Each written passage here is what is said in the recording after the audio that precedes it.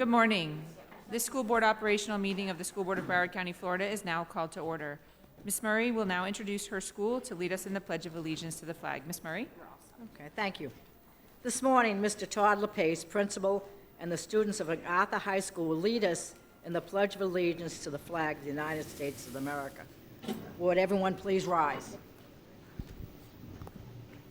Good morning, Mr. LePace. Good morning. Todd LePace, very proud principal of MacArthur High School, where it is always a great Mustang.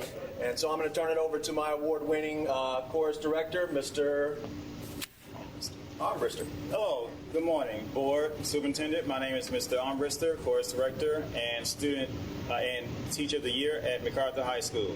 I'm pleased to present our ROTC to present our national anthem as well as our Pledge of Allegiance. ROTC will be led by Command Sergeant Ochoa. We'll have the Pledge of Allegiance followed immediately by the national anthem by one of our students who performed at Carnegie Hall. This letter that I'm holding up is a letter from our governor recognizing our historic trip to Carnegie Hall. Lydia Pierce will lead us in the national anthem after the Pledge of Allegiance. Present arms. I pledge allegiance to the flag of the United States of America and to the republic for which it stands, one nation, under God, indivisible, with liberty and justice for all.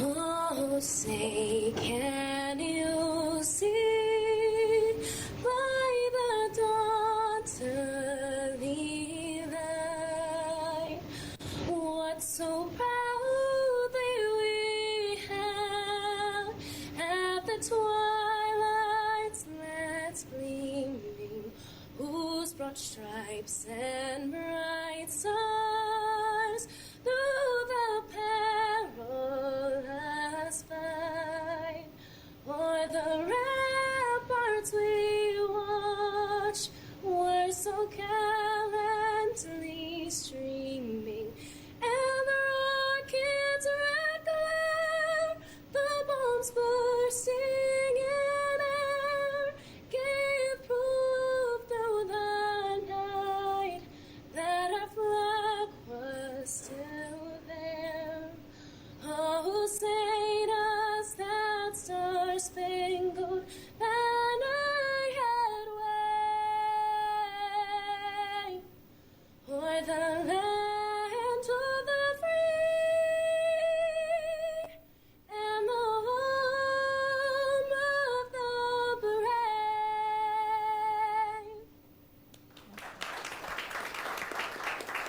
brave? Thank you, MacArthur, where it's always a great day to be a Mustang. Come on, Mr. LePace.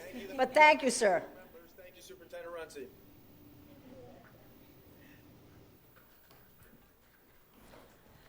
Thank you. It's always a great way to start the day when we have students present the Pledge of Allegiance and then sing the national anthem.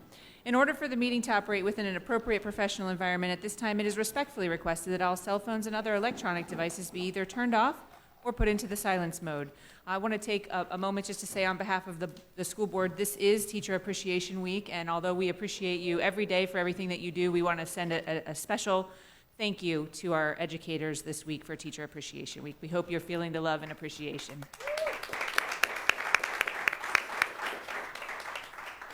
May the chair have a motion and a second to approve the minutes for the following meeting, April 23rd, 2019, special expulsions.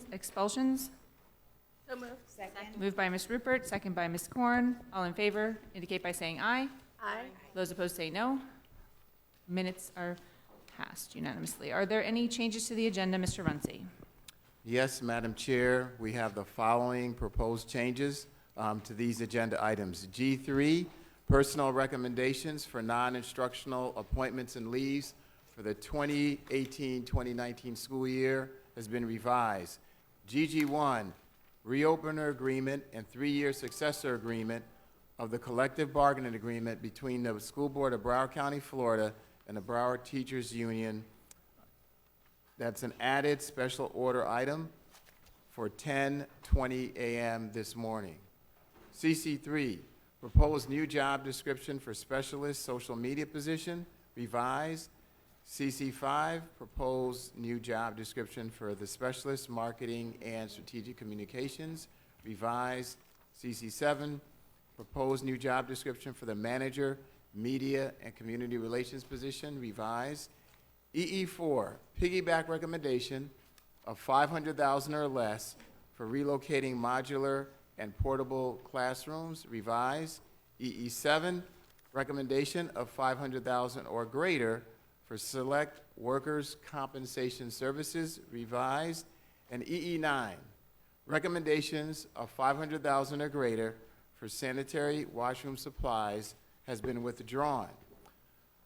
At this moment, I would like to mention a few additional items. Board members have requested that staff response to questions raised during the agenda planning session workshops be placed online for the community's benefit. So these are responses to board member inquiries at agenda planning session. Accordingly, those items have been revised to include the staff follow-up as a document included within a supporting documents section of the board items. So these board items have been updated with this. I will now read off the list of those items which have been updated with responses to the questions raised at agenda planning session by the board members.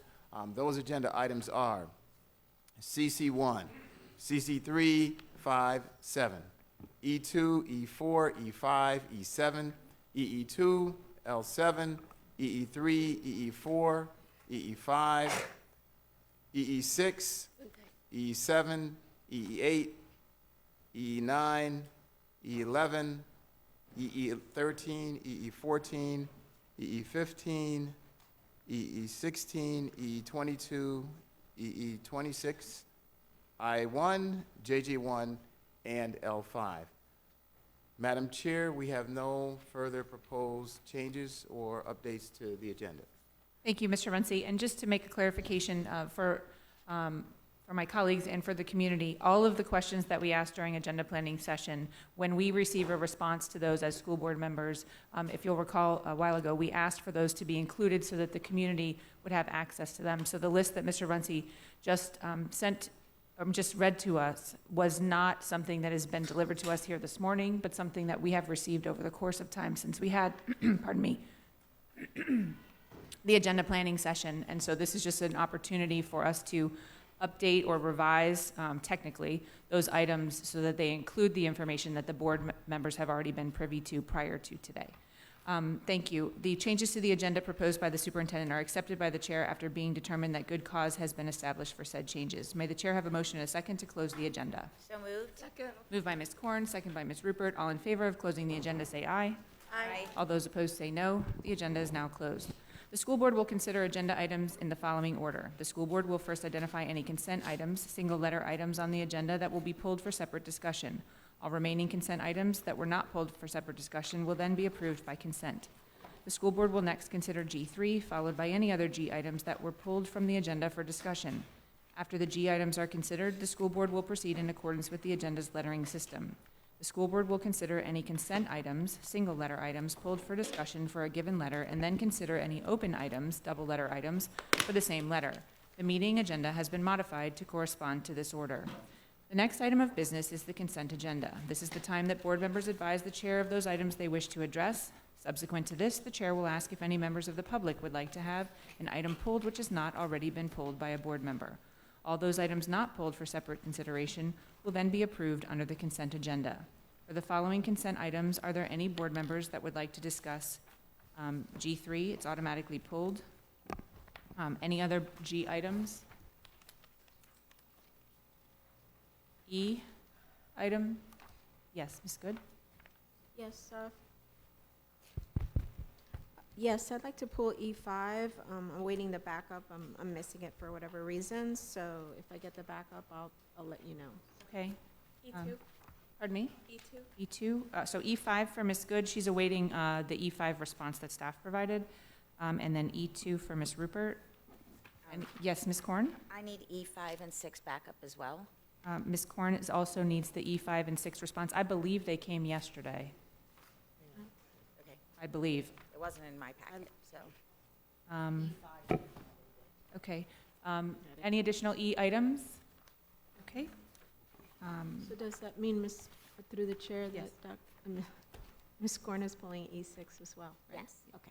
E5 and 6 for Ms. Korn. But it's also just for the backup, so if we get the backup, I don't need it. Understood. Did staff get that memo? Mr. Moquin? E5 and 6? As soon as it comes to the board members? Thank you. I understand. I items? I items? I'm sorry, you're whipping, hold on. Robin has one? No, hold on.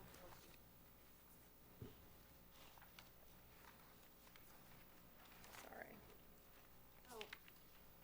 Did we get, I'm sorry, for the I-1 item, did we get a response for the midterms? Remember we were going to discuss that before we approved it? I don't remember seeing that. Would you like to pull I? Yeah, I'll pull it then. I- just thought if I we won? had a response, I wouldn't have to. I1 for Ms. Bartleman. Anyone else for I1?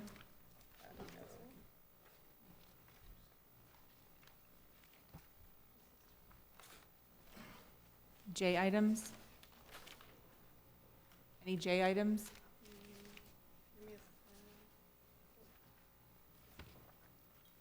Give me a K1? Any L items? Yes. Yes, Ms. Good? Although we got backup for L5 Did we pull and 6, I have a comment. Thank you. Okay. see if she can go to see it? Anyone else for the, I'm sorry, Ms. Good asked for L5 and 6.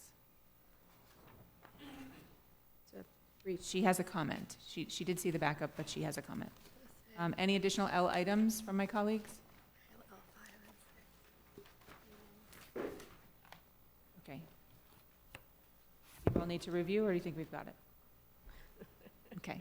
I got a lot of background. Is there anyone from the audience who would like to speak to an item that has not already been requested for discussion? Okay. At this time, may the chair have a motion and a second to pass the consent items that have not been pulled for discussion? So move. Second. Moved by Dr. Osgood, second by Ms. Korn. All those in favor indicate by saying aye. Aye. All those opposed say no. Okay. At this time, board members, please identify the open items that you will be asking questions of staff. This will better manage staff's time by letting them know which open items we intend to address. GG1 is a special order. As soon as we're done with this agenda, we will be doing that item. Are we doing that before G3, Mr. Moquin? No, we'll do G3 first and then do GG? Okay. CC items, Ms. Bartleman? Yeah, I'm gonna do 5, 7, and 3. Okay, Ms. Rupert? Same. Ms. Korn? CC1, please. Ms. Good? The same, CC 3, 5, and 7. Anyone to my right? I'm sorry. Yes. Never mind. CC items? Yes. Okay. EE items? Yes. Mrs. Aladeff? EE8. EE8? 10 and 15. Ms. Bartleman is asking for EE10 and EE15. Ms. Korn? EE13. EE13 for Ms. Korn. Ms. Good? 15? EE15 for Ms. Good. Mrs. Levinson? EE8. EE8. Anyone else for EE items? Yes. Oh, I'm sorry, Ms. Rupert. Thank you. EE1, and this is for a positive comment, and EE2 is a quick question. And I need to ask, is EE7, did we get the pending number back? My question from the workshop? EE7? It was deleted. We clarified the funding source. There was, the Yes. funding source was pending. Yes. Yeah, that's been clarified. It's in there, and it's Okay. identified as the Workers' Compensation Self-Insurance Fund. Perfect, then I'm good on that. Thank you. Okay, so for Ms. Rupert, it's just EE1 and 2? Yes, ma'am. Thank you. Ms. Bartleman? EE9 is still withdrawn, correct? Correct. Okay, thank you. Any additional EE? Dr. Osgood for EE8? Anyone else? Okay, yes, would you like me to repeat? Yes, please. Oh, absolutely. Another one. Oh, yes, Ms. Another Levinson? one. EE11. EE11. Do we receive any backup on that? I didn't see that.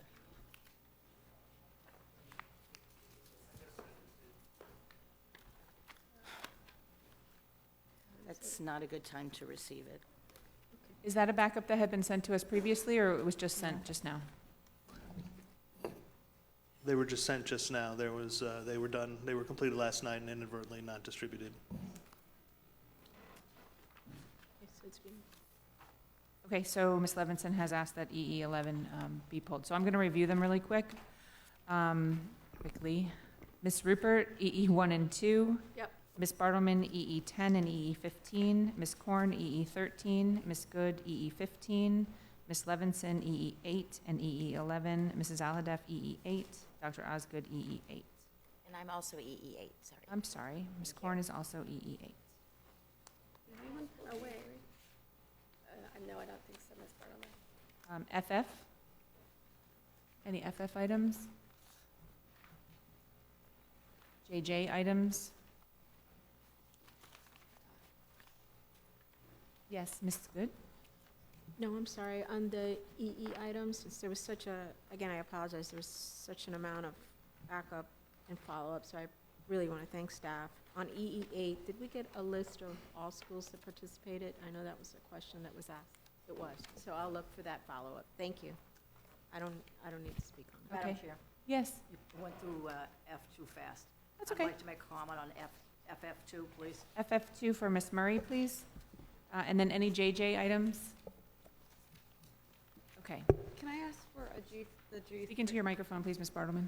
Can I ask for G3? G3? It's already, I know, okay, Yeah, good, to okay. comment. I'm looking something up now. Okay, great. I just wanted to say that, sorry. May the chair have a motion and a second to consider G3? So move. Second. Moved by Ms. Korn, second by Ms. Rupert. Audience input on item G3. Board member comment on item G3. Ms. Bartleman, Yes, they're changing one of the positions. use your microphone. Okay, hold on. I'm trying to get the email up so I have the correct Okay. information.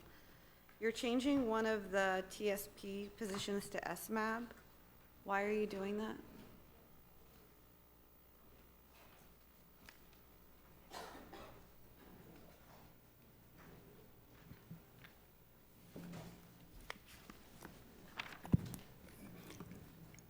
Good morning, Eric Chisholm, Director of Talent Acquisition and Operations, Non-Instructional. Ms. Bartleman, we are not changing any positions. We did receive an inquiry regarding the accountant 4 confidential position. It is already an ASMAP position, and that's what we're presenting to you today. Okay, so did you get the email from the TSP? Because I can't get my We did. Outlook up to get it. We absolutely did, and we're able to clarify their Okay, questions. can you clarify? Because I'm trying to get it up now, Sure. and my thing is not working. And can Joe come and get my computer to, go ahead and explain the change, yes. Through the chair, Yes. Judith Marte, Chief Financial Officer. By state statute, positions in finance and budget are exempt. So where we have job descriptions that are both TSP and SMAB, so we have many positions, like Accountant 4, Accountant 5, where we have both job descriptions with both choices. If they are in finance, by state statute, we can exempt them. So that's what we're doing, because they deal with confidential matters. So you want it to be an SMAB, just, It needs to be. Quite frankly, as they vacate, it'll be my recommendation to the board that we make them all that, because that's what they should be. And there's a state law that governs that. Our labor attorney, Mr. Griffin, is aware of that. governs it or allows it? Allows it. And quite frankly, because they do many calculations that relate to collective bargaining, they should be exempt. Okay, well, that was, I think the issue is losing their collective bargaining rights when you switch it. So the people are currently, These are vacant positions that are being filled. We So are you're just gonna- absolutely not changing anyone in an existing position that is filled. okay, hold on. I agree that that would be something we would have to discuss with the unions. These are vacant positions that are being filled. And have you advertised this position? Yes, Ms. Bartleman, we advertised the position as a confidential position, ASMAP position, and the applicants, when they made application for it, were made aware of that, and it was advertised and noticed that way as a confidential position. as a confidential position. Even though we hadn't switched it, you were allowed to, and then there's a 22% salary increase for this position, correct? It wasn't switched, Ms. Barterman? The increase is listed at 22% Well, for the position. the position is within the salary range for the position and has nothing to do whether it's TSP or ESMAB. The individual who was selected for the position, who's very qualified, I think you're talking about the amount of their increase. Yeah. Yes. Okay, so the TSP, if it stayed as a TSP position, that person would only get a 5% increase. So I guess the TSP collective bargaining unit has concerns about switching it and giving the increase to under one category, but the same person was doing the work and would only get a 5% increase. So can you explain that?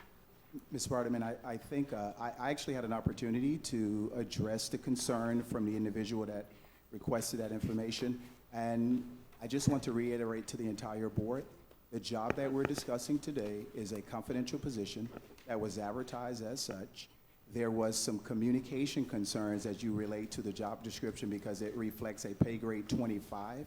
That's equivalent to a pay band B, but that is a confidential position as advertised and provided in the packages to all the board members. So there was no switch at all. And that individual that contacted my office has been made aware of that, and they do understand that information. Okay, I don't necessarily think they understand it because I received another email. I just hope that every decision you're making, you're working with our unions and together. And I don't think they're comfortable with what you've done or the change. You're saying it's allowable within state law and that you feel the need to do this. It's your purview to do this and hire this person. Nothing to do with the individual, just the change from TSP to ESMA. But It's not a change. well, There's an existing job description. okay. It's not a change, I but will- it is I will follow lucid. up with the individual concerned to address their concerns. Okay, and I just hope, Mr. Runcie, you'll stay in close contact with TSP, because this is one issue among some other issues that's going on that I've already spoken to you about in the one that I spoke to you about when we had our one-to-one with the grievances, so I will talk to you later about it. Just, I think it's important to stay in close communication with the TSP collective bargaining person, so you know what's going on there, okay? I'm just giving you a heads up to that, okay? Thank you, Ms. Bartleman. Anyone else for G3? I just had a quick comment in general. So when I was looking through all of the backup, and you look at when the jobs post, as opposed to, or the posting period, the window, as opposed to the hire date that we're now here, what, if anything, can we do to improve the process? Because I hear both from external people who are looking for a job, internal people who are looking to be hired within, and also people who are looking to hire within our organization. They're waiting for people to come on board. The length of the process is problematic. Absolutely agree, and I actually love that question. Thank you, Madam Chair. So Mr. Chisholm and I absolutely acknowledge that we are, and I've got firsthand experience, we've lost great candidates who want to join our district because of the length of time that the position closes and we actually start out interviews. So I think a few meetings ago, the board indicated to us they wanted people to get follow-up. So Mr. Chisholm has started doing that. Thank you for your application. We're in the process of screening. You will hear back from us. So that's one step we've taken. Overarching and long-term, however, believe it or not, the fix to the payroll problem starts with onboarding, and I think I've shared that with the board in the past. We need to automate the onboarding process in a very meaningful way, because right now it's still, although the application is online, the actual movement of the application after that is very labor-intensive and creates significant delays. So absolutely acknowledge and look forward to you seeing continued improvement in that area, and Mr. Chisholm has been working very hard to make sure we do that. But absolutely, it is a problem, ma'am.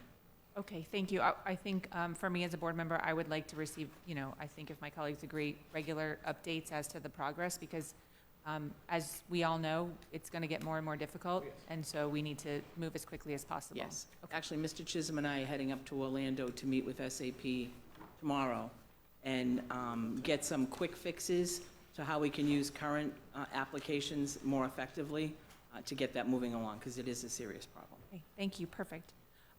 Any additional comment from my colleagues on item G3? All those in favor of item G3 indicate by saying aye. Aye. All those opposed say no. Item G3 passes unanimously. The chair would like to take a moment to recognize our new staff appointments. Okay, so I have to recognize Ms. Rochelle Benkin. She's the manager, centralized routing. Are you here, Rochelle? Congratulations. Rodolfo Carell, technical support analysis 3. Are you here, Rodolfo? Oh my God, I'm so glad I get to say this one. Dorothy Davis, temporary director, employee and labor relations. There is no retiring, Dorothy. Oh, and this is another exciting one. He will be missed by his students, but the perfect job for Mr. Angel Gomez, coordinator, governmental affairs. Charles Webster has big shoes to fill, but I'm sure you're going to be able to do it. And okay, Jennifer Harpalani, auditor 3. Are you here, Jennifer? And Philip Harris, program manager recovery. Congratulations. And last but not least for me, Philip Koffold, task assignment, director, construction. I have the pleasure of announcing our new specialist for positive behavior interventions, Donna Lindsay.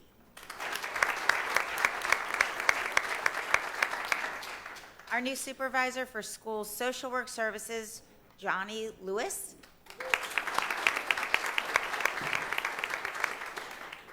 Our supervisor for logistics and relocation services, Reginald Moncrief.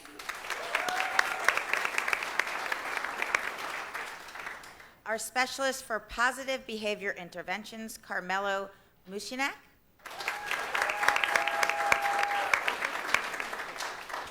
Our accountant for confidential, Mala Ramdas-John.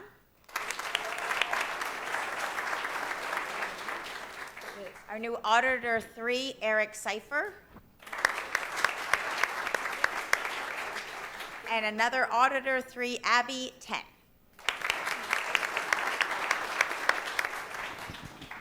And welcome to Patricia Potter. She's our new registered nurse for school health. Welcome. Thank you. And before I make my typical comment, Dr. Osgood has something she'd like to say. Certainly want to say to Mr. Gomez, you will be missed. You have done an incredible job as the principal of Piper High School. I don't know what the new principal is going to do. I'm going to ask, though, that you train the new principal on graduations. We have phenomenal graduations. We can't go backwards, but it is a great loss for us with you leaving Piper. The students will certainly miss you. As certainly your board member, I will miss you from being the mayor of Piper High. But I know that you'll do a phenomenal job in your new position at the district, and we wish you much luck and success. But you have to, I have you on record, you have to train the new principal on how we do graduations at Piper High School. Thank you. Thank you, Dr. Osgood. Congratulations to all of you on your appointments. If you would like to head to your new positions, this is the point in the meeting that it would be appropriate to do so. Have a great day. May I have a motion and a second on item GG1? So moved. Second. Moved by Ms. Korn, second by Ms. Rupert.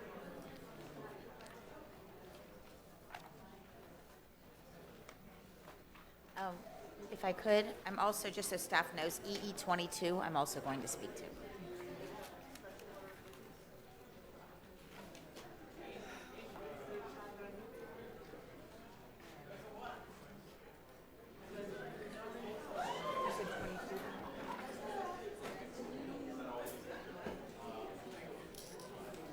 Mr. Mokman, while we wait for just a second, Ms. Korn has indicated she's also going to be speaking to EE 22. Yes. EE 22. Yep. Yes, it's an open item.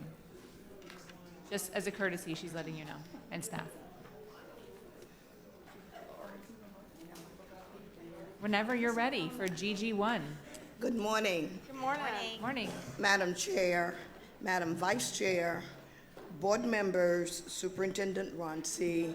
I am Dorothy Davis of the Employee and Labor Relations Department, and this is Anna Fusco, Broward Teachers Union. And it brings us great pleasure this morning to present for your approval the ratified collective bargaining agreement for our teachers for the 18-19 school year and the successor agreement for the 19-20 through 21-22 school years.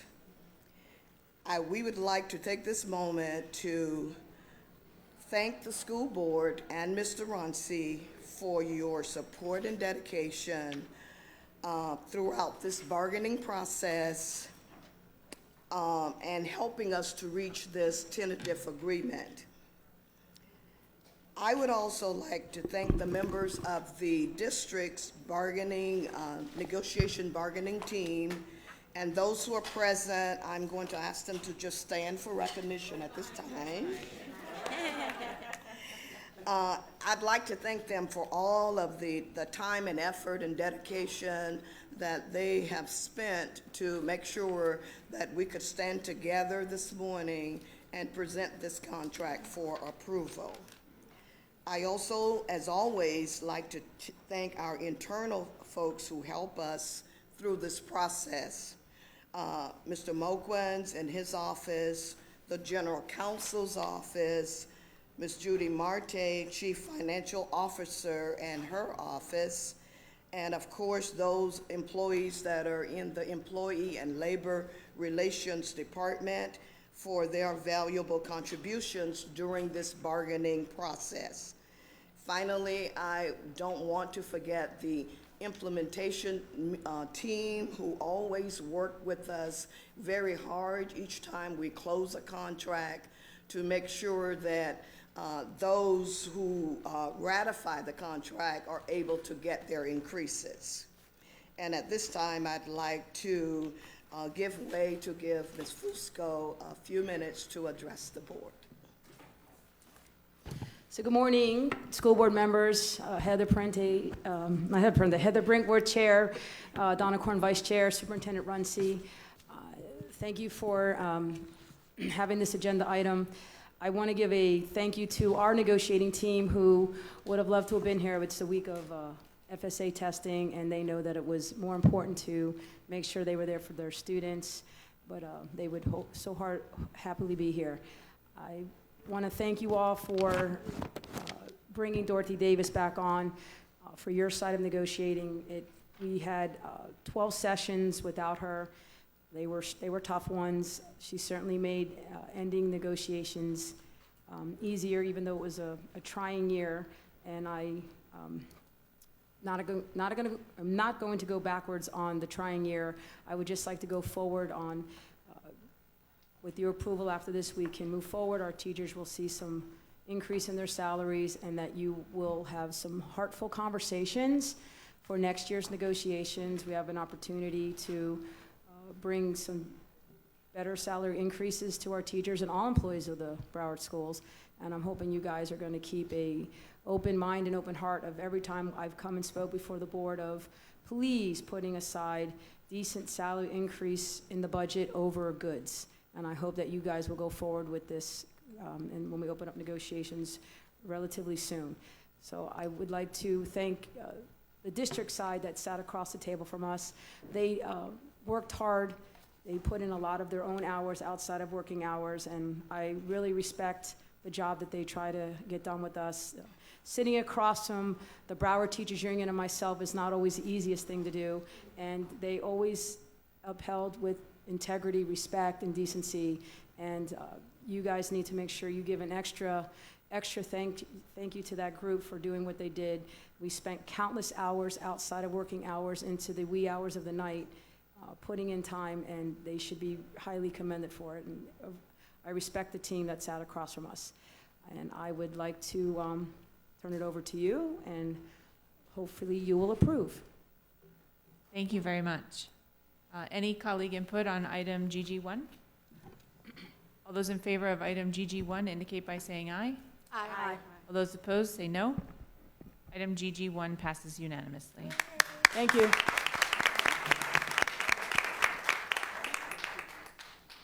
Madam Chair, Yes, Ms. Murray.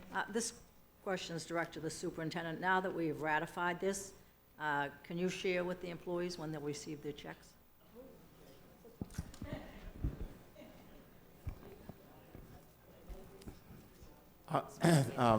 Through the chair, I'll have staff answer that. I know they were working on a date to get this done as quickly as possible. So through the chair, Ms. Davis, please. Yes, sir.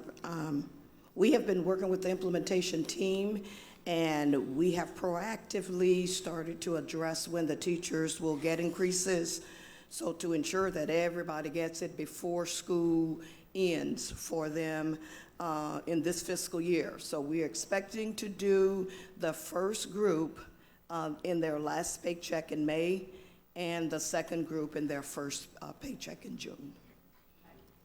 Okay. Thank you, Ms. Murray. Thank you, Ms. Davis.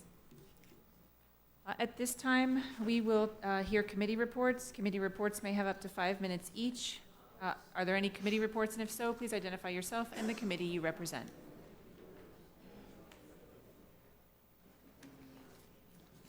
Hello. Good morning. Good morning, Superintendent, school board members. My name is Easton Harrison. I serve as the chair for the Diversity Committee on the school board. Just wanted to give a short report as to what we've been doing, what we've been up to. After 2 years of waiting, we've actually moved to pass and get our bylaws finally approved, so that's been approved. We also passed a motion to support an inclusion for days in the calendar to include the Muslim holiday, the 2-day Muslim holidays. We made a motion and passed in support of that as well. At our last meeting, we also had a presentation on the CCC verdict, which kind of tells us about why our committee was formed and what our committee is supposed to do. And we continue to support the district in areas of equity and diversity.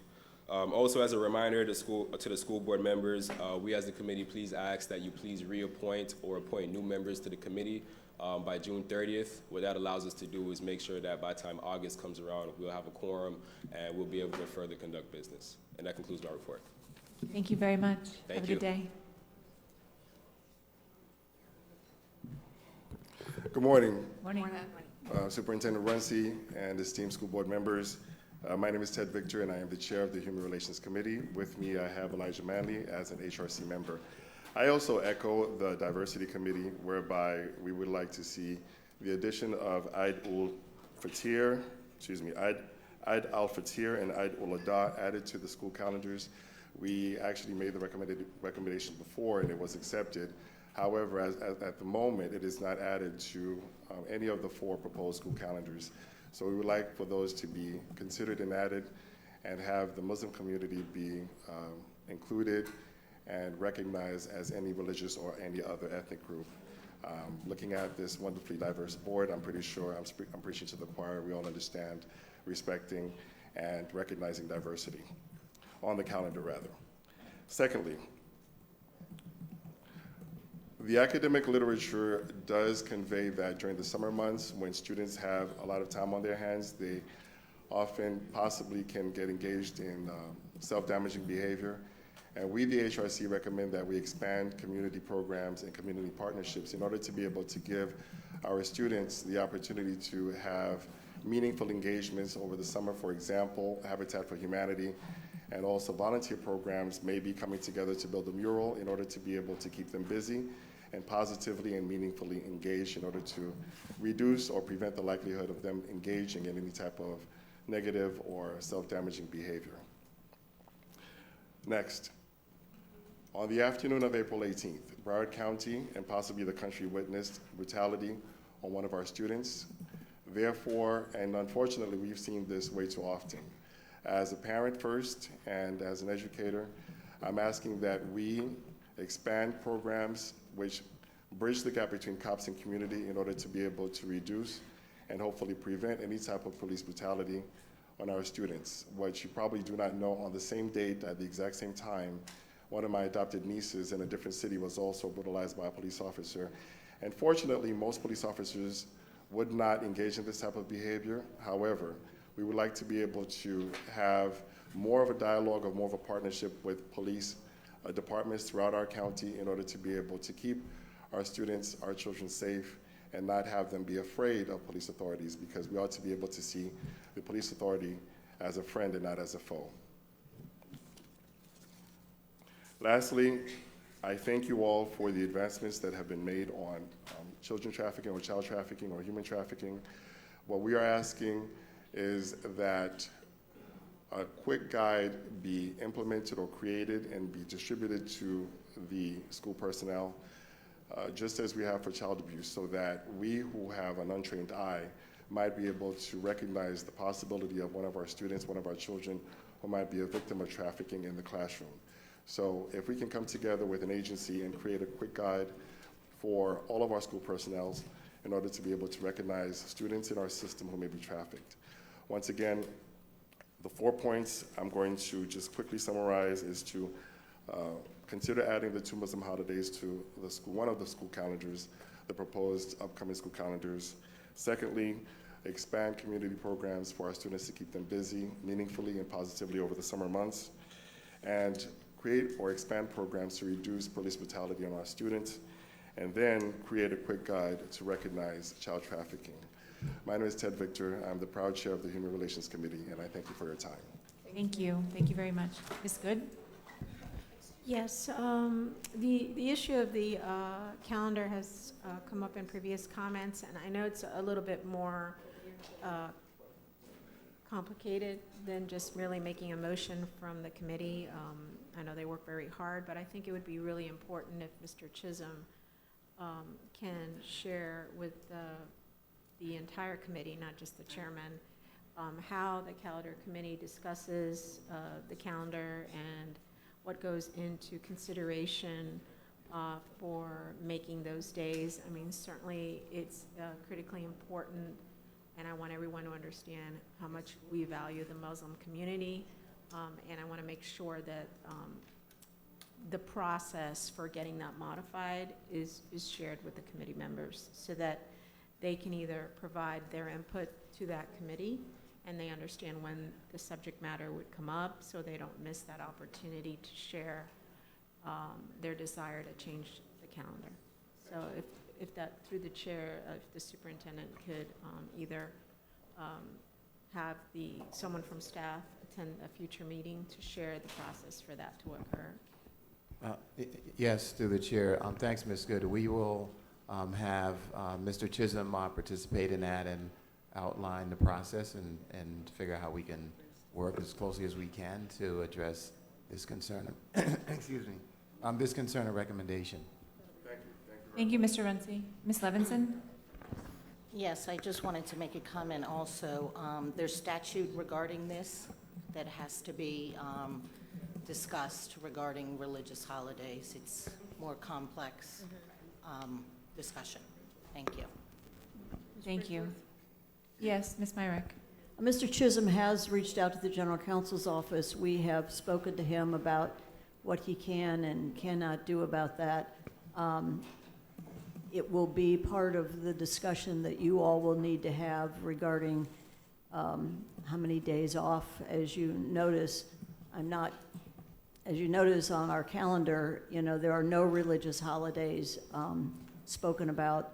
We have days off or spring break or winter break or whatever. Clearly, they fall on some holidays.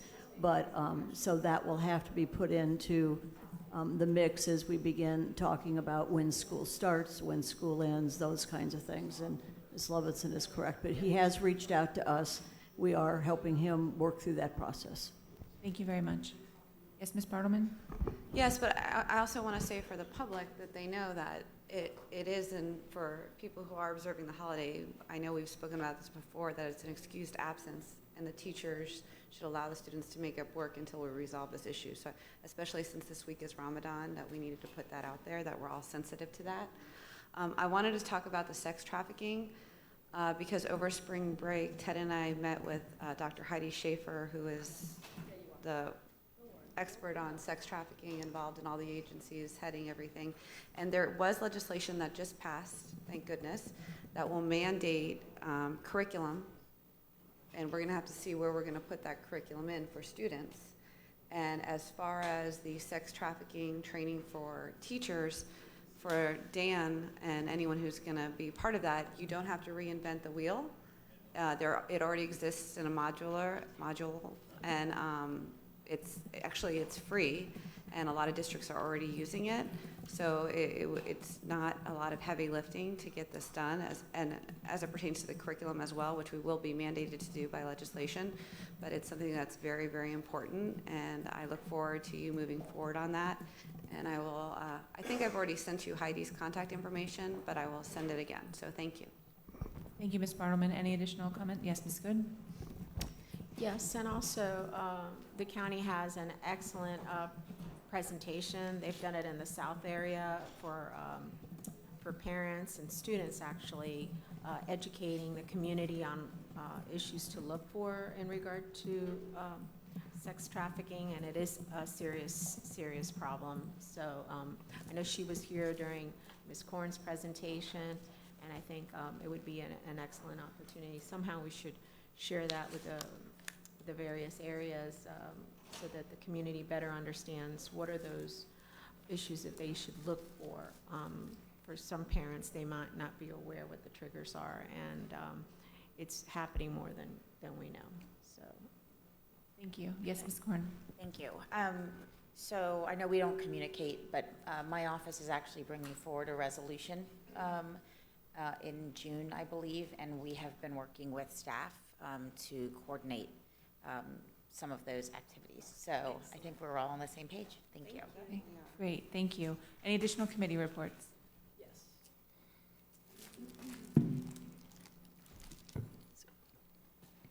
Good morning, Anna Fusco, Broward Teacher Union President, reporting for Broward Teachers Union. I want to start off by saying that we just ended negotiations for the teachers, and we ratified, and of course it was approved by you guys. Thank you very much. And I just want to put in my words that we are going to be starting negotiations real soon for the 1920 school year, and I would like all of you to have open minds, lots of intense conversations on the budget, where it should be a priority of budgeting for the educators and all of the Broward County Public School employees over goods. It is really, really important that we move forward and we show some better salary increases. We know that we have the referendum, and we did get a minor win in Tallahassee with amending the bill that was out there that we were going to be forced to share with charter schools. They were ignoring the voters' rights, so we got a win for the 4 years. We are going to keep fighting to get that amended again, see if that'll work out. So pushing forward in 4 years that we might have to share. So the referendum has always been a known that it is an extra. We have a right to bargain for salary increases. Tallahassee was a little bit healthier in putting in money into public schools. We know some of it was going towards best and brightest. We know bonuses are appreciated, but it is not the help that teachers need and any employee needs. They need salary increases that roll over into the future and keep moving and increasing their salaries so it builds in their pensions. They can look forward to having a decent retirement. We're seeing more and more of our educators waiting longer to retire because, insurance benefits are not so appealing. It's hard, and just financially be able to take care of the cost of living. So I will ask if you will look wholeheartedly into the budget and direct the people that you need to direct to budget healthier for teachers and all employees of the Broward County Public Schools to increase their salaries. It was a a very strapped year all around with the Broward County Public Schools budget and the state. So we're going to move past it. We had some unhappy people that were expecting more with reason. We work hard. Our educators work really hard in preparing our students to move on to the next grade level, to move on into the future. So I don't want to stand up here and act like I'm repetitively repeating myself, but I have been saying it for 3 years, and I will continue to say it because everything is rising around us, from insurance, gas, food, where we live, taxes, and we really need to see salaries increase so people are comfortable, that they're able to be stress-free. That would really take a big toll in our public school system. I also want to talk about, we're noticing a rise of student abuse on our educators. I have to tell you, I spend more time in schools right now speaking with our educators and our assistants and other school personnel that are severely hurt by students. I am asking the board to make the proper conversations with district personnel to find out the situations that are taking place. I'm actually leaving here right now to head over to a high school where there is a student that is severely hurting people, almost broke a teacher's arm, and does some other inappropriate acts in front of other students. It is something that I've talked about numerous times that I need help with to get a grip on it, that students need to be held accountable if they're going to be violently aggressive towards anybody. And these particular students, they're not just aggressive with their teachers and other school staff personnel. They are aggressive with other students, and we know that parents of students that are being attacked are getting more vocal, and they're reaching out to us. We represent the teachers that take care of students, so technically we take care of everybody. So I will put this in your lap to have some strong conversations with the proper district personnel of the rise of students that are being extremely violent and extremely violently aggressive in many matters that is becoming serious. Thank you. Thank I'd like you. to give a shout out to Ronald Parrish for being a great volunteer and winning a prestigious award for help keeping our schools drug-free. Thank you. Thank you. Appreciate that. At this time, the board will continue with the remainder of the agenda. Members from the audience who would like to speak on any of the items that have been pulled will be given 3 minutes to address the board. This will allow for each person to be heard and for the business before the board to be handled in the most expedient manner. May the chair have a motion and a second on item CC. I'm sorry. Am I going? CC1? CC1. So moved. Second. Moved by Ms. Korn, second by Ms. Rupert. Audience input on item CC1. Seeing none, I have Ms. Korn.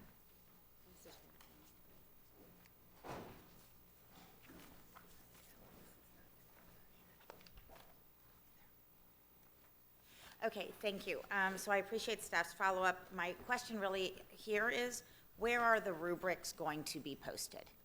As we're talking about in-field, and each area is going to have its own rubric. We've only seen a few of them. So my question is, if I'm an employee or if I'm an outside, and so for me it would be twofold. If I'm not currently working with the district and I'd like to see what this rubric looks like, or I am an existing employee, how will I access this? Where will it be accessible? Thank you.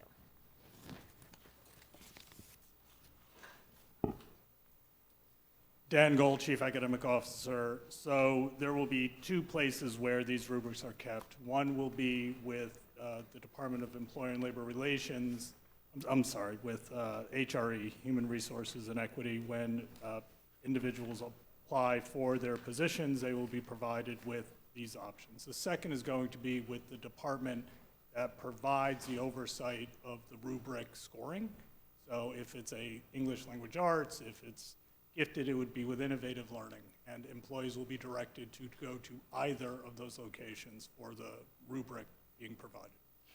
Okay, so I guess, and through Mr. Renzi, I guess what I'm asking is there a way where you don't have to go and ask someone, staff, can I see this rubric? In other words, can we not just make it available? It's not hidden information. Certainly. So we can post these with our internal intranet, which is on our website, internally called Insight, as well as make these available on the district's website. Okay.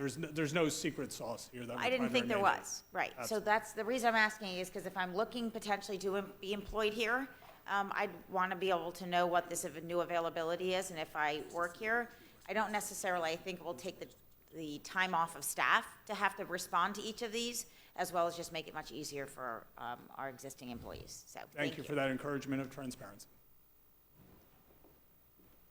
Did you have something to say, Mr. Moquin? No, I was just going to say that we can make sure that that information is included with all of the information that annually goes out relative to recertification for teachers as well. Oh, that would be great. And since it's considered, it's coming forward as part of policy, is it actually going to be, like if I look up the policy, will it be attachments to that policy or no? No. Okay. Thank you.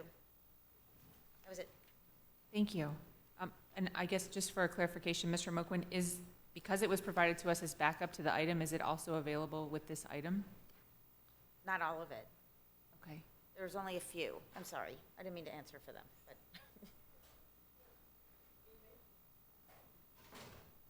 The staff follow-up that was asked is on there, and it has the rubrics attached. But if I could, Yes. through the chair, all of the rubrics for all of the areas were, I didn't receive them at least. I only received a few. So for gifted, the mandatory, like some changes were made, but there was a sampling of the rubrics provided to us. We still haven't seen all of them, and I want to make sure all of them are available. That's correct. She's Okay. correct. There was gifted, there was a select rubrics that were of particular interest at the agenda planning session. Those were the ones that were included as part of the staff follow-up. Okay, so a sample is available, but not necessarily individual ones that are going to be made available, as was just discussed with Mr. And I'll work with Ms. Rockelman to make sure that, as we go ahead and provide regular information regarding recertification, that information is transmitted. Great, thank you. Any additional comments on item CC1? Yes, Ms. Murray? This is a real concern for teachers, because many times a teacher may come in with the background but not the certification, and innovative programs have developed because of the talent of the individual and may not have that certification. And it concerns me, because without the certification, the class will not continue. So what we're doing here with the rubrics is important to me, but I don't think that message has really gotten out to the teachers. Because when I talk to teachers that are teaching that lack certification in certain subject matter, they didn't realize that we're trying to work something through to bring them forward, to keep them in the classroom, providing the opportunity they are given to our students. So I think we need to better communicate that, whether it be drilled down to our principals to get that message out. We send so much out to employees, and email, everyone thinks once we hit the button that the message is delivered, and that's not necessarily the case. So I would like to know that when the principals have their meetings with staff, that they are conveying the situation in which we're trying to rectify and be able to provide the opportunity to our teachers, because the studying and the cost of the test to be certified becomes very incumbent to people on limited income. So again, I think I'd like to have some verbal conversation with staff within our schools. Thank you. Thank you, Ms. Murray. And just really quickly, Mr. Runcie, to Ms. Murray's point, I think that after we vote today on this item, if you could just have staff share with us what the plan is for implementation and what the timeline looks like for getting teachers certified through this process, I think would be helpful. Ms. Bartleman? Yes, I just wanted to say that they have the list as far as teachers not knowing. The teachers were notified because there was a huge group that was going to be expired April 29th that have since passed or are doing this. But why are you not contacting them individually? It concerns me what Ms. Murray said. I mean, it's not, if you just send it out to the principals, that's one thing. But don't you individually check up on these people and let them know? Again, Dan Gold, Chief Academic Officer. Yes, we have reached out to employees. I just want to make sure, because they should know that, especially the ones that were expired on the 29th, those who are doing this now should be working towards the new certification, correct? Certainly, and we have reached out to the ones who are currently, what I'll say, under deep levels of concern, but I hear Ms. Murray's comment to not only be our current crop of teachers, but moving forward. Right, but I really feel I know I get what she's saying to give it to the principal, and that's important, but when you're talking about your job on the line, someone needs to call them from certification and let them know. I mean, and also, and you should also have a check and ballot system where they sign for it on a piece of paper. And do you not have that, or do you have that? I can answer. Hi, my name is Susan Bennick, and I'm sitting in for Sue Rockelman right now from Talent Acquisition. I can tell you for right now, our focus is on the ESE teachers that just found out about this added requirement for elementary. Okay. We have contacted every single one of them. We've provided them with a draft of the rubric so they can start to gather the documentation they will need. And we've been in very close contact with them, as well as their principals, so they do know, and that's our first focus, to get them done. And we've been working with Dr. Mancini to make sure that does get done timely for this year. Okay, and then you'll take Ms. Murray's and you'll move forward? Okay, Yes. I'm just very concerned because I know a group of them did pass the test. And I haven't said this yet, but Angela Brown's group, I believe it fell under Angela Brown, correct? I hope I'm speaking to the right, I want to give credit to the right person. The test prep and the 6 sessions, a lot of people were able to pass with that. And I just want to thank your staff for being proactive and making that happen. And then once you complete all the sessions, they do pay for you to take the test, which is great. But still, the test was, I already told you, it's like the highest fail rate in the state. And even with that, it was still very difficult. But I wanted to give kudos because that was very proactive, and a lot of people were able to successfully fulfill their requirements with that. So I just want to give you guys some credit for that. So thank you very much. Oh, you're welcome, Val. Yes, Ms. Korn. You know, we keep talking about communication being important.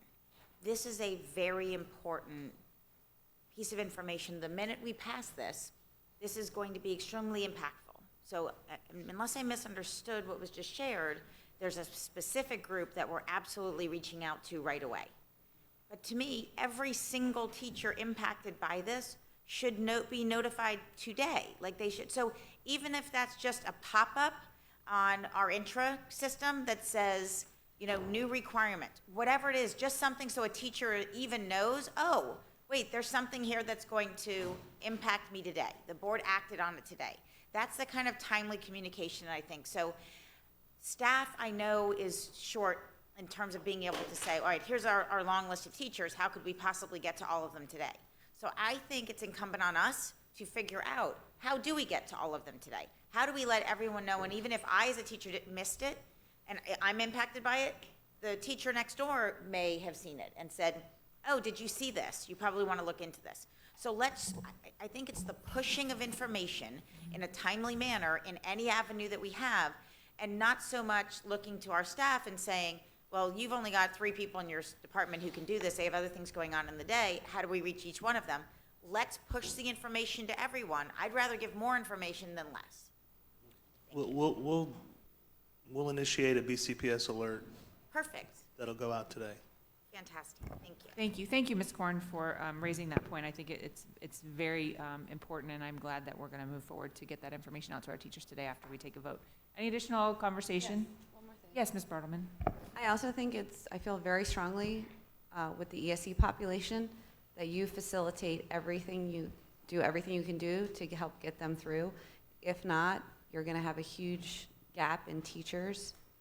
The children at the Quest and all those center schools and Bright Horizons have extended school year. You know what I'm talking about. They have extended school year services, so those teachers need to be ready to work in the summer. And there is no way you're going to be able to fill all those positions that are going to be, you're going to lose all those teachers. And also, subs can't handle it. You can't have a sub, you will not have enough subs who can handle the duties of these teachers working with children who come in and out of hospitals with G-tubes, and they're so involved that I hope that you're going to help them cross the finish line, because it would be a shame to lose these amazing teachers who have dedicated their lives to these students. And it's a different kind of education. They don't need to learn the curriculum because they're just trying to give them self-help skills, and it's a different kind of student. So we need to make sure those teachers are with those students. We strongly agree and believe that in passing this today, you are giving teachers a path to ensure their continued certification and eligibility to be in our classrooms where we need them. Okay, just make sure, if not, we're gonna have a problem. Thank you. Thank you, Mr. Gould. Any additional comment from my colleagues on item CC1? All in favor of item CC1 indicate by saying aye. Aye. All those opposed say no. Item CC1 passes unanimously. Oh, Mr. Moquin, did I take audience input on CC1? It's been so long since I first called it. Yes, thank you. May I have a motion and a second on item CC2 and CC4? So moved. Second. Moved by Ms. Korn, second by Ms. Rupert. Audience input. Oh, I'm sorry. And may we amend that to be item CC6 as well? Yes. And Audience- you will vote no if you agree with the vote. Thank you. First, let me take audience input on items CC2, 4, and 6. Seeing none. Item CC2, I'm trying to look at the exact item so I can read what it says, is approve the proposed new job description. So if you, there's a memo from the superintendent to vote this item down, so we would be voting no, as recommended by the superintendent if we agree with his recommendation to vote this item down. All items, I'm sorry, that's item CC2, 4, and 6. Any comment from my colleagues on items CC2, 4, and 6? All those in favor of items CC2, 4, and 6 indicate by saying aye. All those opposed say no. No. Items fail unanimously. That's CC2, 4, and 6. I may have a motion and a second on item CC3. So, second? Moved by Ms. Korn, second by Ms. Rupert. Audience input on item CC3. Colleague input on item CC3. I have Ms. Bartleman, Ms. Rupert, Ms. Good. Yes, Mr. Runcie. Certainly. Mr. Runcie has requested for staff to make some introductory comments for this item. Good morning. Good morning.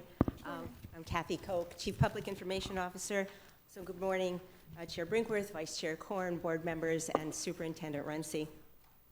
2 weeks ago, I sat here and you asked me some very important questions about these positions, and it took me back to take a closer look at the positions, to review them, to rewrite the job descriptions, and to make sure that they related to the specific outcomes that are needed in order to fulfill what's expected from the school board and also from the community.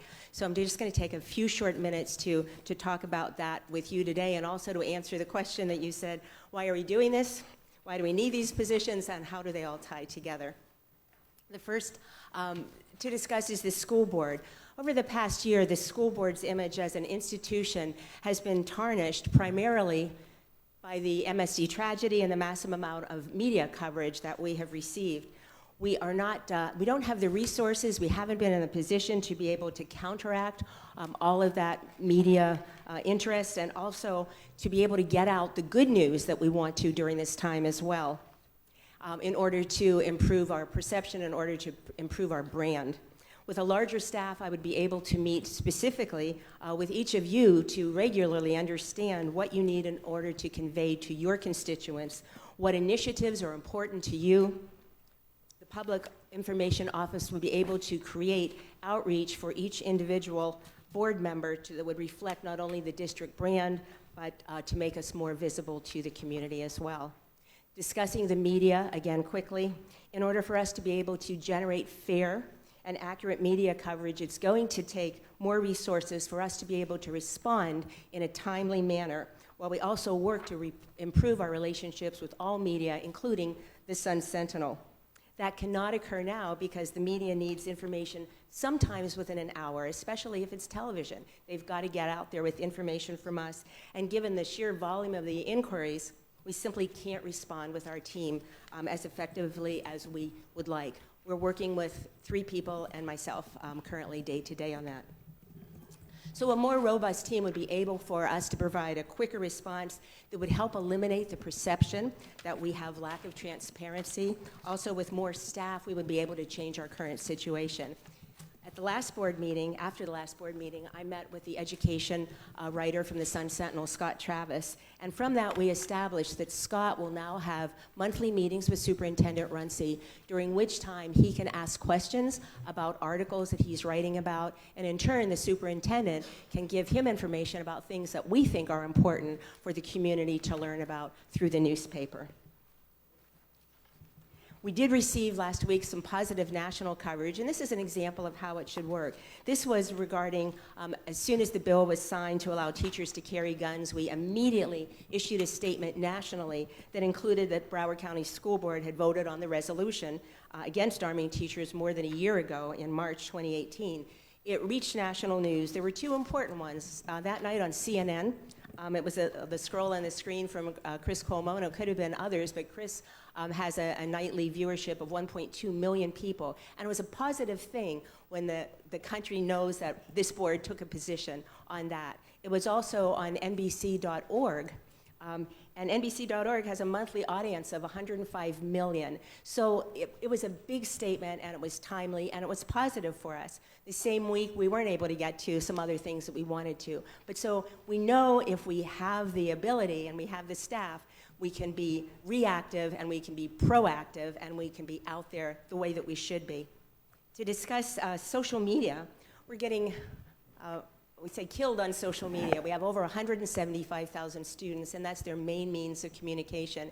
A lot of them have millennial parents, and that's their main communication. And a lot of us, and many of you, use social media. So currently, my staff can eke out a post every day. Well, that just doesn't cut it. And not only that, sometimes our posts are a little lengthy because we only have one to get out a day, and we could have them short and fast and help you do your social media. So we need a full-time social media person, and this isn't somebody who just posts. It's strategic, it's a plan, it's who are we reaching, are there any little conversations out there that are happening that we need to know about, and then what do we do to be able to maybe turn a tide if it's something that's negative. So that's an important third component. So if I put together two handouts, and if you would look at one that looks like this, just 2 seconds to go over it, but what it shows is how our staff compares to other large school districts. So remembering that in Broward County's public schools, we have all of the same communications challenge that all of these schools do.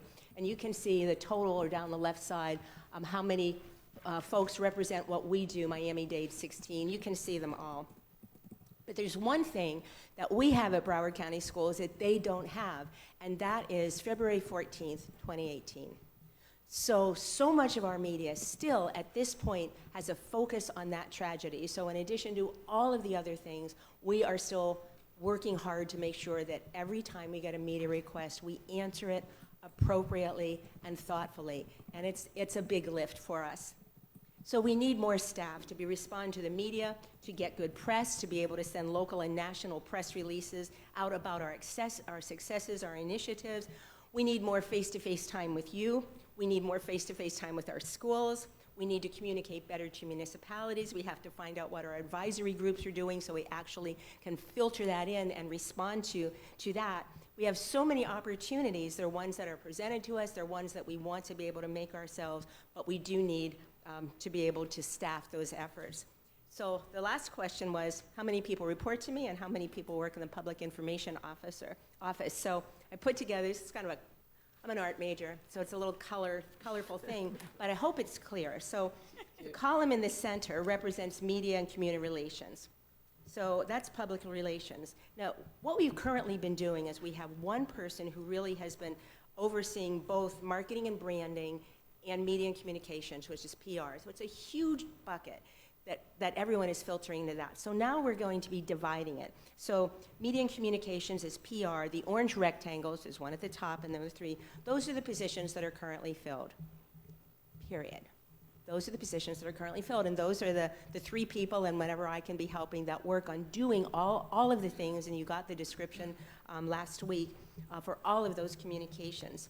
So I believe that they can be more effective if they maintain their focus on public relations and community outreach, and that they would benefit from someone to lead those day-to-day activities. You had approved last year a director position, so I have responded to the sensitivities to our budget. I've moved that to a manager position. So that changes the pay scale from a D to a C. The position that's required is required to be bilingual Spanish and English. It is not preferred, it is mandatory. Spanish is the second most frequently spoken language here in Broward County and in our schools as well. We need someone who, in addition to our board member, will have the leadership skills, the ability to speak to the media in Spanish, and is comfortable in that position to speak to the media. So moving to the column that's over at the far left with the pink rectangle at the top, that's marketing, it's branding. This is creating communications for the district, for the principals, the teachers, the parents, businesses, community organizations. It includes all of communications. It's not PR. So it's branding and marketing, and then over in the center is PR. This is the position that was recently vacated by Tracy Clark. It is being filled, but it needs to have some support people for that, because otherwise it's the same PR people who are doing that. So I've recommended that we have a social media specialist.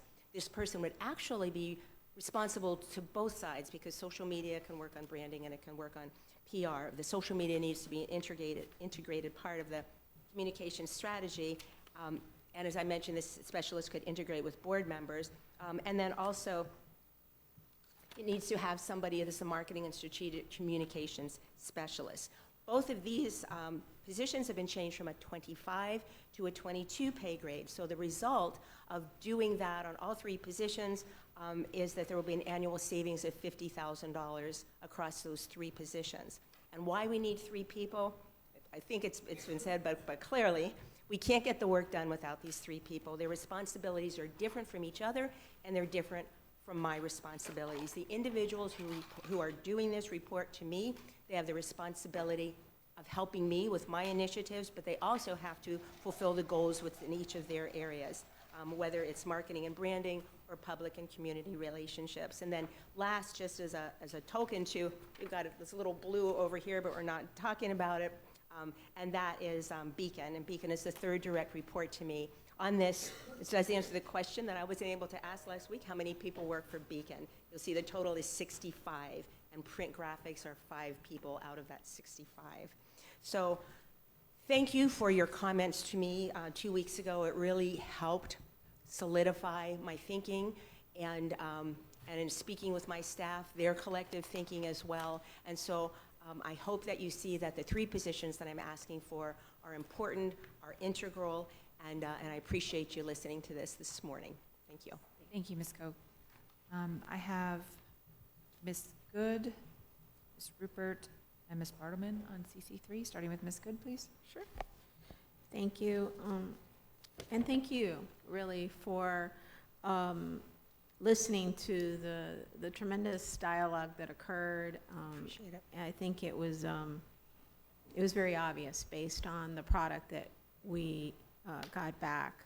So again, really appreciate the thought process that went into it. And certainly the backup that you provided also was extremely helpful to me as one board member. So I definitely want to thank you and your team for what you did. Appreciate that. Thanks. Makes my job a little bit easier. So just a few points on CC3, correct? Mm-hmm. Okay. So let me pull my notes for that one. Give me a second.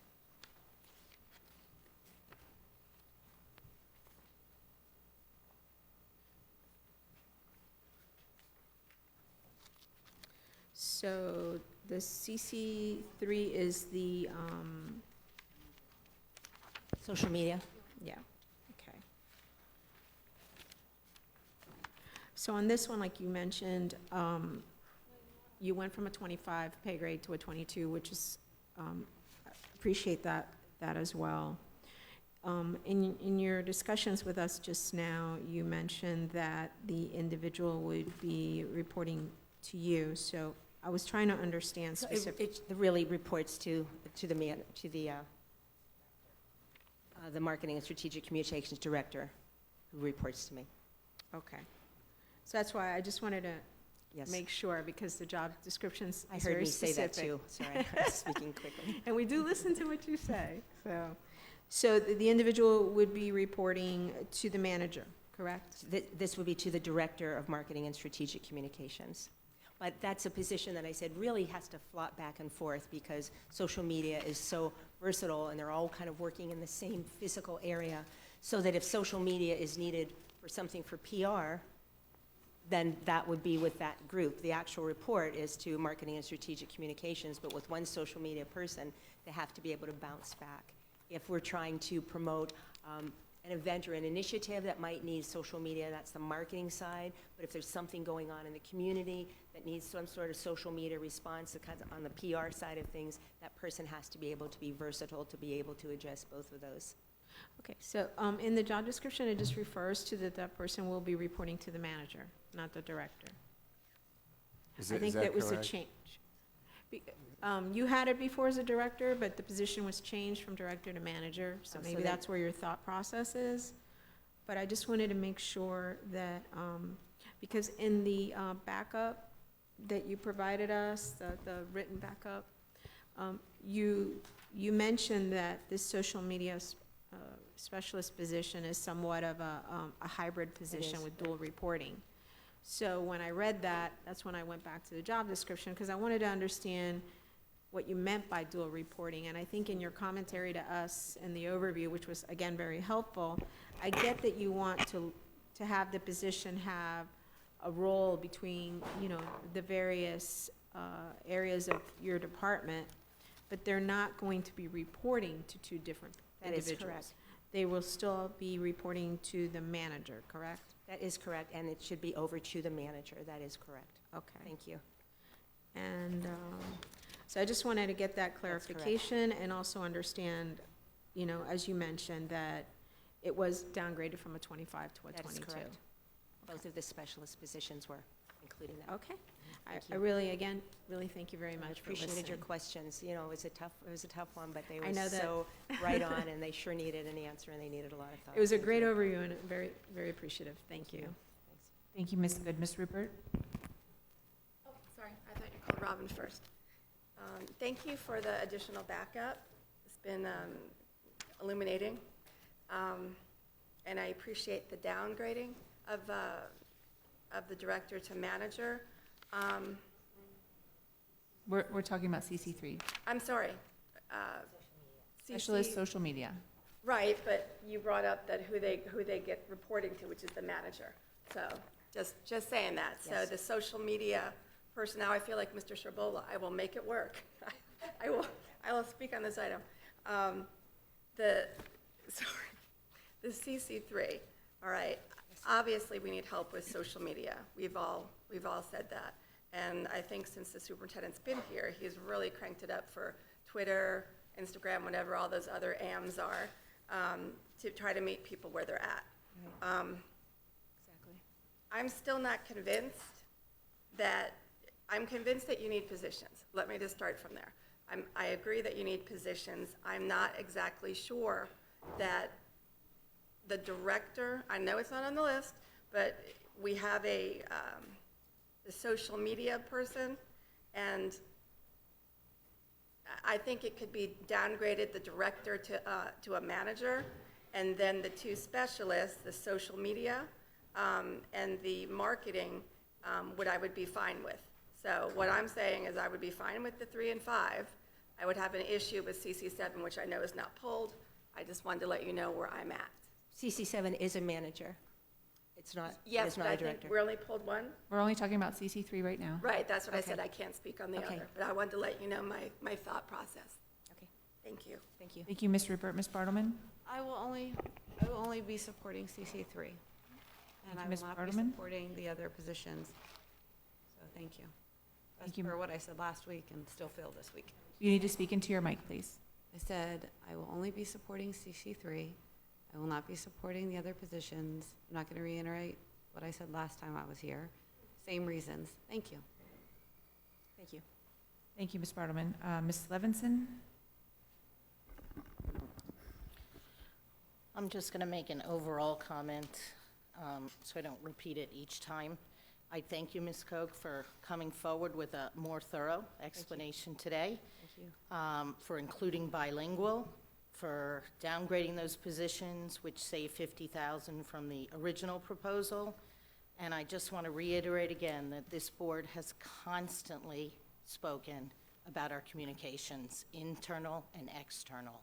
And so to me, to continue to identify it as a weakness in this organization and not provide the proper resources is a real disservice. When you look at other large school districts, and there could have been many more listed on here that have 2 and 3 times what we have in this department. And in light of what Ms. Koch said, in the past year, we have had more media requests than anyone in the United States. And so this is something that I think is extremely important, and we can't really speak out of both sides of our mouth about this. Say we wanted to improve and then not address it with the proper resources. So I will be supporting this item as well as the others. Thank you. Thank you, Ms. Levinson. Ms. Korn? Thank you. Along those same lines, I had mentioned in my comments last time, the strategic plan, we as a board have collectively, since we started the most recent strategic plan, identified communication. We clearly have not to date been effective in communication. We've made improvements along the way, but I believe that myself and at least the majority of my colleagues have called out communication each time. Ms. Koch, we brought you in, or actually Mr. Runcie brought you in.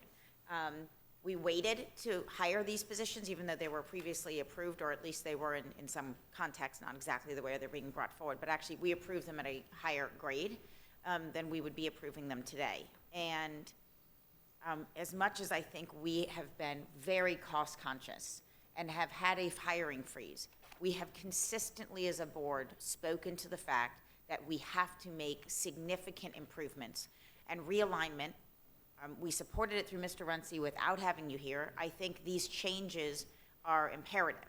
I appreciate that you took our feedback, that you came back to us with a more comprehensive approach to how your department is going to work. And I think that it is incumbent on us to fund these positions with this comprehensive understanding, because for us to consistently come back and tell Mr. Runcie that his staff is not providing communication and yet we're not willing to support what he's telling us through his senior staff they need, I'm not sure how we can consistently do that. Now, if we make these changes and we don't see changes in communication, then Mr. Runcie, your level of accountability has really just taken an extra step, because you have now told us what you need to make this happen. You've brought in new leadership, and now the deliverables have to occur. I appreciate the changes in the pay grades, the multilingual, the fact that you have shown us a comparison of the other districts, I think is a critically important part of this conversation, because what we would like staffing to be and what it needs to be don't necessarily always align. And I would love for you to have come forward and said, oh, I need one less person. But if that isn't the reality and we are still looking for a certain product, then I think we need to be able to support it. And at the end of the day, the perception of Broward County Public Schools education is critically important for everybody who lives in Broward County. This is not a matter of the board looking good, the superintendent looking good. This is a matter of the community understanding what Broward County Public Schools offers, what we make available, the accomplishments of our students, of our teachers, of our staff, and we are responsible for getting that information out. So if this is the staff that we need to do that, everyone in Broward County benefits. Housing rises, faith in businesses to attract here goes up. I mean, it is a multifaceted positive response when our communication improves. So with that said, I do appreciate the changes, I appreciate the feedback, and to me this absolutely aligns with the strategic plan that this board has put into place, and the fact that we are holding Mr. Runcie accountable, and he's asked us for this with good reasoning behind it. So I will be supporting. Thank you. Thank you, Ms. Korn. Dr. Osgood? Thank you, Ms. Brinkworth. And I agree with many of the comments that Ms. Good, Ms. Korn, and Ms. Levinson has stated. I even have like a different perspective. I think this is just a start. with us being the sixth largest school district in the nation, I kind of have a thought where we do need to centralize some stuff, but we might need at some point to decentralize some stuff.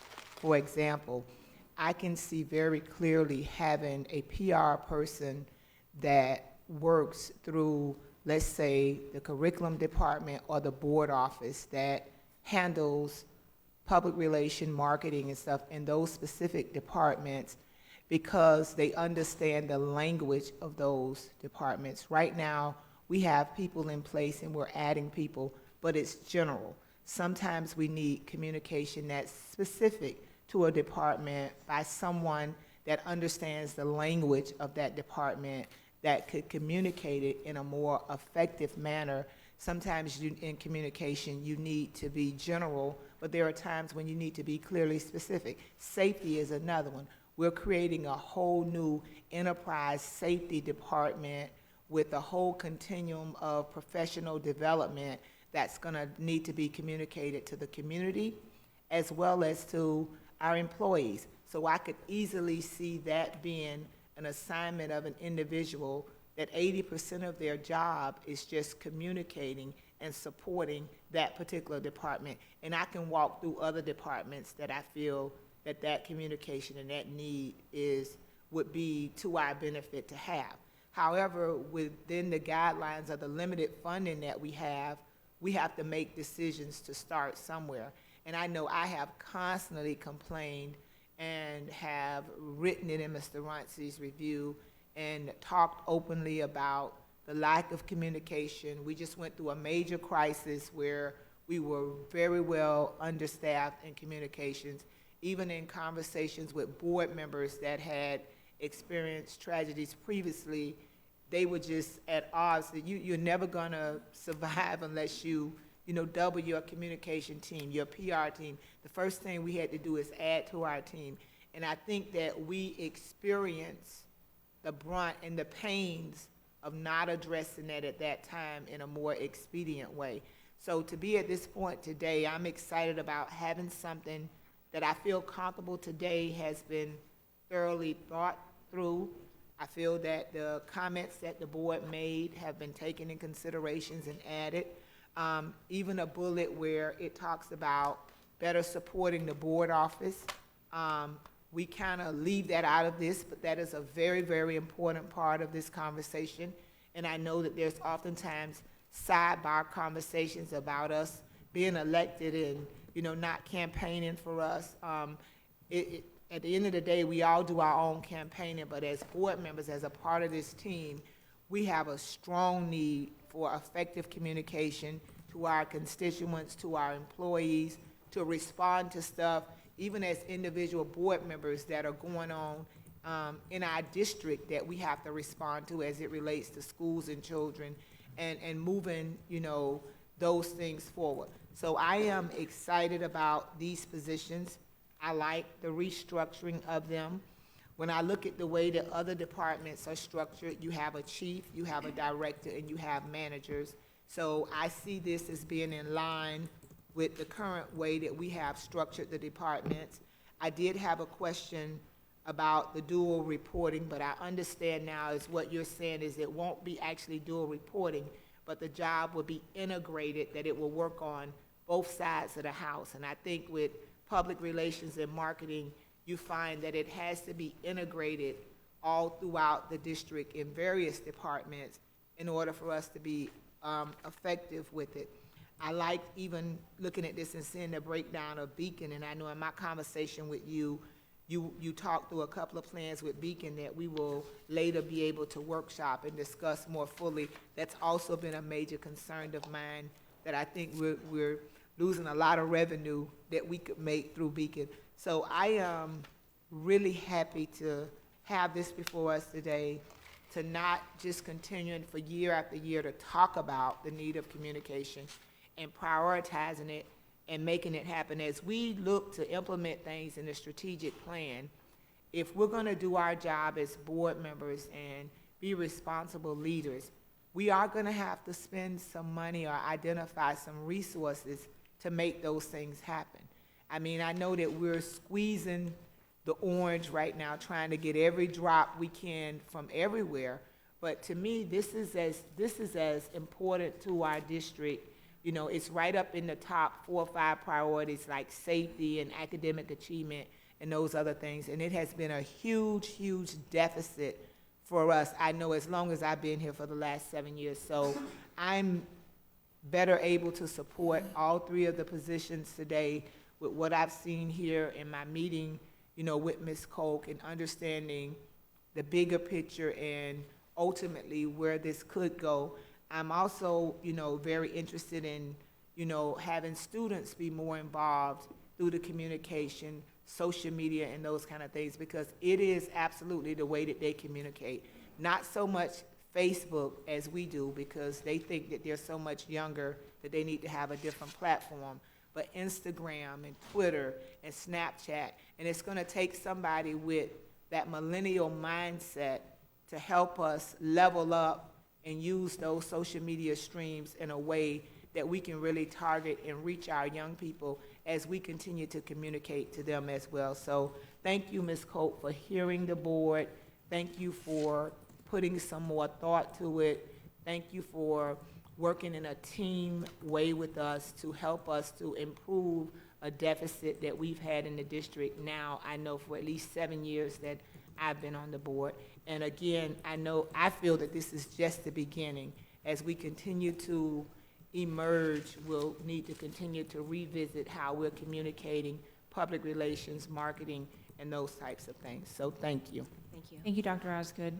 Just very briefly, I thank you for all of the follow-up information. Thank you for giving us an overview of what you expect for the department and the direction that you anticipate it going. You were very responsive to the board questions and comments, and I appreciate that. I think you've heard from all of my colleagues that is something that we do appreciate, that you took the time, went back and thought about what you would bring to us today.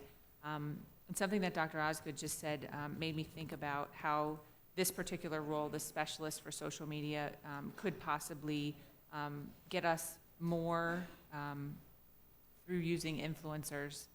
And so finding those students or those community members who would be able to push that social media to the next level, I think that's an integral part of the job of this particular person. You know, we know that advertisers do it successfully. That's how they get our kids to do and buy a lot of things that we might not necessarily agree with. But I will say that if we could use an influencer in a positive way to promote what's happening in Broward County Public Schools, I think that we will make a huge difference in getting the word out both to students and parents and the larger community. Agreed. So I'm looking forward to someone being focused on social media. And I want to say that I concur with my colleagues' comments with regard to the amount of criticism that we've provided to Mr. Runcie around this issue of communications. Certainly, over the course of time since February 14th, we as an organization have struggled even more than we did before. And it would be unfair of us to continue to criticize him for the ability of the organization and his staff to provide adequate communication or stellar communication, which is what we're looking for, if we don't then provide the resources for that to occur. So while it is difficult to make a decision that adds positions because it requires dollars to be associated with that, it is also critical, I believe, in this department that we do so. So I will be supporting both items C3 and the additional items that are for your department. So thank you. Thank you. Yes, Ms. Good. Thank you, Madam Chair. That was very well said. And just I think to the point that Dr. Osgood mentioned, I think especially with the issue of safety, which is really such a priority for this board and this district, you know, having someone managing the social media aspect could be a real asset to this district in how we share information with both, you know, the community, of course, including our parents and students. So it's such a vital component because as soon as, I don't know about other districts, but I'm sure it's very similar. And within my own district, police departments now have tremendous social media outreach. And when anything occurs within the community, it's on social media. And so And that includes school situations. And so immediately, parents are concerned, and students share those same tweets and Facebook posts, and so it's a concern. So to the point I think that you made earlier, that there's this real need to be proactive in sharing information, I think this position is going to play a vital role in that aspect of safety and security in our schools. Because now more than ever, so many law enforcement agencies are using social media as a means to communicate with their residents, and I think we need to be linked into those various resources so that we can in turn be able to respond to them within their own social media platforms and out to our greater community. So I thank you, Dr. Osgood, for bringing up the point of safety, and of course to the chair for highlighting and wrapping it all up with a big bow. So thank you so much. Thank you, thank you. Thank you, Ms. Good. Any additional comments from my colleagues? Ms. Murray? Very short, because I think everyone has been very eloquent and the point. And I think as long as I've sat on the board, communications has been my really strong issue. At one time, we had the monopoly on education. Today, we are challenged by private schools, charter schools. So it's so important to us to stop being reactive and be proactive in our messages. And I think basically that's what we're all saying. And I think when Ms. Coach came aboard, she spent time with each one of us. And I shared my feelings with her, because we have been handicapped because we have not been able to get the message out. And it's hurt the system. And Broward County is an excellent educational system. We have many things to be proud of. But unfortunately, with the mass media the way it is, only negative sells news. So again, it's the proactive issues and initiatives that appear on this chart that Ms. Coach has put together for us. And again, I'm very thankful for what you've done. I think this is a start. Don't even think that we're finished yet. I think Dr. Osgood talked about Beacon, and that's still a area that we need to cultivate, and there's resources there, and she's right. It's a moneymaker for us if we can get it going right. But again, I will support this, all three items, because I think it's the right thing to do, and maybe I'll have something nice to say to the superintendent on his evaluation. Thank you. Any additional comment? All in favor of item CC3 indicate by saying aye. Aye. All those opposed say no. Item CC3 passes unanimously. May I have a motion and a second on item CC5? Moved by Ms. Good. Can we add it with 7? Sure. No? No, because I heard some comments earlier Okay. tonight. Okay. We're going to take them separately. We have a motion by Ms. Good on item CC5. So moved? No, it's moved. Second by Ms. Korn. That's okay. Audience input on item CC5? Seeing none. I have Ms. Bartleman, Ms. Rupert, Ms. Good, Ms. Levinson. I don't need to. I don't need to say. Okay. All right, Ms. Bartleman, do you still need, okay? Ms. Good? Yes. On CC5. Yes. One second.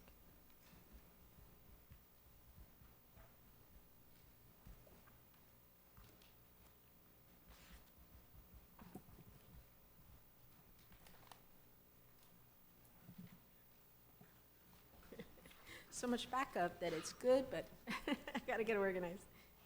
It's just a quick comment. Let's see here.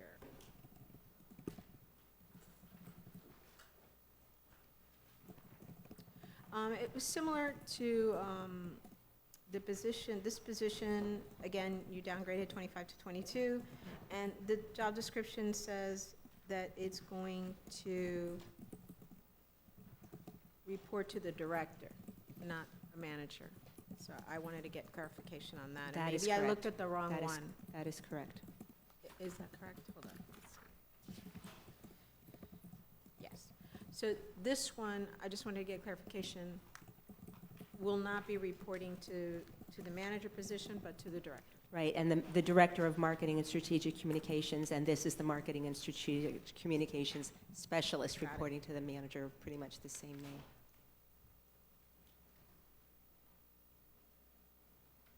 The vacant position. Yes, the vacant position. Okay.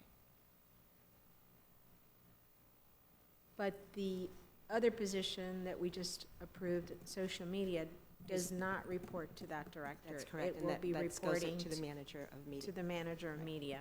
Okay. So it's slightly different than this flow thing going on, right? Yes, Okay, that's social, okay. this one should be. up Right. there. Thanks. There you go. Thank you again.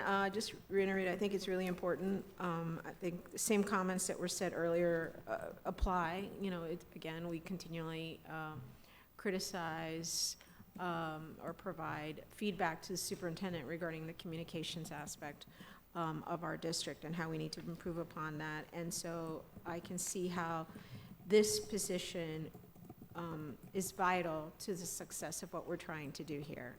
And so, again, taking into consideration what other districts have, and I see that even with these positions, you'd have a total of 8 in your team, which is nowhere near what some of the other districts have. Miami-Dade has a whopping 16 individuals within their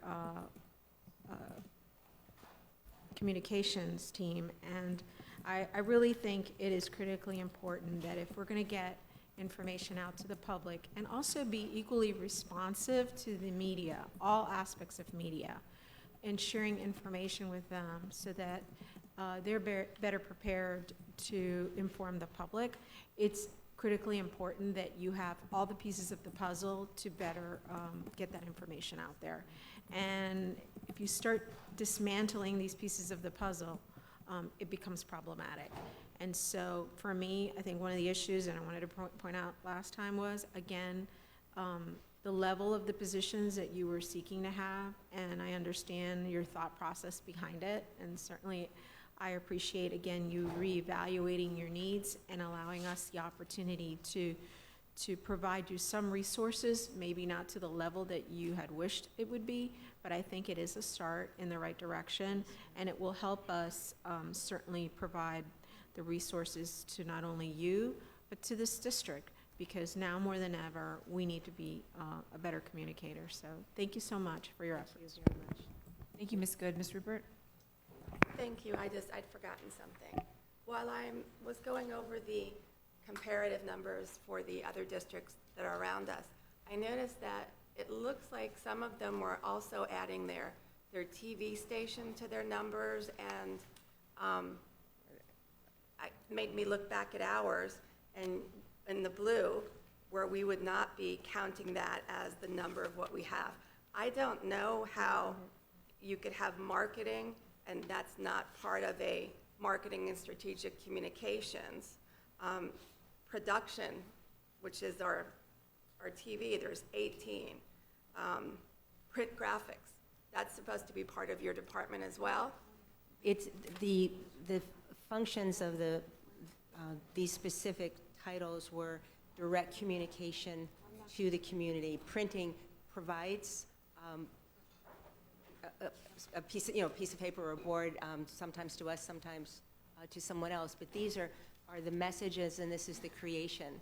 So there's so much that doesn't even. So no, these are specific communication, whether it's marketing, which is creating a brochure that we might not. We were putting together a brochure with Children's Services Council. We're putting together this week a 4-page circular with Broward, Greater Fort Lauderdale Alliance to put into the Sun Sentinel. So there's a lot of things that don't have any printing, but you have writing and you have compiling of information that has to happen. Right. I just thought that was interesting. So, but thank you. Thank you. Is that the extent of your questions, Ms. Rupert? Yes, ma'am. Thank you. Any additional comments from my colleagues? Yes, Mrs. Aladeff, I'm sorry. Hi, can you explain how Beacon is funded? So I think I might need Ms. Marte to help me with this, because I know that there are. Can I just interrupt for just a Yes. second? Because Beacon isn't part of this item, I think it would be better that we have a follow-up if you Okay, could and then provide a follow-up on that. Because I just know partial, and I don't want to kind of go where I went 2 weeks ago with not knowing the full picture, but I would like to be able to bring in Rick Reynolds, who can specifically, the director of Beacon, who can give you exactly that information. And if I'm not mistaken, at some point, we're going to have a workshop about Beacon, so hopefully all of that information will be brought forward to us. But in the meantime, if we could get follow-up to the board with regard to that, that would be. Okay, I know we had some discussion, Mrs. Alhadeff. I just want to make sure that I'm right on the money, so to speak, with that. I'll get that No, to you. thank you. Can you explain how the 2 marketing positions under Beacon is different from CC5, their job responsibilities? Yeah. I know the marketing is, one of them is to bring sponsorships into Beacon. And so it's specific to Beacon, it's not to the general, the overall district. It's very specific to marketing Beacon services. Okay, thank you. Thank you. Any additional questions? Roll call, please. Okay. Ms. Good has asked for a roll call, so all in favor of item CC3 indicate by saying aye. No. Aye. I'm sorry, CC5. Roll call. CC5. Oh, well, may we do a roll call, please?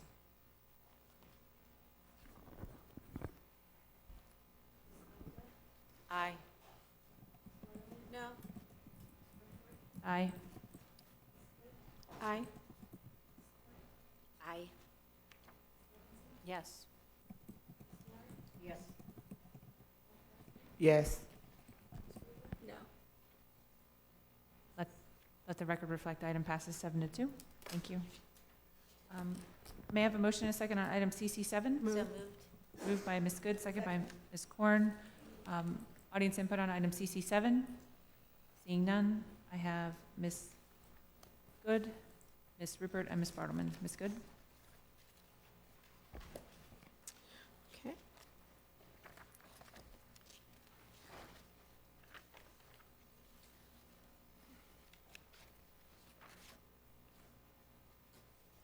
So on this position, again, thank you for considering all our commentary, specifically the, 2 points of the change in pay grade in the position from director to manager, and also to include the requiring the individual to be fully bilingual. My only question regarding that is that you didn't specify if the individual must be fully bilingual, both verbally and written, or just verbally, or just, because what can happen is you can have someone that's very, No, so I understand. So in the job description that will be writing and speaking, so you're right, I was not specific. So certainly we need someone to be able to speak to the media. Currently, when we write something, we have it translated into various languages. So I am actually asking if, from your experience, if writing is necessary. well, I think that it is if you're going to be communicating. I mean, we So we do wouldn't have the translate, ability that to person should just write in translate, Spanish, so- I think the priority is that the individual be able to communicate verbally Right. In Spanish. But Certainly, most individuals that can speak that well in Spanish will probably be able to write well. But you have the ability to have, assistance with that. So personally, I wouldn't want it to just limit your pool of individuals. You may verbal have is where we someone who's really need. a great communicator in Spanish, and maybe, their written skills are not necessarily perfect, because again, grammar is very different when you're, especially even when you're dealing with a diverse Hispanic population, even within different cultures. So there's a proper way and not a proper way to say things, and it may mean one thing in one community and not the other. So for me, it's a priority that at least verbally, of course, they're able to be fluent in Spanish. Yes. So that was what I wanted to comment, and I would ask, when appropriate, that the job description be amended to specify at least. I'd like to amend it to verbal. and I'd like to move your motion to make it a verbal requirement that the person be proficient in Spanish. Second. It has been Thank you. moved and seconded, moved by Ms. Good, seconded by Ms. Korn, that the minimum qualification and experience for the item CC5 would include bilingual proficiency verbal. Where do you want the word verbal? Only for Spanish? You want English proficiency? Verbal bilingual proficiency. In both English and Spanish. Perfect. Verbal bilingual proficiency in English and Spanish. Thank you. Any audience input on the amendment? Seeing none. Any comments from my colleagues on the amendment? All those in favor of the amendment indicate by saying aye. Aye. All those opposed say no. The amendment passes. And I have one last point. Yes, Ms. And Good? that's the extent of my comments regarding the job description. I really do appreciate you doing this. And I have to say, of all the positions, I find this one to be the most critical. And I think it really would be a disservice to our diverse community to not support this item. You know, we talk about embracing our district's diversity, and yet there's the potential to not support a key management position that's going to be specifically reaching out to a certain segment of the population, along with the greater segment of the population, to me, is really is short-sighted. And I think that this position, more than ever, would have a critical role to play in a district that's over 40% Hispanic. And the fact that now you've just, hopefully will be able to find someone that can do both roles and reach non-Hispanic population, and maybe you'll find one that speaks, an individual that speaks more than 2 languages, 3 and 4, and there are those out there. That would be even a greater asset. Yes, it would. So I think it would be a true disservice to not support a position of this magnitude in a leadership role within the communications department. And again, I will be supporting this item. Thank you so much. Thank you, Ms. Good. I have Ms. Rupert, then Ms. Bartleman, then Dr. Osgood, then Ms. Levinson. I'm okay. I don't need to ask the question. Okay. Ms. Bartleman? I'm not being short-sighted. I just disagree with her configuration of the chart. I disagree with having 3 positions at the salary bands. I did support the amendment for the Hispanic, the language. I would argue that more people should be employed who speak Spanish in this district at upper management positions. I could also argue that consideration should have been made when we hired the PIO for that position. As the 6th largest district in the nation with 40% Hispanic population in the county, as well as individuals who speak Haitian Creole. We do have a public information officer that is only 1 language, so those changes could have been made in any of the positions, and to call me short-sighted because I disagree with an org chart is unfair. I just disagree with your org chart, as I previously said. I think it's too much money. I wanted you to combine some of the positions. I would have supported the social media position with a requirement to speak Spanish or another language. I would have approved all of those things. This strictly has to do with these positions, 3 of them, the salaries, and I would have liked to see a reconfiguration of 1 or 2 positions. So I support your department. I support all that we can do to include diversity in all upper management positions with language requirements, and I look forward to you to implementing the changes in your department, but I still will not be supporting the org chart, which is my privilege as a school board member. So it's not a commentary on whether or not the person is required to speak Spanish. As a matter of fact, quite honestly, your social media person should have to speak Spanish. So thank you. Thank you, Ms. Bartleman. I have Dr. Osgood. Thank you again, Ms. Cope, for listening and making the adjustments to this item. And as I stated before, I think we're at a starting place, and we're going to have to continue to reevaluate. One of the things I shared with staff on yesterday, as we look at the changes in the district, since I came to the board, we've been reporting that we serve 270,000 students. We know that that has not been the exact number for 7 years. It's just impossible. So as we look to address the different needs in the school district, we'll continue to evolve.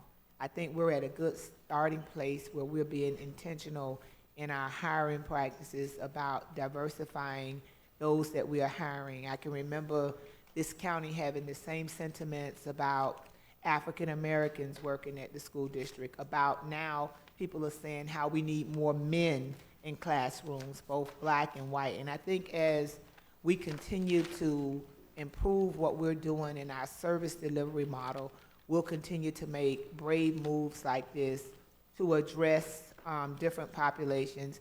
And I think that we'll all have different opinions about it that we will appreciate and not appreciate. And I think that we have a responsibility to express that, however we feel a need to express it. So I am happy to be able to support this item, to say to a large segment of our community that they are valued and appreciated. And I feel it's just what we do when we bring forth the resolution for Muslim heritage, for the Holocaust remembrance, and so on and so on.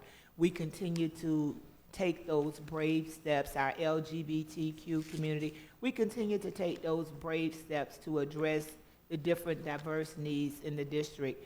And I think as we move forward, we'll continue to build upon that. I don't think we can cast a wide net and do everything that we would like to do, or have we all have an ideal picture of what we would like to happen, but we have to take incremental steps in getting to that point. So I am glad to support this item, because the one thing that I'm holding myself accountable for is doing what I say. So if I'm going to say that I'm about diversity, if I'm going to say to Mr. Runcie we need better communication, if I'm going to identify a problem, then I have to have a practice that is in alignment with what I'm saying. So my actions should line up with what I'm speaking and what I'm asking us to do. And this certainly, I feel, is a big step for us, and I'm very proud to support this item in this manner and continue to be progressive in how we move the district forward. Thank you, Dr. Osgood. Ms. Levinson?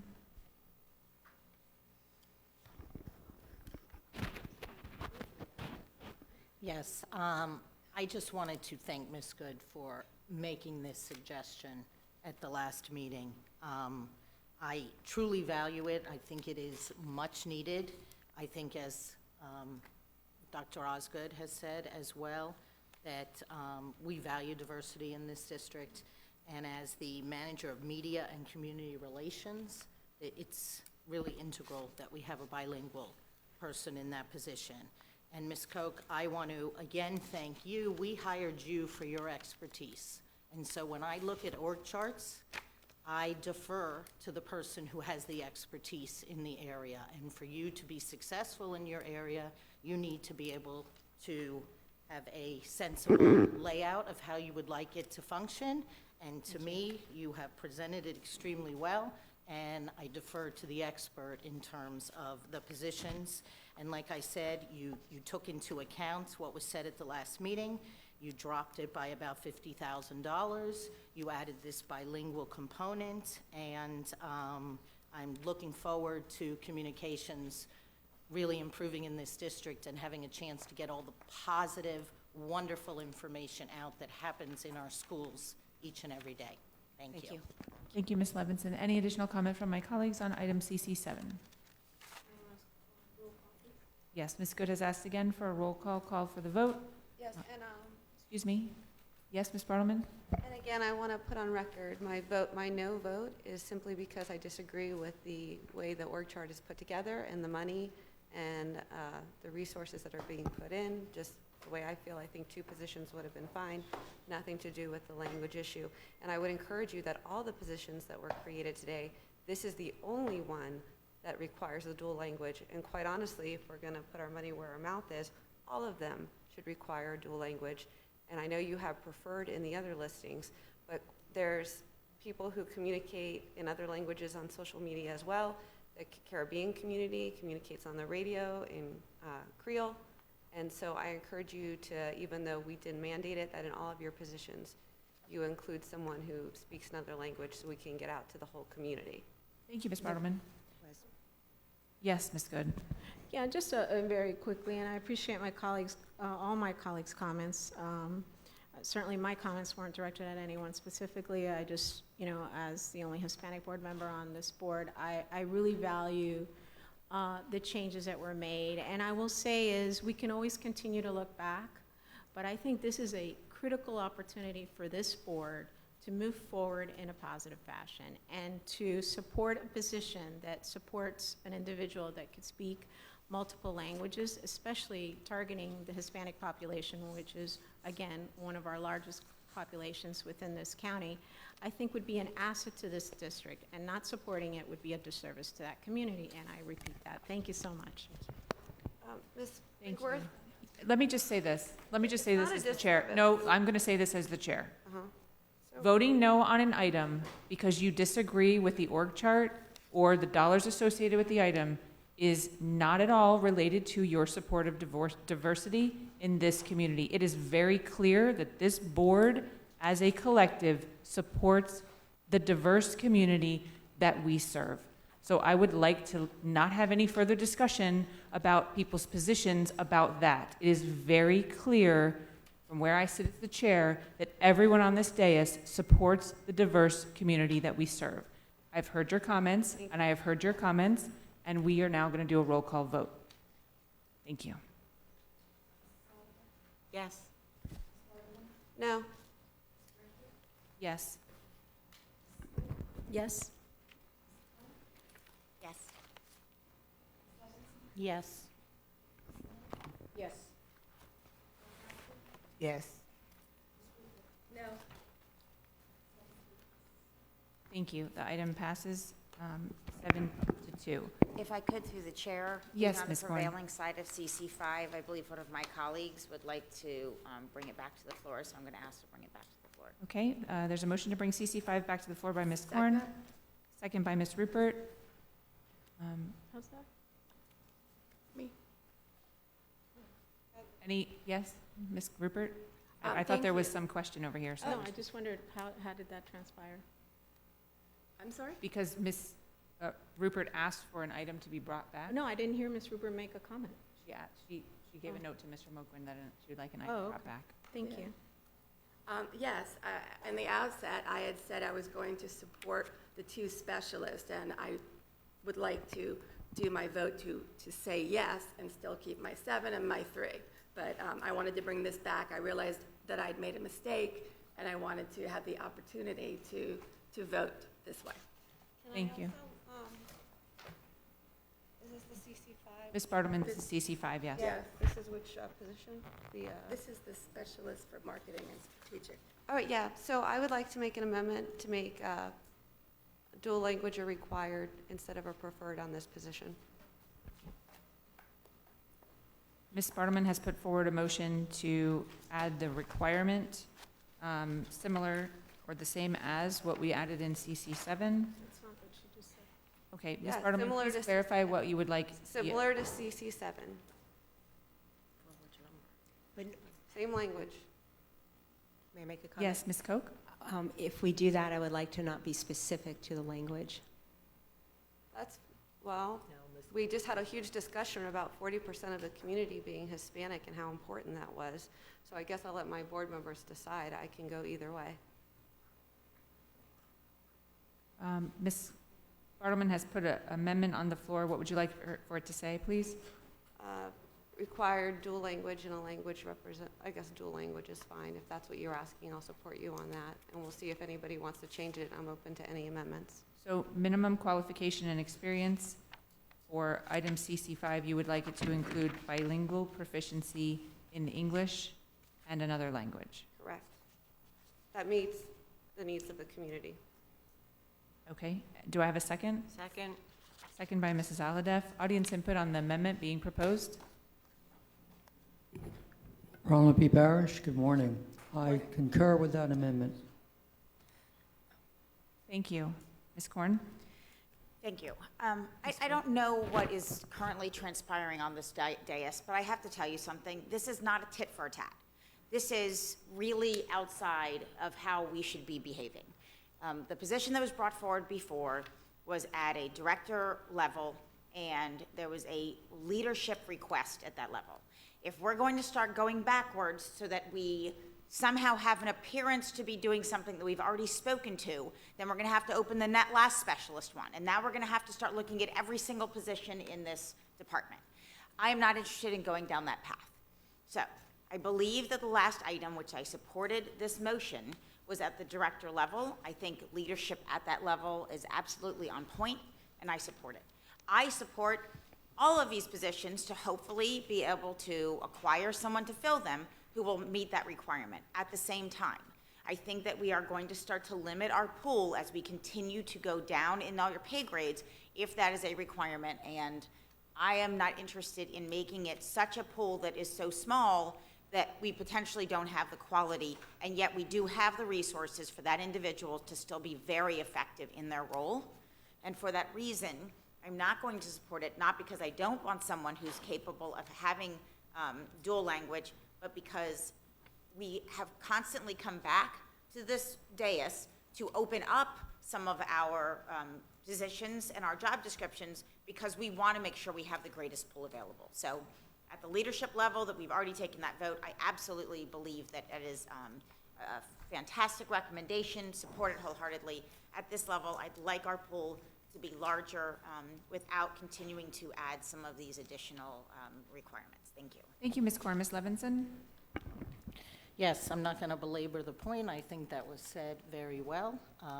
The level that we were looking at, I think it was necessary to do that. I think we should keep it as preferred. That leaves the pool as large as possible, and it is preferred, which is what we've done in all of our specialist positions. If we are going to now start changing all of our specialist positions in the whole district, we're now talking about an entirely different thing. So I will not be supporting this. I would like it to remain in as preferred. Thank you. Thank you. Any additional comment from my colleagues? Yes, Dr. Osgood, then Ms. Good, then Ms. Bartleman. And I concur, and I think I'm really disappointed that we're here on the dais today doing this. I mean, we all have a right to voice our opinions, to vote how we want to vote, but when we get into playing these petty personal games, I just don't think that it represents the quality of professionalism that we all embody on this board. I'm not going to always win the vote or have it my way, and sometimes I'm going to feel a certain way about the way that somebody says something, and I'm going to respond to that. But I'm not going to play the parliamentary procedure game to try to prove a point or highlight something that somebody has a difference of opinion. I'm certainly not willing to go back to all of our specialist positions and make such stringent requirements because the population that I represent oftentimes don't speak multiple languages in some instances and severely need the jobs that we offer here in the district to be able to provide for their families and as well as take care of the children that they have in the schools. So I think the spirit behind this is what troubles me. If we were just having it as a part of a conversation and good decision-making, I would have different commentary.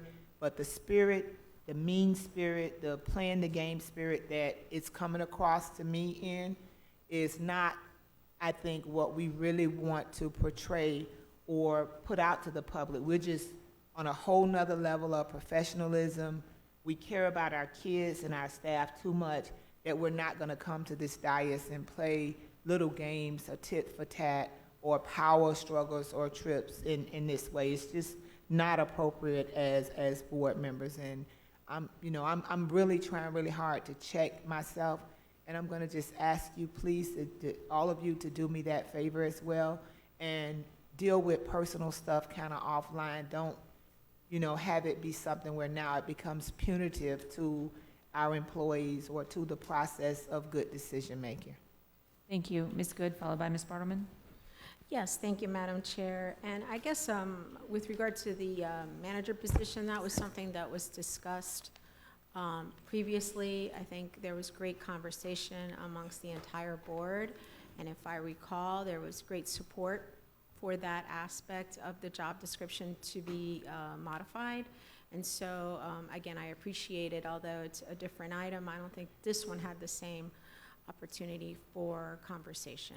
And so I just wanted to make that point. Thank you so much. Thank you, Ms. Good. Ms. Bartleman? Yes, I would argue that if you read the job descriptions of each item, the person who's actually doing all of the work, who is assist in writing, designing, producing, and distributing marketing materials and collateral items such as brochures, announcements, newsletters, presentations, white papers, booklets, flyers, agenda, website content, invitations, and multimedia problems.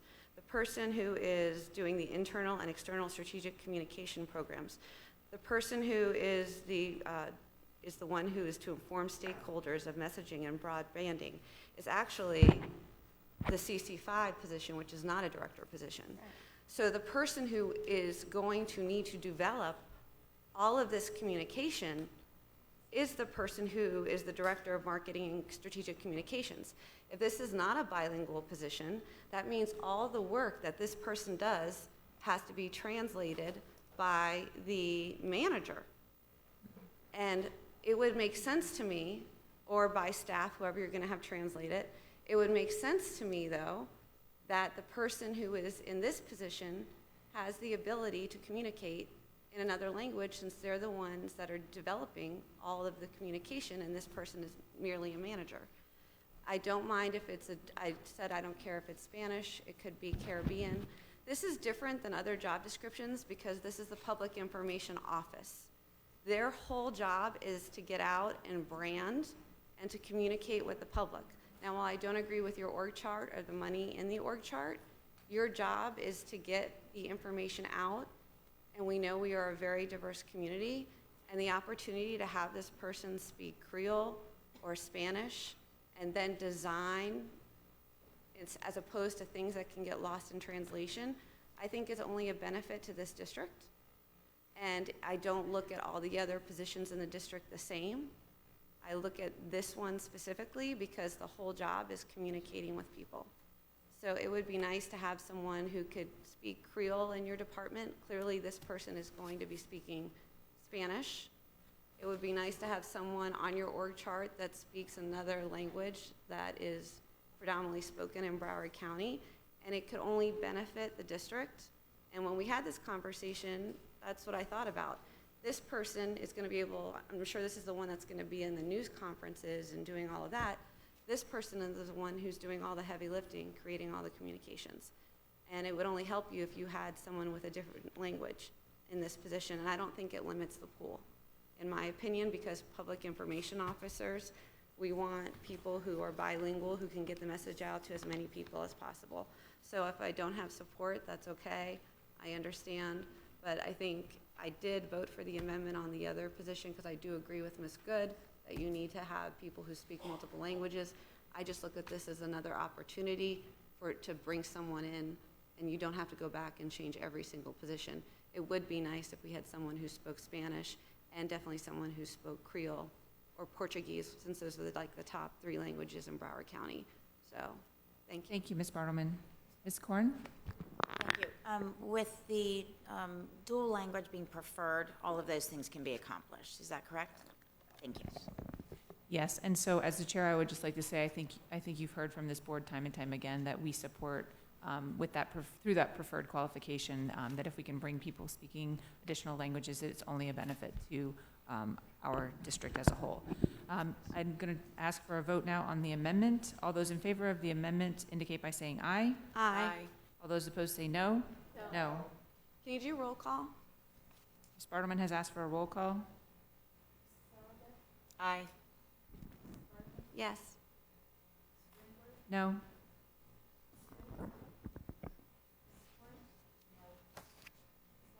No.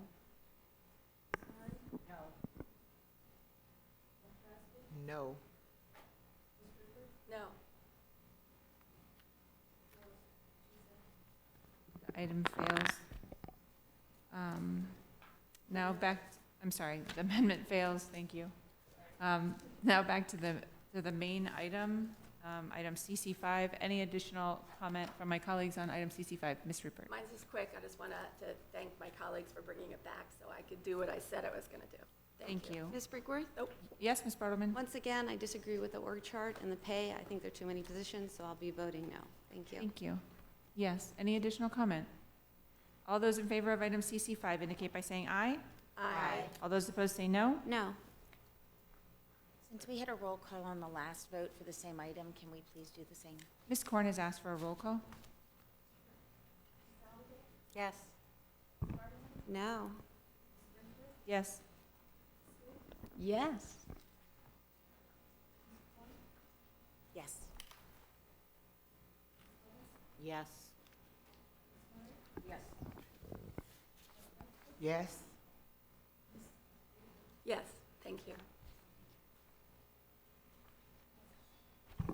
Thank you. The item passes 8-1. Thank you very much. Oh, thank you all. At this time, we will adjourn for a closed-door session and a working lunch. It has been noted here that we will need an estimated 30 minutes. So this meeting, and we're having a labor and negotiations closed door, is that correct, Ms. Myrick? Yes, okay. So we will reconvene at 1 p.m. Thank you.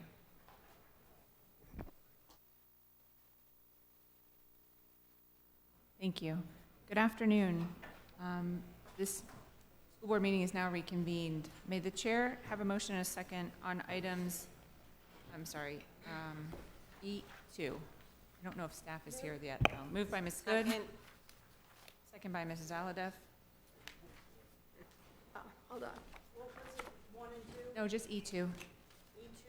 Yes, I'm getting it. Got it in a folder, sorry. Ms. Rupert is the one who had the question, but I don't I believe need it. appropriate staff is here to I just answer. need the thing from the thing. No. My question is what I wanted. Hold on. I know. It's like out of hand today. I think it's right here. No, it's not. All right, is anybody else on E2 beside? E2 or E? You said E as in single, right? E2, yes. Okay, well, you know what?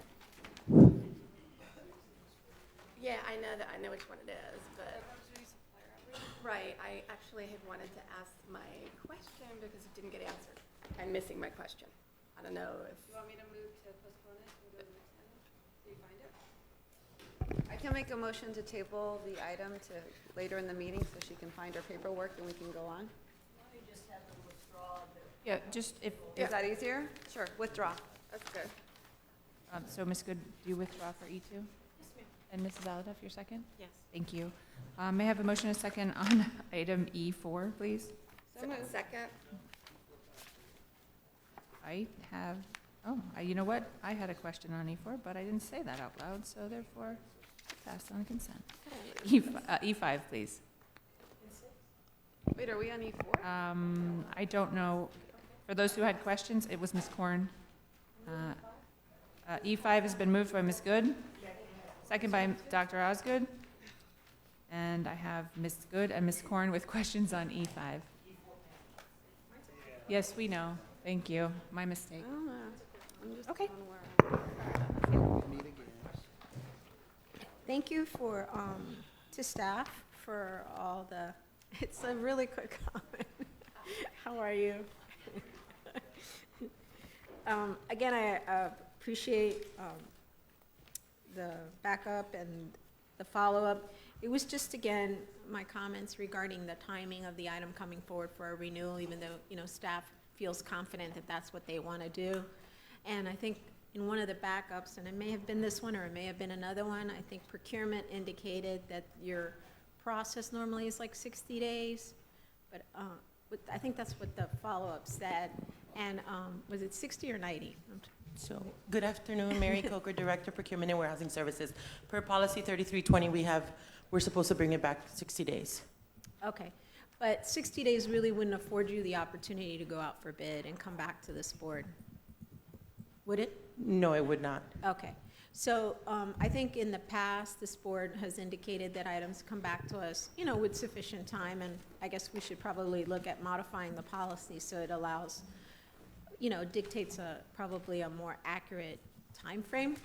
So I just, and to the point, to those that may have not been here, my issue is just that the item comes back before us with staff's recommendation, just so that the board has an opportunity to discuss it in the event that we wish to go out to bid. Understanding staff may have a recommendation in mind and brings it forward with that renewal, but at least we have an opportunity to discuss it. If we only have 60 days, 30 days, of a window of opportunity, it really puts the board in a predicament where we really have no other choice but to approve the item. So I would just ask Mr. Woods and through Mr. Moquin and Mr. Runcie that we look at items such as this, and even though they're coming forward with a positive renewal recommendation, that they provide the school board some additional time, more than 60 days, and I don't know what would be the appropriate time. What do you think, Mr. Woods? So first of all, good afternoon, board members, Madam Chair. As you know, we have triggers established in our process, and we, in most instances, try to bring items forward 90 days at a minimum, and in some situations, we have some departments that are really good at working with us, and we can bring items as early as 6 months before expiration.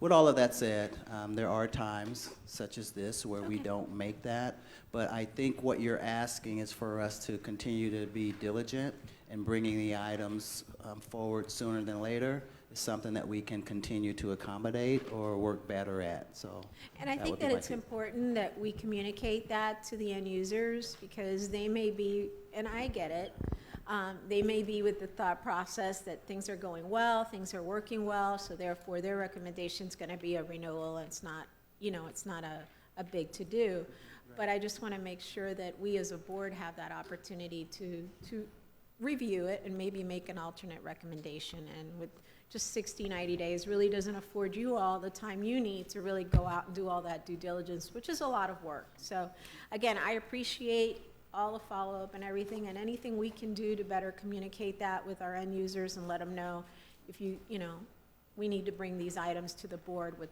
some additional lead time. I certainly would appreciate it as one board member. So that was it. Thank you. I think you just communicated that for us, so thank you. Well, not everybody watches these meetings. But anyway, same comment applies to some of the other ones. So thank you to staff for everything you do. Thank you, Ms. Good. Ms. Korn? Thank you. My comment for E5 is similar to E6. I think we discussed it when we were talking about the agenda, which is the alignment of spend authority to the actual contract amount, and that it's supposed to be a check and balance.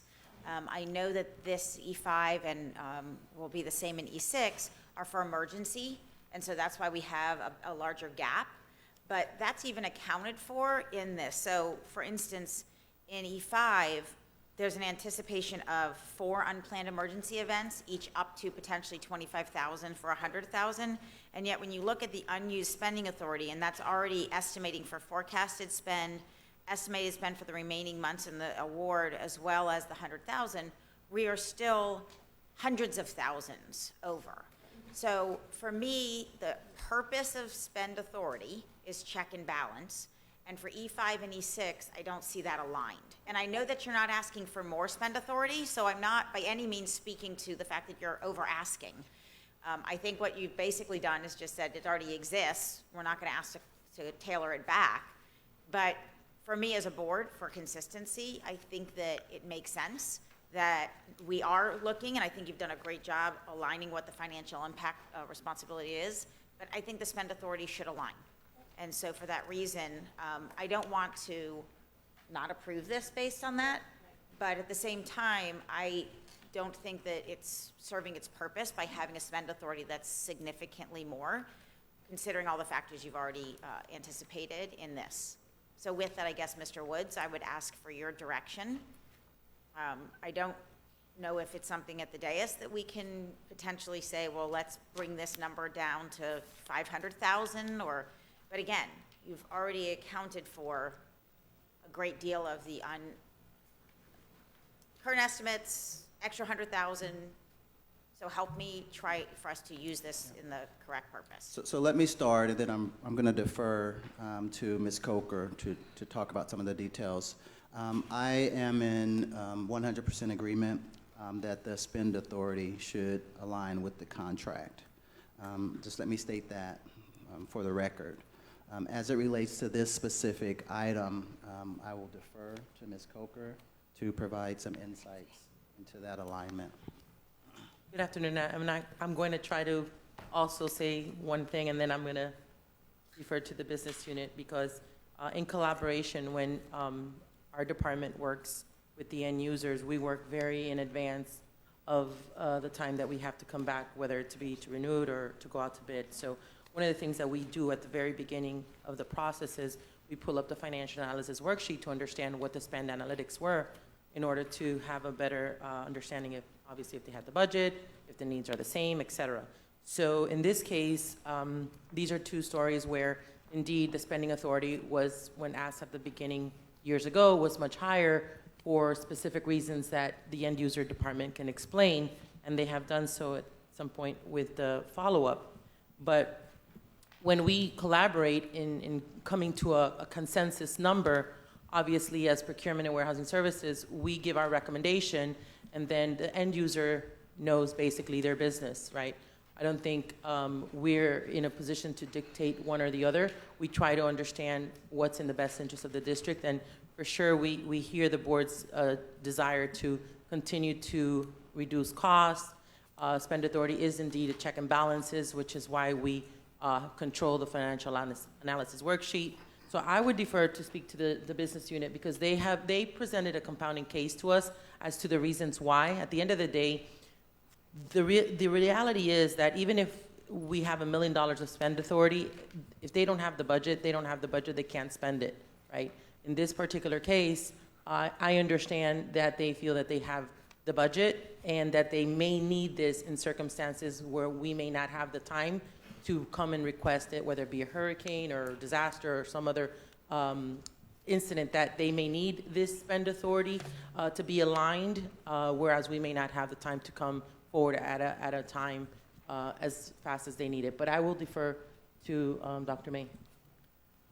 So Dr. Mary Ann May, task assigned Chief Facilities Officer. When we looked at this item and we started getting into where we were using these units at, we were able to determine that with us not demolishing a lot of the portables at this point, and a lot of that we felt we could reduce this spend authority, and we would be willing to go down to $265,000 spend authority, and we feel that would help us meet the necessary usage that we have at the sites that are using it, and it would put us in a good position if we did have any kind of storms or needed to use any for construction, that we would have enough of a cushion there to take care of those needs without coming back to the board.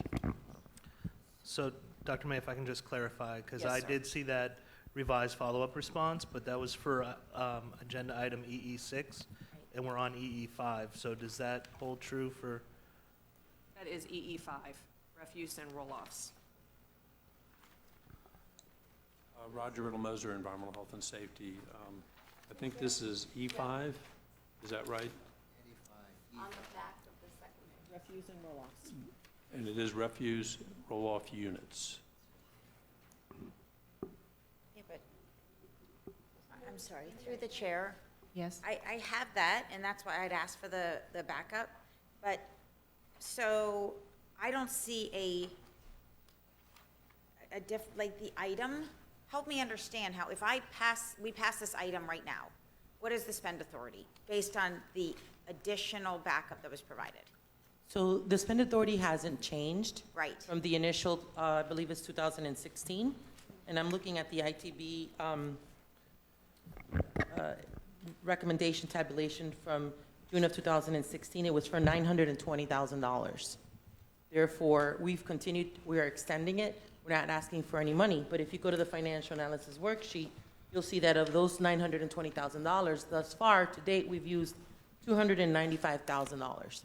Therefore, if we were to go now and say, I don't know, extend it for another year, do the analysis and say we have $10,000 average monthly use, we're only gonna we're gonna anticipate to use based on the spend authority, the analytics that we've spent thus far, you would probably come up with $120,000, $150,000. So you wouldn't need the remaining that is available that it says unused authorized spending of $624,000. We would change that from 624 to 150, I don't know, 200,000, whatever the number could be, 265. But at the end of the day, another year goes by and we don't use it, then it hasn't been used, even though that we can reflect there was a reduction in spend authority. Let's say, God forbid, there's a hurricane next month, we need to use it and it went down to $250,000, then we would have to come back to the board and ask you for a spend authority, not budget, only spend authority. I'm going to interrupt, not to be rude, but my question, I think, is fairly simple. As the item is brought to us, right, the changed spend authority is not now part of the item. The reason you all have a spend authority is the check and balance. At the moment, please have someone from staff tell me, when we pass this item, what do you all believe is the spend authority related to E5? The spend authority would be $265,000, okay? Is that and- stated somewhere now in the item? Because we normally vote on spend authority. Right. So we vote on two things. We vote on contracts and spend authority. So if the spend authority is going to be 265, that has to be somewhere in writing. It has to be very specific so that Yeah. there is a spend authority determined. So I understand what you're saying, and in most instances, when we make a change to the spend authority in the financial impact section, if we're taking it up, which is usually the case, we say that the spend authority is going from, X thousand dollars, we're adding $200,000. The new spend authority is 200 plus the X. We usually put that in the financial impact statement. We didn't clarify that for this item. Okay. I believe that we can either make an amendment, or if we can table it, or So we I could would like correct to this. suggest through the chair that we pass this item as it is, but in the next board meeting, you all bring us an item specifically to spend authority as it relates to this contract, as well as E6. Again, I'm willing to support it. I would like there to be an item that's specific to spend authority. You can bring them forward at the next meeting. I would just like them to be better aligned and in the item, if we could do that through the chair. So we have to change them to an EE, because originally That's they were fine. an E, because there was going to be no change in the spend authority. So, and in this case, they're still E's, because we're going to pass them today as they are, and at the next board meeting, you'll bring us two different items that will be spend authority changes, if we could do that. Thank you for that catch. Okay, thank you. Do you have me? I don't think that there's a need for a motion. There I is think no they're just need going to for a bring the motion. items, spend authority only. The contracts will move forward according to what Ms. Korn just said. Let me see who's next on the list. I have Ms. Bartleman, then Ms. Rupert, and then Ms. Good. Okay, so I can see you smiling. I didn't see in my pile of answers, did you find out, is everyone recycling consistently at all the schools and putting things in the right? This is refuse. I don't think that that's the item, Ms. Bartleman. We're on refuse services, roll-off units, E5. It's Sunshine Recycling Services. This is not for recycling services. So It's for the I'll- roll-off. The roll-off. Okay, so what number would you like me to? Fine, I'll do 15. Thank See you. Sunshine Recycling in this item. Ms. Rupert? They provide roll-offs. Ms. Korn handled what I was going to do. Thank you. Ms. Good? It's all garbage. So, just a little bit of the comment that was made and the backup. So we use roll-off units for demolition of portable debris? Yes, ma'am. I mean, aren't those units somewhat, aren't those big containers? Yes, ma'am. So how can a demolished portable fit in one of those? Breaking it up. The wood can go in there, all the big debris can go into those units. I'm really having a hard It doesn't have a time top to it, visualizing so this. they can just pile it in. Okay, Go ahead, I just wanted to make sure that when we say something that we're doing here, that typically I thought when portables are demolished, the debris is somehow hauled away. It is. I didn't envision it being smushed into a rollout. It's all the way through the Please use your microphone. Can you use? Rob Thank you. Jindasek, Environmental Health and Safety. Yes, Rob. It is carried away. We did a comparison on how much it would cost to do with the dump trucks that they have on staff, and it was even cheaper to do it with the roll-offs. So we have a roll-off that comes in. Actually, it's multiple roll-offs. It's a rolling, roll-off process. They come in, they fill it up, the next one comes in the next Oh, you morning. used a bigger one. The full one that goes, it's a full 30-yarder. God, it's not the typical one, so No, this ma'am. is, so you're speaking of you have some versatility. Yes. Okay, So got it. it's the same roll-off we use in an event of a hurricane or something like that, where you have more Okay. volume. The trucks are set up to put up on top. They roll away, Got they go it. back, and they come right back with another one. I was envisioning, I apologize, those smaller units in the back, and then this visual of like a It's- portable sticking out of the little container, No, ma'am. which is really not that reasonable. It's so- crushed debris, crushed Got it. reclaimables, actually, they call it, and it goes into the roll-off unit. We take it away, bring another one back, and they just keep going. So you to can the- actually call the vendor to come and bring you a larger rollout. Is that what you Yes. you do typically, Mr. Bays? Yes, ma'am. Sam Bay is Director of Maintenance. Okay. Indeed, Okay. that is exactly the way the process works. Egg. Robbie's Now spot on. I was missing that. That disconnects. So I apologize. And Thank you for to speak a little explaining. bit on the spending authorization, since I do have the mic, that was in there when we were doing a lot of, Mr. Bays was doing a lot of Right, roll. That right. has slowed down, that process has slowed down. We had the spending authorization back then to have it in place for that program. It has stopped. We don't know if it's ever going to start back up again. I guess we'll be ready to come back in front of you. So if it I can does. see now, with regard to the spending, how in the event of a hurricane, then you would ask them to bring you a larger bin, so to speak, of which you could utilize for debris. So Yes. now I'm getting where you would go depending if there was an event that occurred. That's Got correct. it. And we Got want to it. be in line with everybody else. Sorry. So we can So- get in front of the line to say we need roll-offs for our schools, and that's why we have this in place. I appreciate the thorough explanation. Thank you. You're welcome. Thank you, Ms. Good. Any additional comment from my colleagues? Seeing none, all those in favor of item E5 indicate by saying aye. Aye. All those opposed say no. Item E5 passes unanimously. Yes. Yes, Ms. Good? On the point that Ms. Korn raised, which I concur that the item that comes back, but since we are in the midst of hurricane season and we don't know exactly what, I just want to make sure staff gives us as great flexibility as possible, including the fact that, you feel that you can still bring it down as far as spending authority is concerned, but we are in the heart of the hurricane season and we don't know what to expect. So, thank you. Thank you.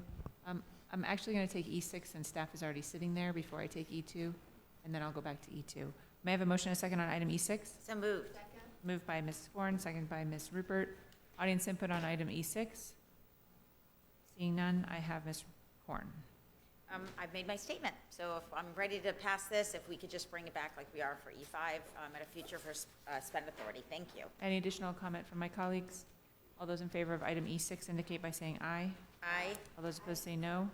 Item E6 passes unanimously. May I have a motion and a second on item E2? So moved. Moved by Ms. Korn, second by Ms. Rupert. Audience input on item E2? Seeing none, I have Ms. Rupert. Thank you. My assistant, Ellen, sent this off for questions, and basically I wanted to ask about the May 2nd department meeting. Was it advertised? And if that was done, can I get a copy of the ad along with details as to where and when it ran? And if there are any handouts distributed at that meeting? Ms. Myrick? Are you aware of this meeting?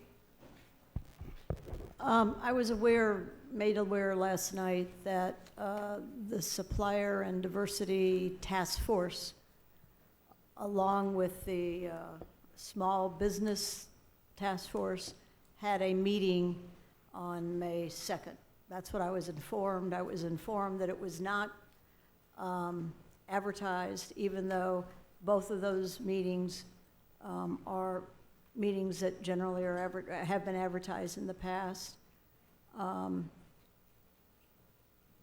I reviewed the Sunshine Law manual workbook that we all get, and it appears to me that even though there were no votes taken, that the discussion, as I understand it, was important enough that there will be votes in the future, at least they talked about direction and consensus.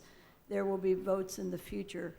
So clearly, there will have to be another meeting that is advertised before any of the issues that were discussed at the meeting, if my information is correct, before any of the things can be implemented.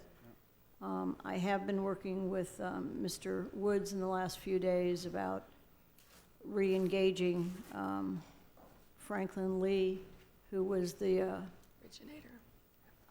What? The supplier guy. The supplier guy from the attorney. Our office was not involved the last time he was involved, or we had a contract with him.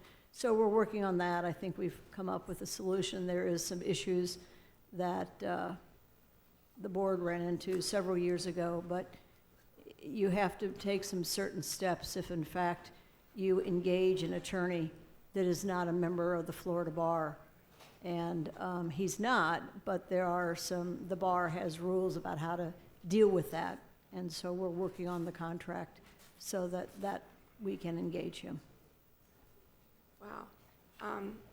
So this wouldn't be something that you have to cure?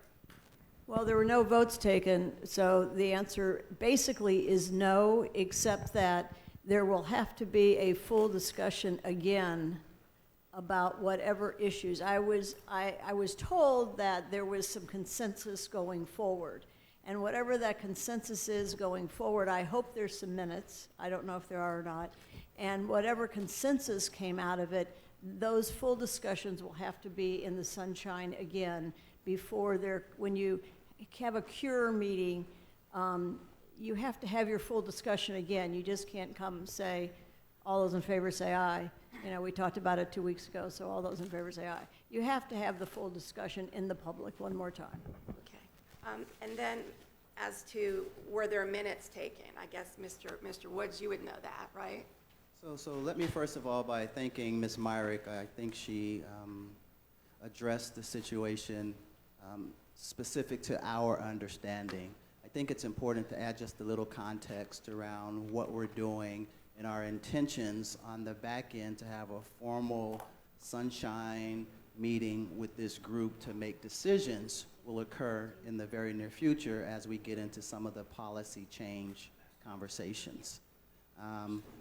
But for this particular meeting, what we're doing now is we think that it's important to continue to get out into the community and to educate them and provide them information as to how we're progressing against this policy that was implemented 1.5 years. So in conjunction with that, we're doing what I call a roadshow, where we're going out and we're meeting with different segments of the community, and we're sharing with them some of the data and some of the facts, some of the information that we've discussed here as a board, just to kind of educate everyone as to our progress and to get some feedback and some suggestions maybe on what's working or what we could do differently. And then we would consolidate that information, take that information back to these committees and have a formal rules development sunshine meeting. So with that said, there wasn't an advertisement for this meeting. Got that part. And yeah. there wasn't specific minutes taken for this meeting, and there wasn't a handout for this meeting. So it was all verbal. It was a PowerPoint verbal discussion. Well, a PowerPoint, you can get a hard copy of. Yeah. Yes.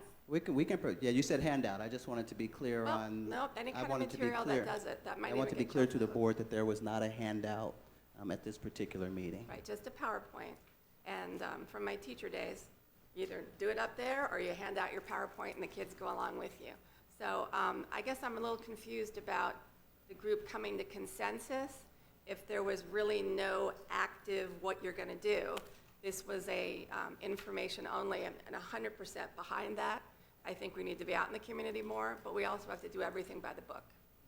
I agree 100%, and that's why I've been working and engaged with Ms. Myrick Mr. Vignola, and trying to work hard to get Franklin Lee here. I think anything we do in the context of this disparity study has to be heavily regulated and influenced by our legal counsel. So I would agree with you 100%. Right, and I'm going to take it as a it step relates, further. I'm sorry, Is as it it relates, any kind as of it meeting relates- that goes forth from us, anybody in our committees that go forth, it has to be run through legal, and we better be doing everything by the book. So please speak. We're going to say something else. we're good. Okay. That covers it for me. I have Dr. Osgood, followed by Ms. Bartleman. Thank you, Ms. Rupert, for bringing this up. I was also made aware of this meeting, and I just want to have a little clarity and just ask some pointed questions. I perhaps maybe understand it just a little differently. And then, Ms. Myrick, I'm going to need some further instructions from you because I have many meetings, whether it's with bus drivers, ESPs, I have meetings with members of the business community. I'm often called to meetings at the Urban League with different groups, and I never once thought about those meetings having to be sunshined. Ms. Brickworth, through the chair, Yes. those meetings do not. I was told that this was a, whatever that committee was, Supplier Diversity Task Force meeting that was going out, that the committee was going out and having these meetings, as Mr. Woods explained. It was labeled that, and those meetings have to be sunshined. But if you just go to Urban League or have some kind of community meeting, those kind of things, those do not have to be advertised, but our meetings do. Okay, and I wanted to be clear about that because the way that this information was reported to me is that it was put on our calendar portal, and I was also told that press was present at the meeting, and persons who wanted to attend was allowed to come in. So I just want to make sure is that what happened? Because to me, that suggests that even if the meeting was not advertised, I just want to be sure that people that wanted to attend was not turned away. And for me, that's very important. So was anybody that wanted to attend that showed up, including the press, was press not present at this meeting? No, everything that you stated is what happened. Press was in attendance. We actually did advertise the meeting, but it was advertised on the website, not in the newspaper as we would normally do in Sunshine. I will review the Sunshine Law with some of the new staff just to make sure that they understand this going forward. But everything that you stated is exactly correct in how this meeting went forward. Okay, and those were my questions, and why that's important to me is because we've continued to communicate about transparency. So if the meeting was done, and I felt it was done in a spirit to not be transparent or to hide something, my line of question and response right now will be different. So I asked these questions off the record, and right now what I'm doing is I'm getting them asked on the record and in front of my colleagues so that, they will hear the same responses that I'm hearing. And as you're having these meetings as it relates to the disparity study and things that we do about a strategy going forward and trying to include the community in that, I think it's critical to how we move forward. We continue to hear how the community does not feel that they are a part. And as we've had previous discussions about the disparity study, where we are and our need to continue to improve in certain areas with certain ethnic groups and certain genders of that, we certainly would not be able to do it without full involvement from those groups, whether it's our women-owned businesses or our African-American owned businesses, that we know that we have improved, but we're still not where we need to be as far as meeting those numbers. So I appreciate the effort in trying to meet with those groups. I do feel very strongly that we want to make sure that we are doing things by the law and by the book. And I feel okay today because I'm not gathering that there was any attempt to leave anybody out or to not disclose something, especially that wherever it was advertised, it got out, because you had media there and you had other members of the community that were present. So going forward, we appear to be putting a process in place that will make sure the Sunshine Law is followed every time that we're having those meetings. But I just think it's very important that the takeaway from this discussion is that it was clearly not an attempt to not be transparent or to hide something from someone. It was just an error in where we posted the notice or where we advertised the notice. I also understand that there is some type of something that came out about advertising, and you staff, you normally follow all of those details, but I know that there was something different that was asked to be done in addition to the sunshine notice, that part was done, but then the sunshine notice part wasn't done. So could you guys speak to that piece as well? And I just think it's important that we have the full story and we talk specifically to the details on record about what happened. So I can't speak to the new advertising process. I'm not exactly So sure it was what put you're on the referencing. calendar and not on the sunshine.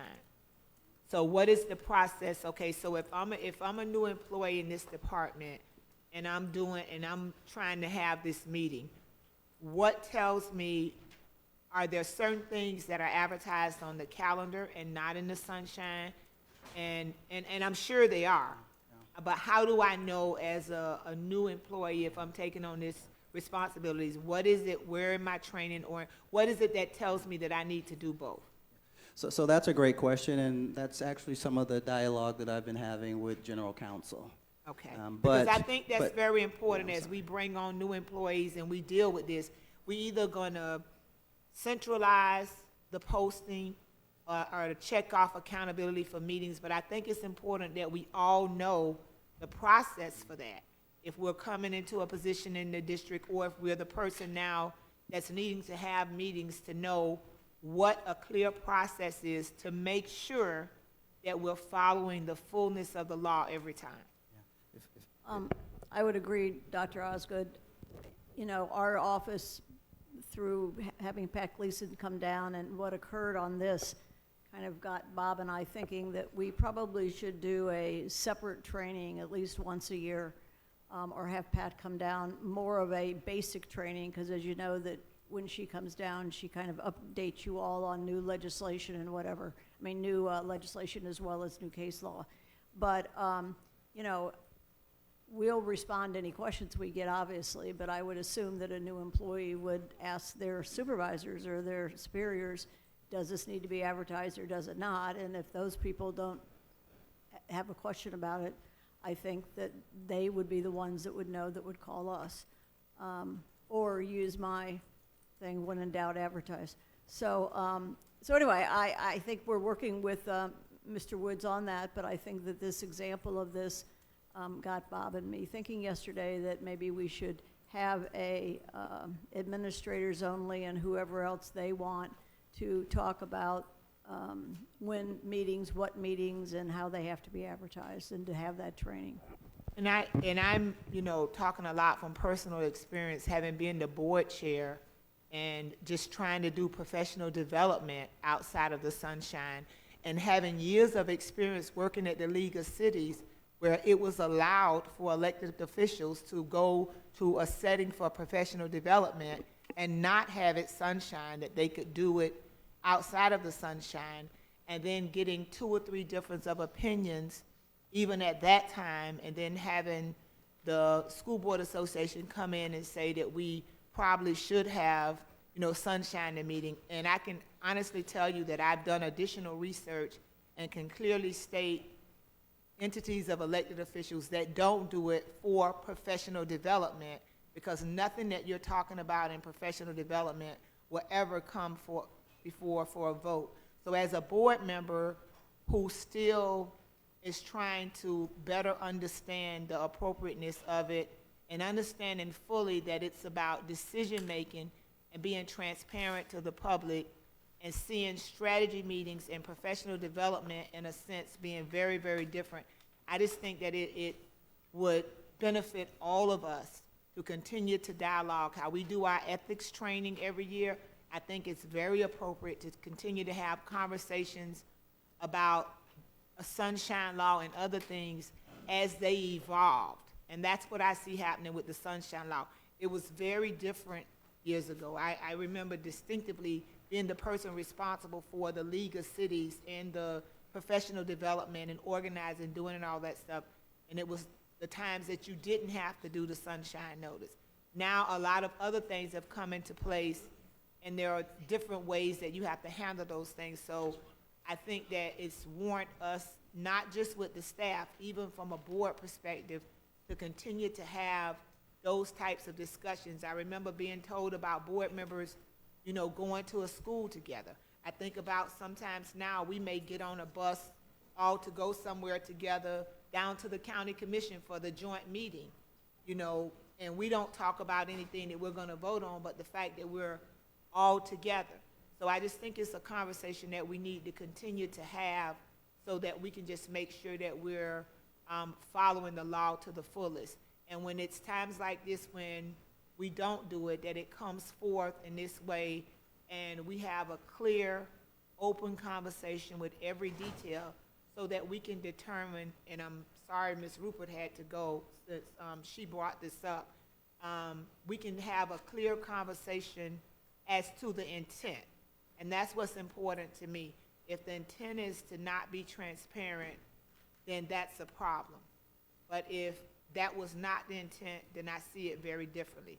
When it comes to the board and professional development, I think that the board should be allowed to get the professional development that it needs outside of the public, because some of it can be so personal into your development and just trying to be a better board member, you may not want to be blasted out about it in the public. And that's just my personal opinion as a board member. And of course, we'll do whatever the laws say. But I think that this is something that is serious, and it's something that is not as black and white as oftentimes we want it to be. Thank you, Dr. Osgood. Ms. Bartleman? So I'm not going to talk to this item, but but in general, Ms. Myrick, this is the second time, and I've been on the board 16 years, and I don't think there's any ill intent, but it's the second time something like this has happened regarding an agenda and a meeting. And so I would just ask you as your legal counsel, because the people who get in trouble are the board members, and none of us even knew, I didn't even know this meeting was happening or there was a problem with it until just now. So you're the employee that is accountable to me, as well as Mr. Runcie, and I really feel very strongly that you and Mr. Runcie need to develop a plan in writing, and I would like to see that, because you're the only ones I can hold accountable for this, that you're going to train all new staff members and have a check and balance system. Well, I cannot guarantee that we're going to train all new staff members, because I think we need to train cabinet and their administrators, and then they need to funnel it down, and then we'll ask questions. We can train a lot of administrative people, but I can't train every new teacher and everybody else. I'm not speaking to teachers. Okay, I'm but they're speaking new to the- staff members. So I'm just saying that we're willing and certainly can train cabinet members and administrators regarding sunshine and advertising and what is allowed and what is not allowed. Okay, and can you just provide that to me in writing at this point? Sure. Because, like I said, we're the ones who are accountable for this, even though Well, we you haven't- would not be accountable for We're this the- mistake. Who would be? Who would be accountable would be the committee. And So they would get the sunshine violation with the Department of Ethics? as staff members, they would get that. There Not a- probably is no penalty to them because they're staff members, but you did not attend, you did not participate. I don't think any board members attended, so you would not get in trouble for what staff members did. Okay. I Thank still you. want it in writing regardless, because we did have another meeting that did involve us, and I am very frustrated to hear that this is going on or happens. I do not think, Dr. Osgood, like you said, there's any ill intent, just like the agenda with the pre-planning, there is no ill intent, but I need to have some level of accountability for me as a board member to know that we're handling this. Thank you. Thank you. I'm going to go back to Dr. Osgood in just a second, but when Dr. Osgood was talking about who might need the training, I would say those staff persons that serve as liaisons to committees that are required to be sunshine would be included in that. Dr. Osgood? And Ms. Brinkworth, that's the point I was gonna make. And I also was gonna ask, whatever this calendar system is that meetings are posted to, is that something that people can see district-wide? I don't know, I mean, that's on the website. I think the answer is yes. That does not qualify, as you know, for us doing a formal advertisement for Right. Sunshine. But it certainly, in this case, got the information out because we had the press there. So, and that would help mitigate any problems with it, but it, doesn't satisfy the Sunshine Law. Right. Is there someone, Mr. Mokman, whose job or responsibility it is to monitor that calendar? And what I'm looking for now is just a check and balance. Say this department missed the fact that it had to be Sunshine. If somebody was looking at the calendar, checking off if things were sunshined or not, because my colleague raised this concern, and it's a huge issue for Ms. Barterman.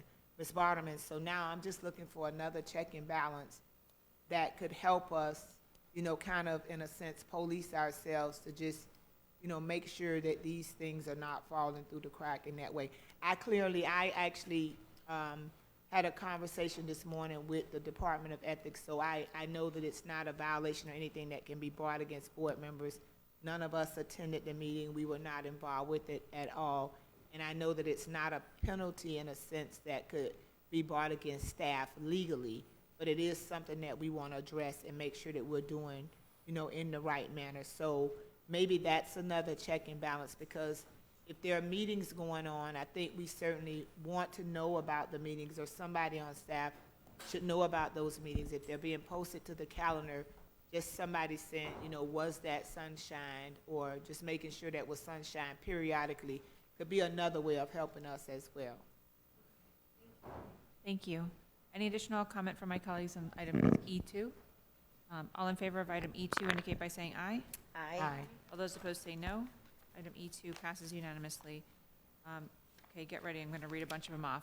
Can I have a motion and a second on items EE 3, 4, 5, 6, 7, 12, 14, 16, 17, 18, 19, 20, and 21? So moved. Moved by Ms. Korn, second by Ms. Good. Audience input on items EE 3, 4, 5, 6, 7, 12, 14, 16, 17, 18, 19, 20, and 21. Seeing none. Board member comments? Seeing none. All those in favor of items EE 3, 4, 5, 6, 7, 12, 14, 16, 17, 18, 19, 20, and 21 indicate by saying aye. Aye. All those opposed say no. Do I need to read them again? The items pass unanimously. Hold on one second, let me just mark it. May I have a motion and a second on item EE1? So moved. Items EE1 and 2. Perfect. Ms. Korn motioned, Ms. Good second. Audience input on items EE1 and 2. Hold on one second, Mr. Barish. And me. Okay, state your name for the record. Ronald B. Barish. Just a question for the board. Is MSD HS on that list? Yeah, why or why not? If you get back to me on my email or whatever, I'd like to know. Thank you. Thank you, Mr. Barish. Any additional audience input? Colleague input, Ms. Rupert was the one who asked to address these. Anybody else have a comment? I'm sorry, have Ms. on Levinson? Yes, I just wanted to take a minute to highlight a couple of these, one of which is CTASE, Career Technical Adult and Community Education. They have applied for another grant about inclusive higher education. They've already started the Grow Your Future program, and just want to thank them for continuing that initiative with our students. Also, Jobs for Florida Graduates. I know each year they give us grants. We have some applications in with them once again. And South Plantation High also has a teacher development grant to go along with their environmental science pathway. So just wanted to recognize them as well. And we have others here as well that apply to individual schools. So just want to thank everyone who's taking the time to write these grants. Thank you. Thank you, Ms. Levinson. Ms. Korn? Thank you. So I had brought up the concept of there being either some kind of a non-compete for those who are, this is for EE2, for those 75 teachers who were selected for the program. We basically are providing this through this grant for the EE2. Do I have the wrong one? This is the agreement with FAU, and this is for our, okay. So this is the item where we select 75 teachers, right? And then they're afforded basically free education to complete their certification, correct? Yes. So my question is, of those who are provided, the 75, it seems to me as if there should be some type level of commitment. I did see district's feedback that there is nothing right now in exchange for participation, but that we're going to explore different options. So my question is if we pass this at this point, as soon as we pass it, obviously we're going to move forward. There won't be any type of obligation or requirement. And I know that often there is either some type of a repayment required at the end of employment off of a last paycheck if you've somehow benefited from something along these lines and not had a minimum, whether that's a 2-year, whatever that, you know, or there's a non-compete for a period of time, and in the event that you do compete, at that point you would then owe something. But there needs to, for me, there needs to be some level of commitment, because if we're going to allow this to be 75 teachers and let's say there's 150, we want to make sure that the ones that are actually getting the benefit of it stay with the district, even if it's for a short period of time. Otherwise, I'd rather us have the teachers who are making the long-term commitment to staying with us. So we certainly are exploring that option. Certainly, we've been looking at other districts and what they've been doing. This is certainly something under Title IIA, under the provision number 3, where we can support and use the Title IIA grants to support that, because that is an at-risk factor. And most of these, and all of these teachers actually are teachers on a temporary certificate, which means they're coming from non-traditional education tracks. So there are advantages and disadvantages of doing that, and so we certainly need to explore that as an option, because we certainly don't want to hinder a population of our teachers that we are really strongly trying to recruit, and we know that that's probably the biggest pool of teachers we're actually recruiting from, because of the educational tracks that are diminishing from your regular colleges. So we'll look at that. Okay, so I guess to your comment that this would somehow diminish a desire to go down this path, free education and being able to go from a temporary certificate to a permanent certificate, that's a very attractive thing to offer at no cost.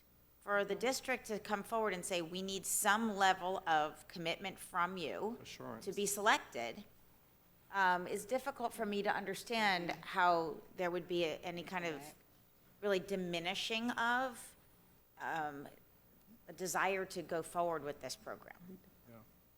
So, Dr. Wanza? I'm looking at my temporary. No, I guess my first question to Dr. Cohn would be, I would presume, maybe wrong, that just because of the existing relationship with Broward County, that many of these individuals end up continuing to work with us. Yes. Right? So we can get some research for the board on those numbers. But then the next question becomes, is there the opportunity to invoke or codify that in writing as part of this cohort before we approve this item? That's what Board Member Korn is asking. Well, to two of your points. I think Ms. Myrick has a comment. I had a brief conversation with Doug about this because I was comparing it to the Montessori program, that when we train people, and apparently our agreement with the Montessori is that as long as they're in the district for a period of time, they will continue to teach Montessori. But if they leave the district, there's not any long-term to be committed to the district. It would have to be an issue that was bargained in the bargaining contract. And so I think if this is something that we would want to do as we go forward for the teachers that, have these things, and that would be something that you know, they can look at next year, particularly since they're going to open it up pretty quickly, to look at the possibility of bargaining. I don't think, Jeff, I would not approve this one, because I don't think this is going to be a quick answer, although I think that it is something that we should look at going forward. Okay, well, I certainly don't want to hold it up. It is a great opportunity, but I would like before this or something similar, and again, I don't want to dissuade us from entering these types of agreements. I think they're fantastic. I just want us to take the extra step and get as much value out of it as possible. Yeah. The true value is the teacher staying with us and teaching, right? It isn't just getting someone from temporary to a permanent certificate, it's getting that person there and then they stay employed with us. So that's why I'd like that benefit to really be Could I just enjoyed. state one data point, if it helps to reassure you, because I used the word diminish, and I think that probably hit a buzzword for you. So this program has been offered for the past 4 to 5 years, and the reason why we offer it, and one of the data points we use to track the measurement of success is the retention of the teachers post the completion of the program, because we want to see how effectively are those teachers with improving student achievement, but also are they retained within the district, to look at our return on investment. So our tracking system is that 93% of the teachers actually stay after they complete the program, For a year, 2 years? for 3 years and above. Perfect. Yeah. That's the type of thing that I'm talking about. So if we know that that's happening, Yeah. that would be something that would be very helpful, obviously, for you to share back. And the concern wouldn't be nearly as great if we're at that, and that's been pretty steady then over the last several years that we've renewed the contract. Yes, which is why we continue to partner with FAU. And as a matter of fact, in the provision, we're offering test prep with them, because that's also a need for those particular teachers. Okay, so if we can explore, again, I don't want to hold this up, but just explore the opportunity of, you know, again, just trying to gain as much value as possible with each of these programs for the longevity of the district, that would be great. Thank you so much. Thank you, Ms. Korn. Thank you, Ms. Korn. Any additional comments on items EE 1 or 2? Seeing none, all those in favor of items EE 1 and 2 indicate by saying aye. Aye. All those opposed say no. Items EE 1 and 2 pass unanimously. May I have a motion and a second on item EE 8, please? So moved. Moved by Ms. Korn. May I have a second? Second by Ms. Good. Audience input on item EE 8. Seeing none, I have Ms. Korn, Ms. Levinson, Mrs. Alhadeff, and Dr. Osgood. Can you come right back to me? Sorry. Sure. Ms. Levinson? I had asked for this breakdown by cohort to see what schools are getting the Stop School Violence program. And I'm going to reiterate that it's disturbing to me that there are almost no Western schools on this in the district. And I don't think that it's just a problem in certain schools. And so it's very concerning to me that this is not being done equitably.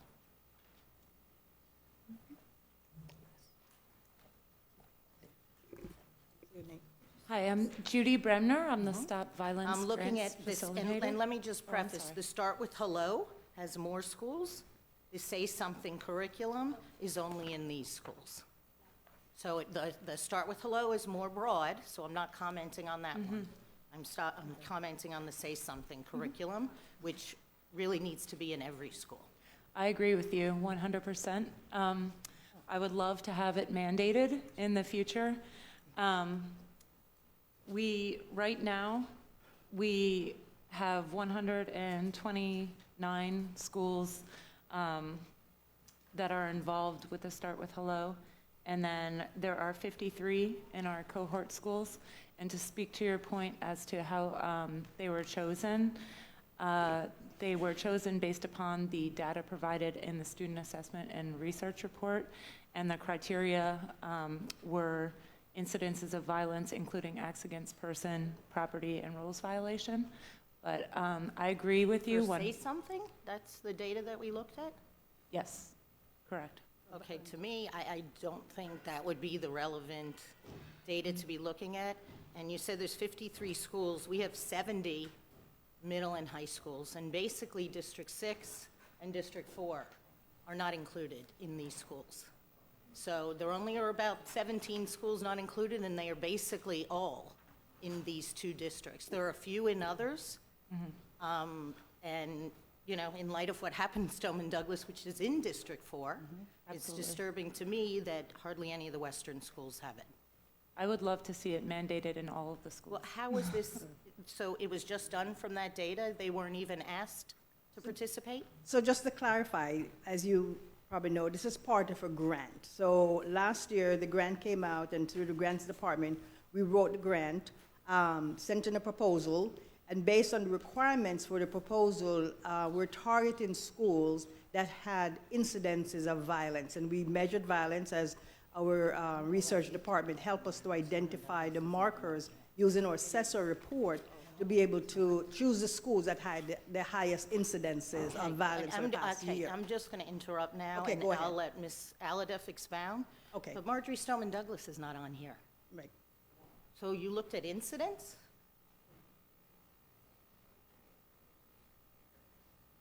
Okay, I mean, I think I made my point, and I would like to see how we can get this in the other approximately 17 middle schools and high schools, so that it's in all middle schools and high schools. So how would we go about doing that, Mr. Moquin? Well, I think at the next workshop, we're going to be bringing back, is it on the 14th or the 28th, we're bringing back budget workshop 2 discussion? Dr. Neesmith. When we bring back budget workshop number 2 and we start talking about priorities of investment, to the extent that there's you know, additional funding that's been provided through this budgetary session or this legislative session, we'll have that discussion. I believe Leo Neesmith, Director of District Administrative Services, I believe the next budget workshop is the 28th. So the funding from this item is coming from where right now? The Department of Justice granted the District A grant for $500,000 to provide school violence prevention and mental health training. Okay, so this, it says, is $45,000. Is that correct? This is the agreement between Sandy Hook Promise and the school. Sandy Hook Promise is our consultants, and they've been instrumental in helping us do our community outreaches, as well as putting checks and balances in place to make sure that the program is implemented with fidelity. When you see that there are so many elementary schools that have offered it, the Department of Diversity, Prevention, and Intervention first brought it on back in August, and it was as a voluntary, schools volunteered to do it. And Start with hello. I'm sorry. Let's start with hello. The Start with Hello, yes. Okay. There are and two. I'm talking about The Say Something? the say something, yes. Okay, I'm sorry, they're both underneath the Sandy Right, Hook but the Promise Start stuff. with hello is in many schools throughout the districts. Again, similar comments with middle school and high schools there, but you can really see it on the say something. So it's $45,000, the whole thing? For that would go to the Sandy Hook Promise Foundation for being our consultants. For both 3 of years. these? So For is the that 3 years. Is that the total cost for this Yes, that is item? the total cost. Okay, so to me, we're talking about a very Right, small so amount of money. The question becomes, what's the cost of fully expanded if we made it district-wide for all middle and high schools? How much additional financial impact would that be for the 3 years? I believe, and correct me if I'm wrong, if I'm mistaken here, but I believe that there would not be a further financial impact. Anything that we could do to make it mandatory for all the schools, I would be on board with that 100%. I believe wholeheartedly in this program, and I have to say to Ms. Aladeff, my condolences to you. I cannot imagine what you're going through. The reason that I am in this position is that one of the students was a former student of mine. I used to teach science, so my condolences. Thank you. But this program, it is very powerful, and I really believe we can turn around the situation and bring awareness. Thank you, I appreciate that. So, Mr. Merklin, if we could look So- at, So you we'll know, do expanding follow-up. to the We'll remaining. confirm that there'll be no additional financial impact. And then we'll work with Dr. Wanza to make sure that there's 100% participation. Okay, thank you. Thank you. Mrs. Aladev? Thank you. So I spoke with Nicole Hockley, who lost her son in the Sandy Hook shooting and who runs the whole Sandy Hook Promise yesterday. And she said that they do everything to make sure that there is no charge to schools at all. There's no cost to this program. They ask schools to apply for the STOP grants for federal money to help supplement offset the cost for these programs. However, there would be absolutely no charge to schools if they wanted to implement these programs into their schools. So we can make it happen in all of our schools. That would be wonderful. Thank you. You have additional comments? Yes. Okay, go ahead. On the executive summary, on the third paragraph where it talks about the say something, teaches students how to look for warning signs, signals, and threats. I was wondering why it says, it says reported through the Fortified app. How come it doesn't also say the Safer Watch app? Safer Watch is also in there. We were originally going with the recommendations that were brought about by in the commission report. They stressed the Fortify Florida app, but we had talked about this at the APG meeting, and Safer Watch, I just want to let you know, it is included now, and also the Silence Hurts hotline. So we are pushing all three. Okay, wonderful. And then, yep, that covers it. Thank you. Thank you. Dr. Osgood, and then I'll go back to Ms. Gordon. I'm happy to see so many District 5 schools represented on this, but I totally agree with Ms. Levinson. And when we look at data, we have to look at perhaps what's not in the data and just look at the reality of everything. We've had a number of suicides, and a lot when you break down that data, it's not necessarily students that are showing up with behavior problems that end up, you know, unfortunately taking their own lives. I think something like this that we can have available across the entire district only enhances our opportunity to make these things available to our young people so that we can assure on every level that we're doing everything we can to provide them with tools and resources through multiple means. When I looked at the executive summary, and I am in favor of Fortify Florida, and I am in favor of Safer Watch, but my question is why we don't have 911 at Broward schools represented? Because when something is reported on the apps, they go to another entity. They can go to the Sheriff's Office for Safer Watch, they can go to Fortify Florida, to the Department of Education, and then it's a process before it gets to us here at Broward School. So I need to kind of understand how we're using all of those together, because I know that there is something set up within the school system that students can report things that they're thinking and things that are going on, things that they think that are going to happen directly to us. I don't always necessarily want to be the last on the list of receiving information when it pertains to students and something that's happening within our schools. And I know we're working across multiple levels to streamline and have better communication with law enforcement and outside entities. But I think every chance that we get to promote all of those, we should. It shouldn't just be Fortify Florida or Safer Watch.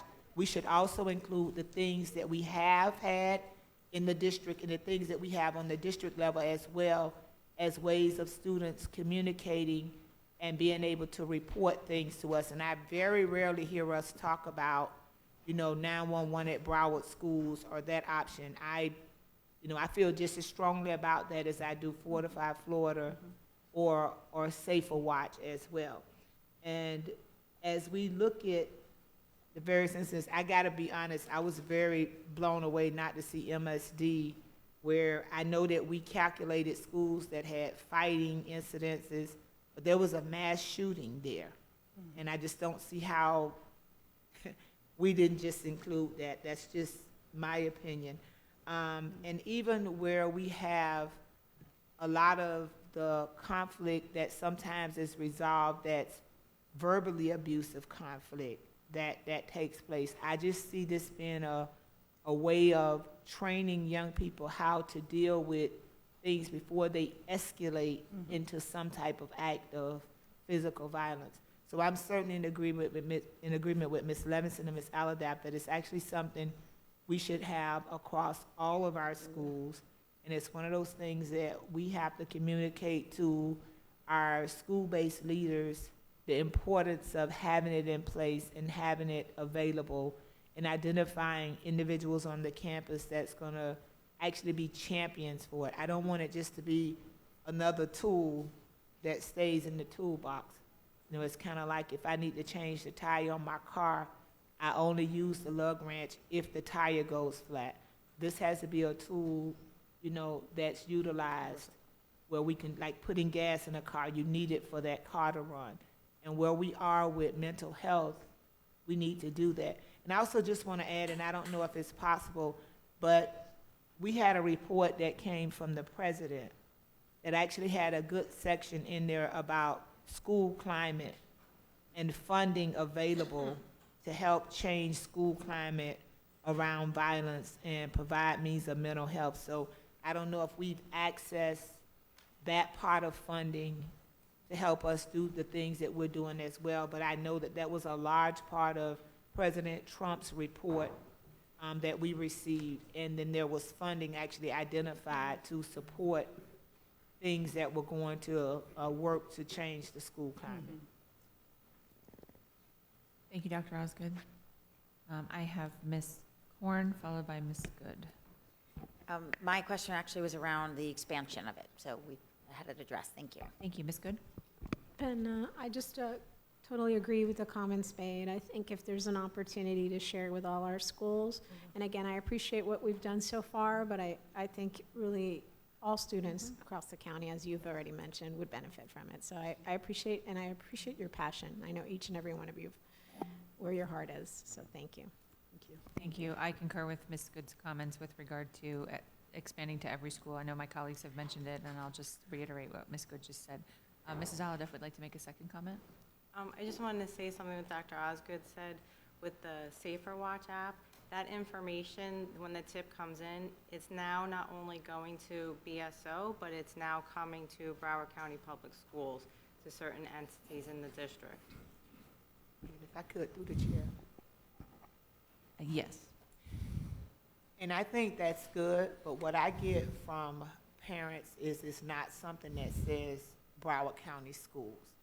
I have a great appreciation for the sheriff's office and even for the state, but as a school board member to this district, we have to have our own in-house process, which we haven't. We've had it. You know, many people don't even know that it exists because we never talk about it. I'm just asking us to talk about an additional thing that we have available, that we've had available even before February 14th, that we never mention or talk about.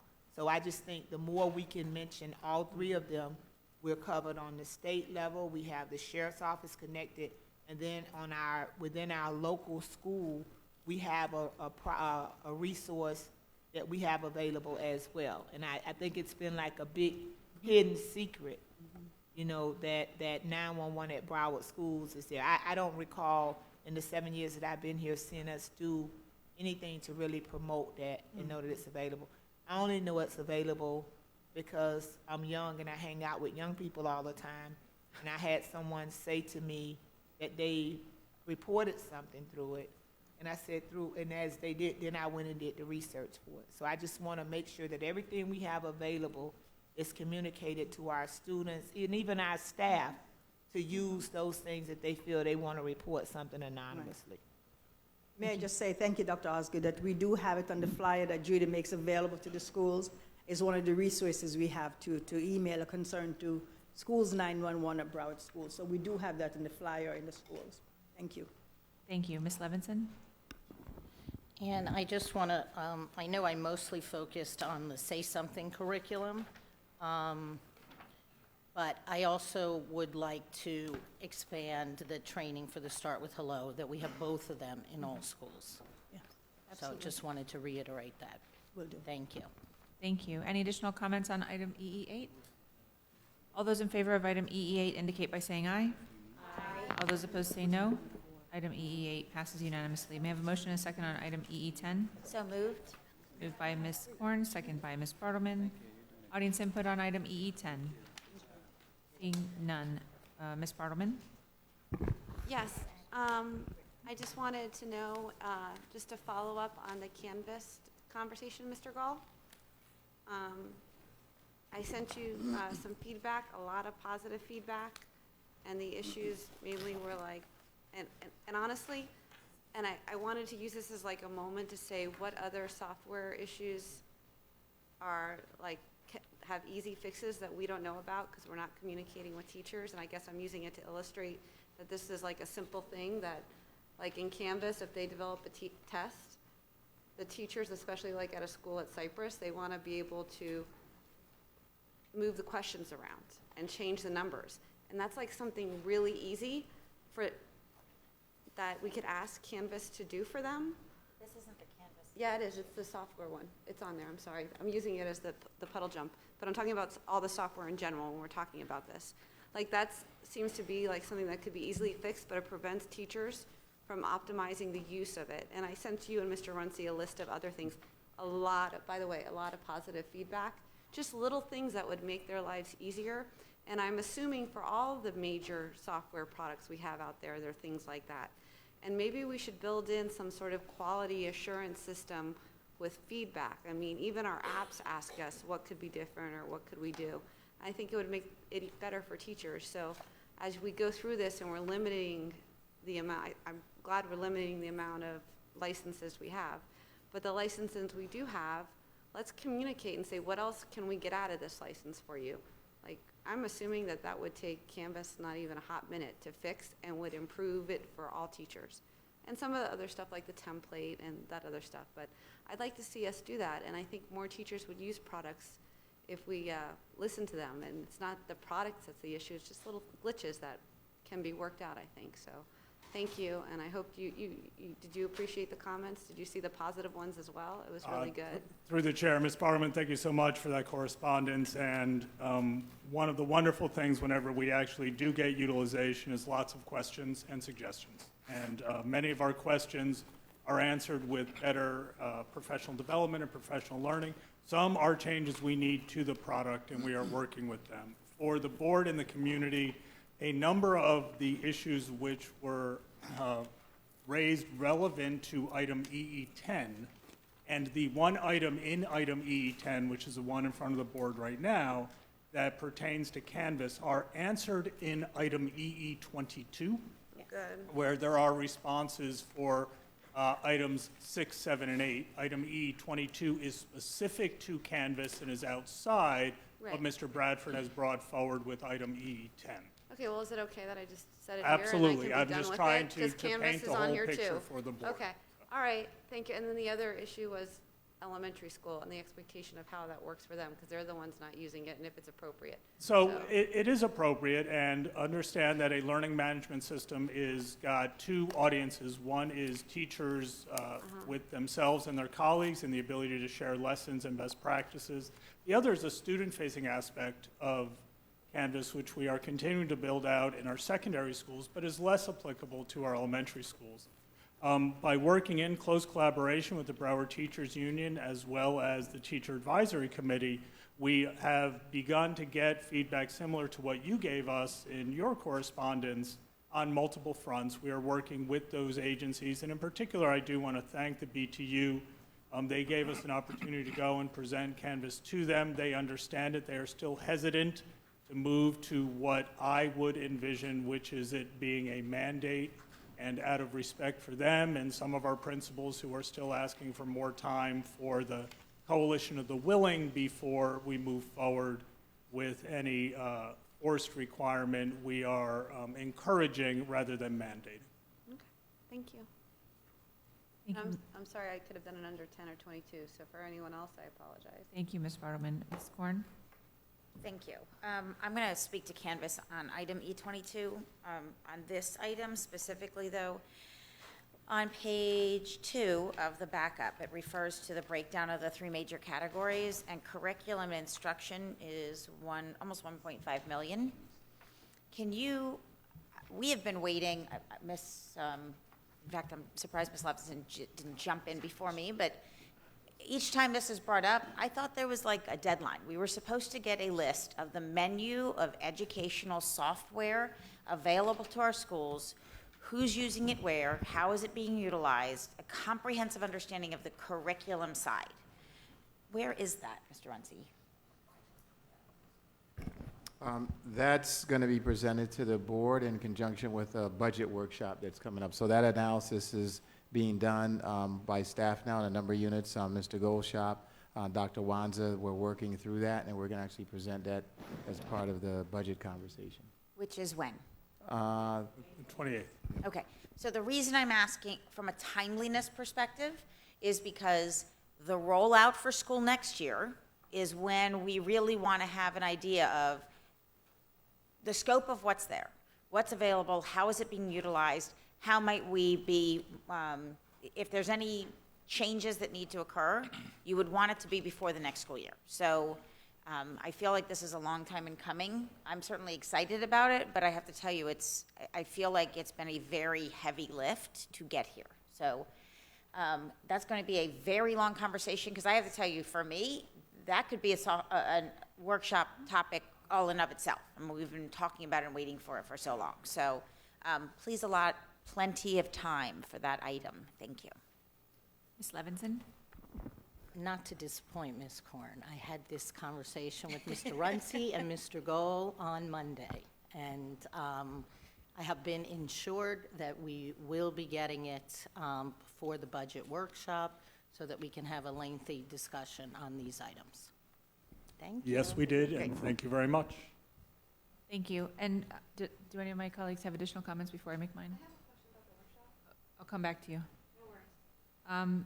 So with regard to the item and the page 3 where it says the fiscal year, the INT spending request, other department spending request, total agenda amount, and then net change year over year. So my question is that how are we as a board having visibility into where something moves from underneath this item to then be a standalone item that comes through to us through a different item number? And so where it might look like our spend has decreased on this particular item, we perhaps don't have a global visibility into how our spend is trending, whether we're increasing our spend or decreasing our spend. So what I would like to see is I would like to see us saying what was on it the year before, what moved off, and did it move off because it went to its own individual item, or did it move off because it was, as Ms. Levinson has asked for time and time again, one of those things that we're just not going to do anymore as a district?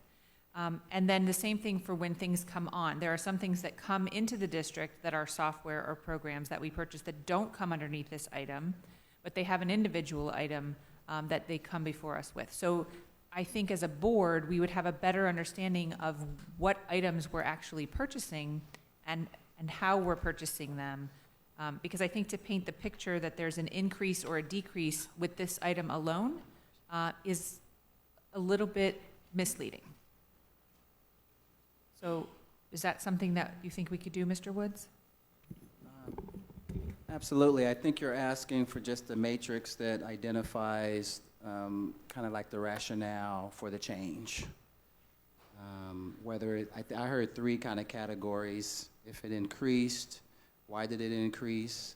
If it decreased, was it absorbed in another item that was brought forward? And if it decreased and it wasn't absorbed in another item, maybe some rationale. I think we can do that. I think we've done that on some of the items as kind of backup and preparing for this conversation.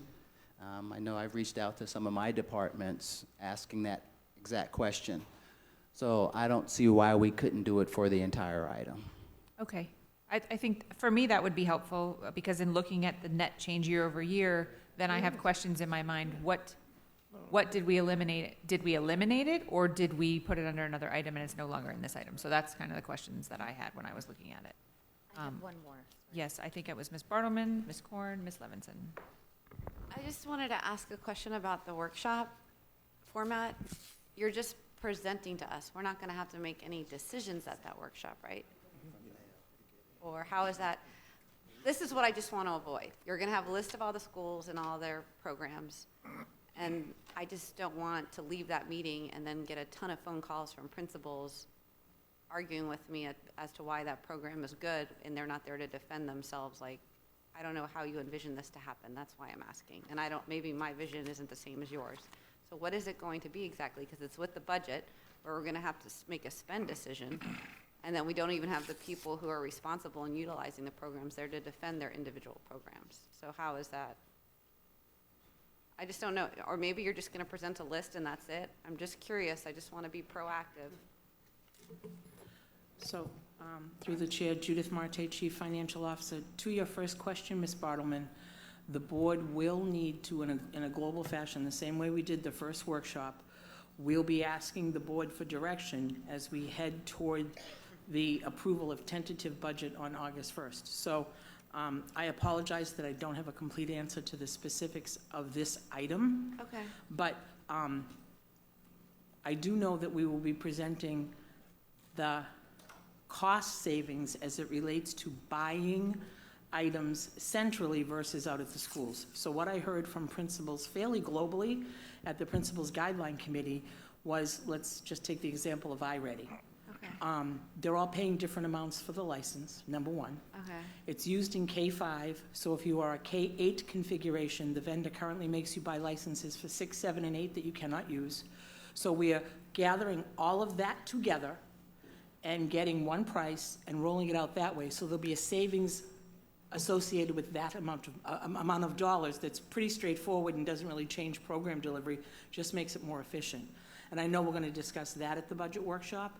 I really feel uncomfortable saying much more than that at this point because we're still working on the actual format of some of the specific items that we're going to ask the board for direction on. Okay, I guess if they're outliers, like I remember there's one program you were thinking about removing, but one school swears by it. It's an A school because of it.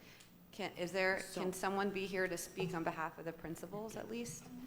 Because I just don't want to make decisions and then get, or if they want to be able to buy it out of their own budget, because I don't know what the vision is of this. So Valerie Wanza, Chief School Performance and Accountability Officer. So yes, there will be school-based representation here. I can tell you that we have surveyed all of the schools for all of the programs and services that they use across progress monitoring, in addition to supplemental academic materials. I know about the specific program you're speaking to, and we do have a process in place where if a school comes with their data and their research to demonstrate them, then we do have a quote-unquote appeals process, if you will, but every program shouldn't make it through the appeal process because it is our goal that we reduce so that there isn't redundancy in delivery to students. So there will be an appeals process, and yes, we will ensure that we do have adequate school-based representation. Thank you. You're welcome.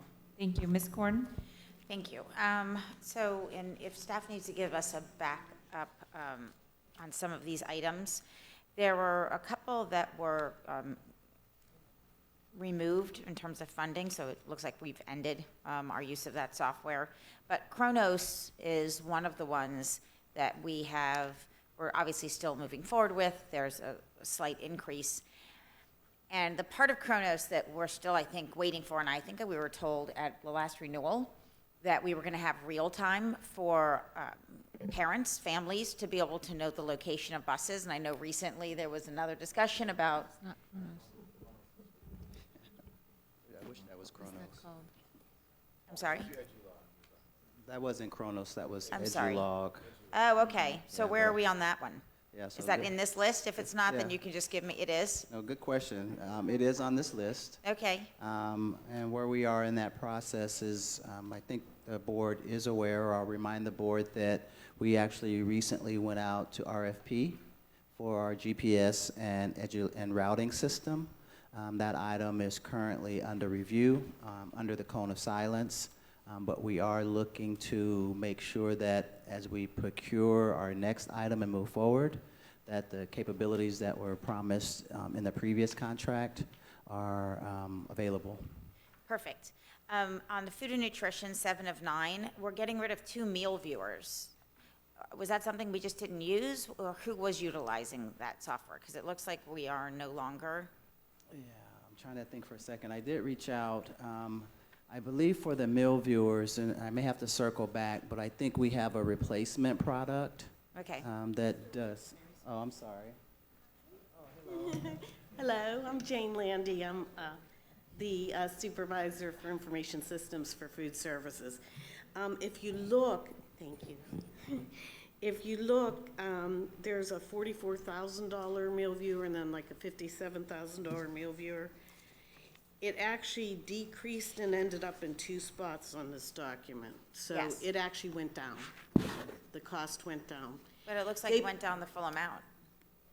Well, yes. If you look on page 5 of 9, the meal viewer that's there, and I guess the word meal viewer is left off there, the 44,780, it's because the one company, Heartland, bought out meal viewer. So they put it on 2 different line items. So last year's cost was the higher amount.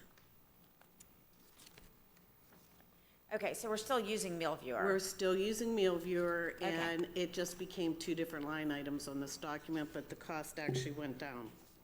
Significantly. Yes. I mean, we saved about $310,000 on that one software. Oh, you're talking about the first meal viewer. The $364,000, that was a project.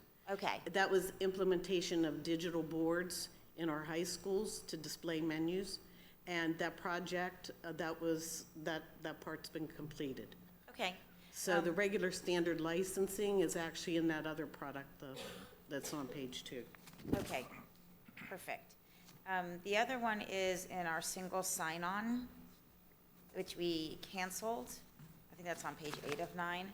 Didn't we talk about the possibility of getting some refund from that? Because didn't we cancel it prior to the end of the? Are you talking to me? No, the single sign-on.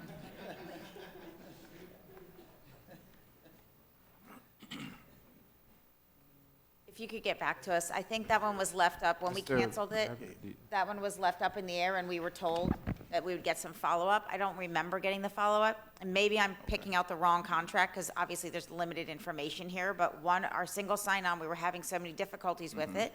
We ended that early, and then we were looking into whether or not there was gonna be a refund, right? I'm seeing some nodding of heads, so I didn't totally make this up. And and I think there was gonna be some follow-up about whether or not we were going to be able to take advantage of some type of a refund, a recovery at least. I don't know if it was a refund or a recovery of some dollars in that contract based on the fact that we didn't get full utilization and they weren't able to live up to what they had promised in their contract.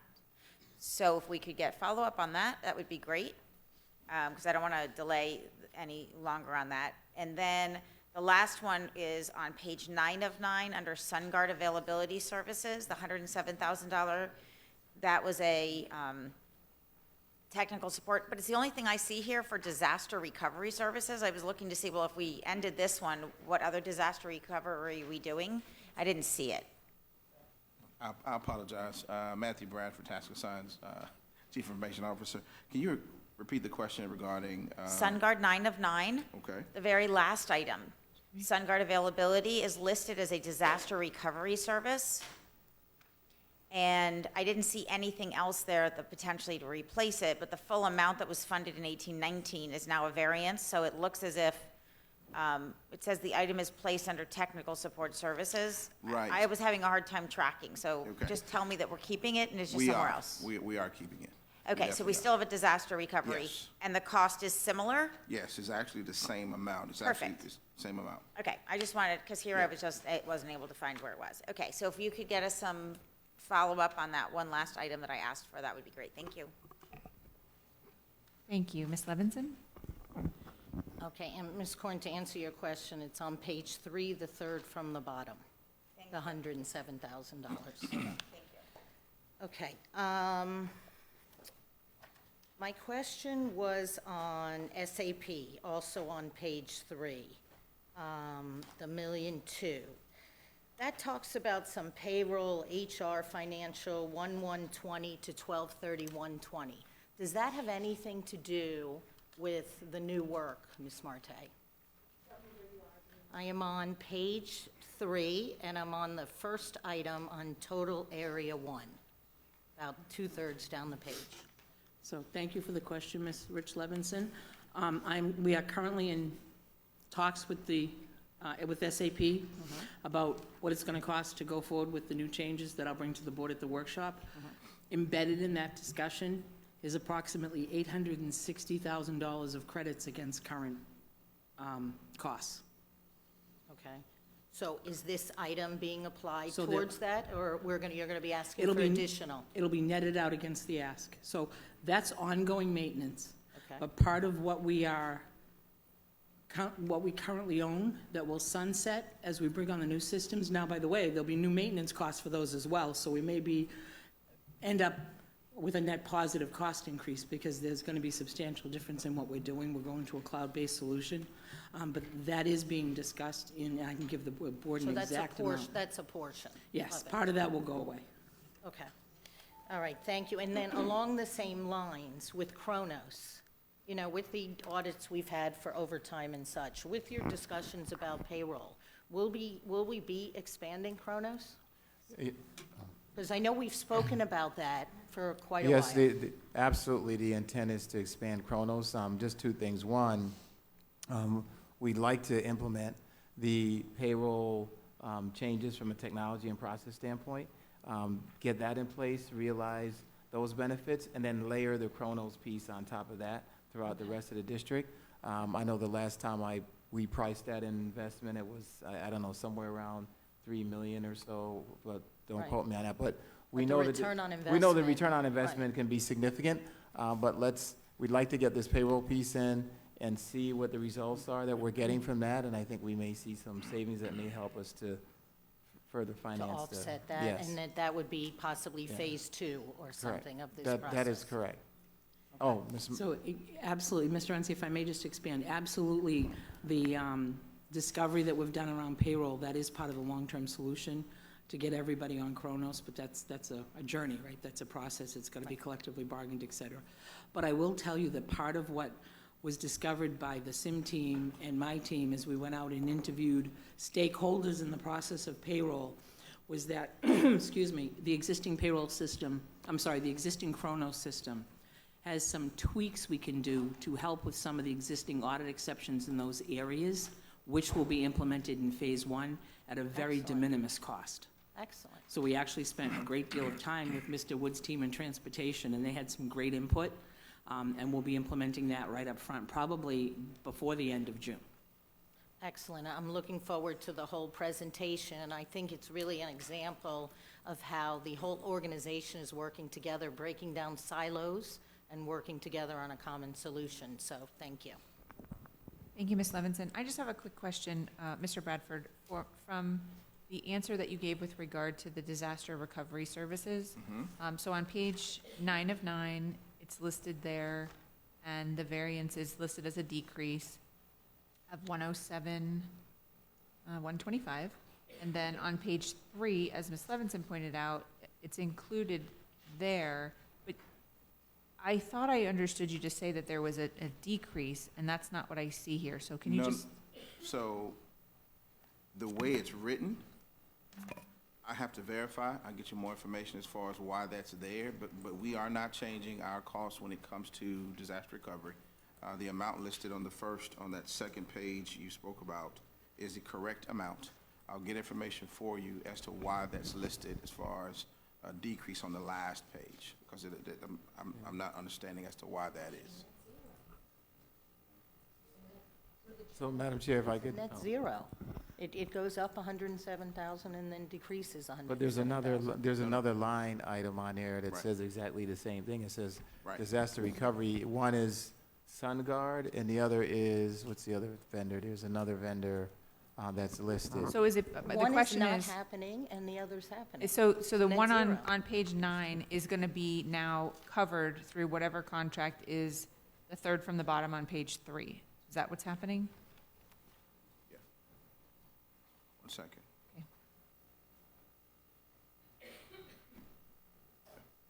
Good afternoon, Director of Technical Support Services, Vincent Vinuesa. The amounts are not changing, it's just that from a financial perspective, they took the amount from one IT department and they moved it to another, they consolidated 2 of them. So it went down in that one and went up in the other one, but it's exactly the same. SunGuard is the provider for DR, for disaster recovery. They were just split in 2 parts, so they consolidated in one.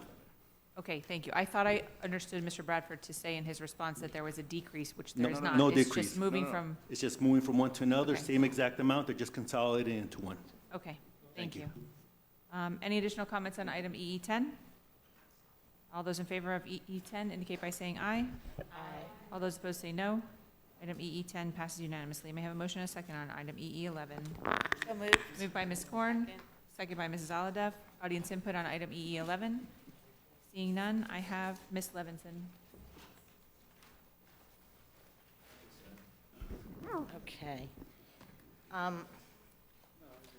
I support tremendously what this school does academically and the work of the administration there. And here he comes. And he knows I support all the work he does there. And it's not a question of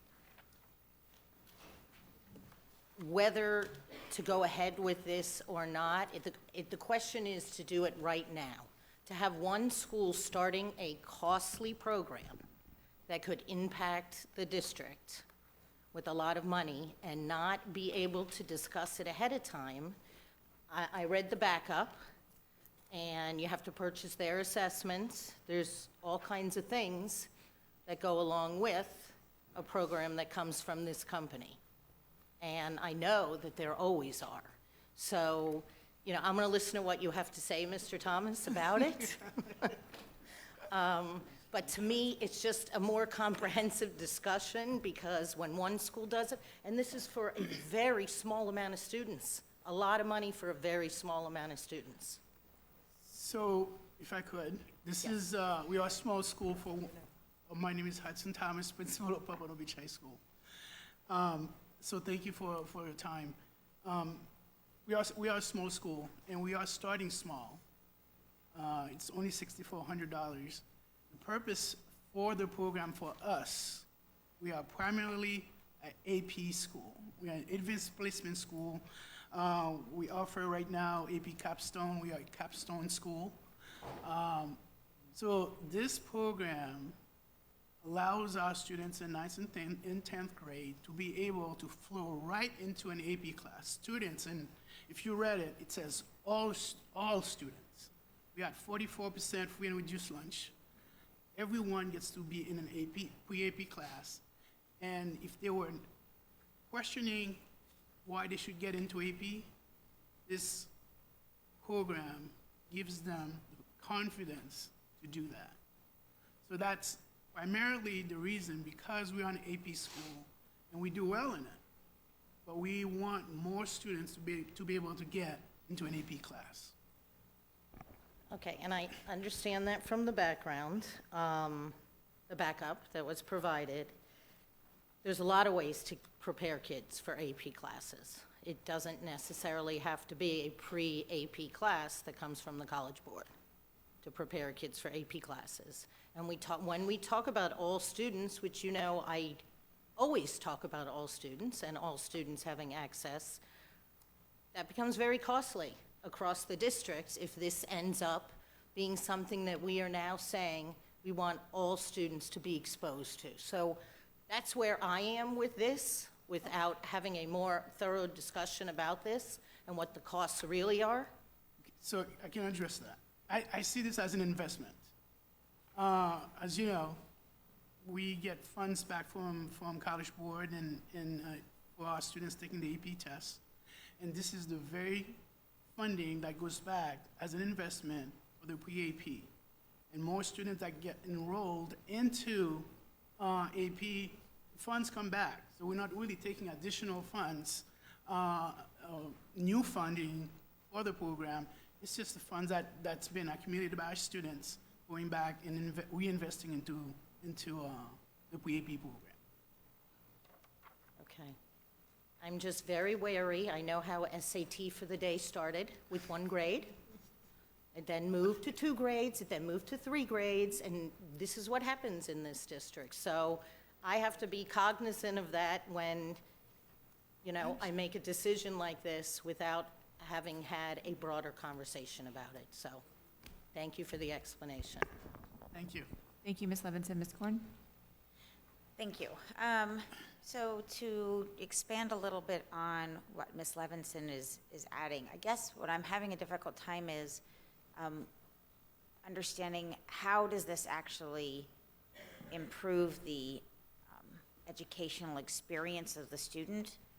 You already do have many of your students in AP. They obviously are prepared. They're doing very well.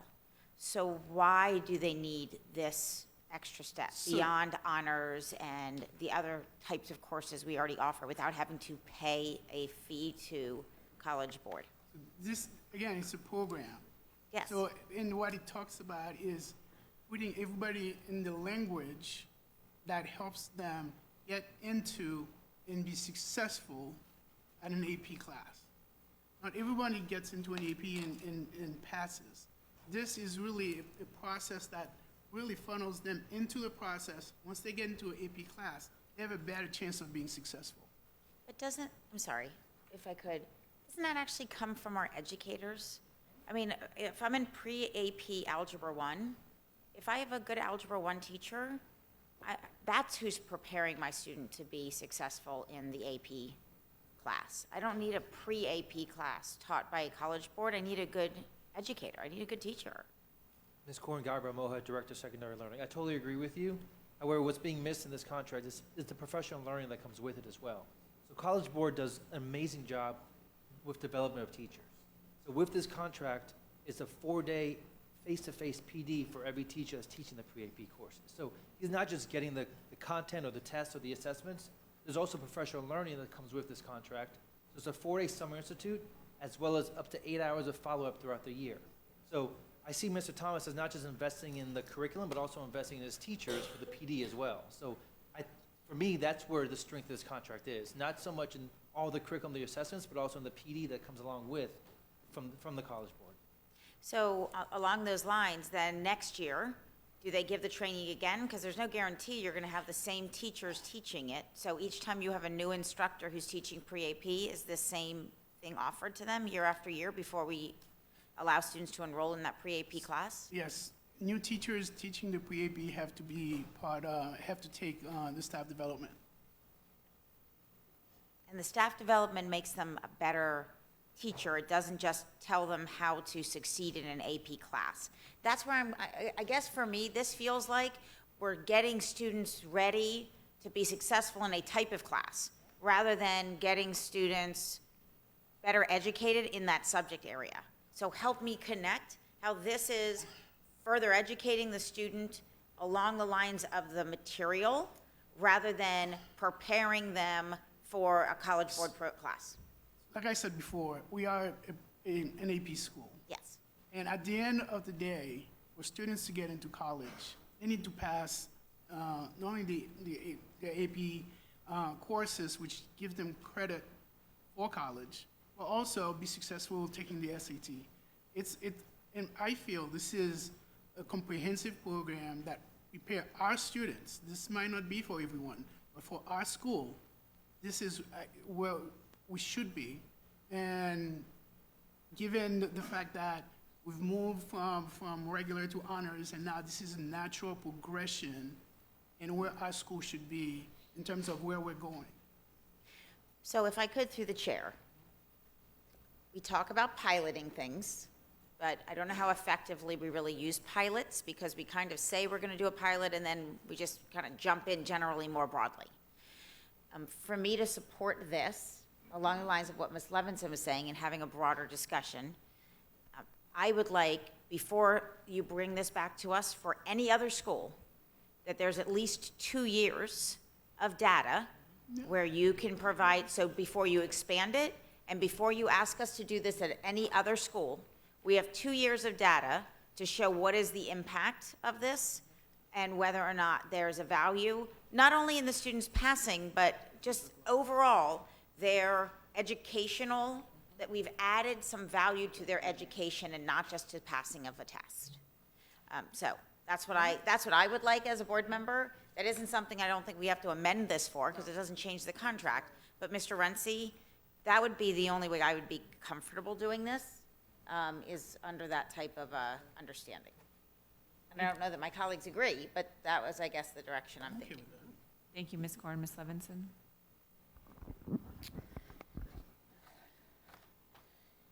I'm going to say that for a pilot, this is not the right school to do it in.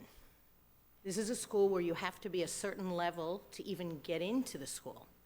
That's not going to give us accurate data on all students in a pre-AP program.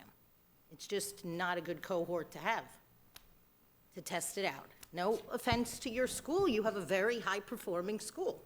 And so it's going to be successful because anything's going to be successful in that school.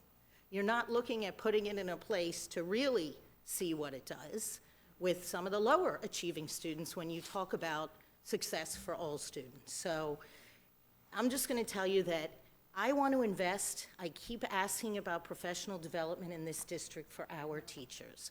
I want to invest money in our professional development of our teachers, not in other people's programs, professional development for the sake of that. So I won't be able to support it. Thank you, Ms. Levinson. You know, when you made the comment with regard to the professional development, that's the first place that my mind went was, because looking at the number of students, how many teachers are you talking about professional development for? We have 6 teachers to start with. Right, and so my thought process was, what does it take to impact a larger, broader number of teachers across the district to deliver high-quality instruction in these subject areas that we're looking at here, just under this, what we're looking at for just today? Because if you look at the pre-AP program agreement and the 1.1 list of pre-AP courses, there's certainly a long list of courses. So I'm guessing through the $6,400, the approval that's being given today is only for these 2 courses. Okay, and so my question then is, what does it look like for us as a district if we invested those dollars, and how does that broadly impact the system rather than at a particular school? Because I agree with Ms. Rich Levinson, to Ms. Korn's point, if you're going to have a pilot to see whether or not this would be something that we would be expanding, it's not really the population to test a pilot on because it's a very controlled population.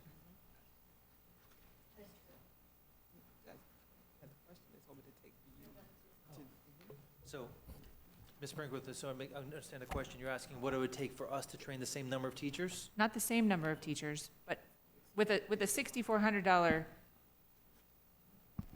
amount of money for training, what type of training would we be able to deliver, and how many teachers would we be able to impact as a system?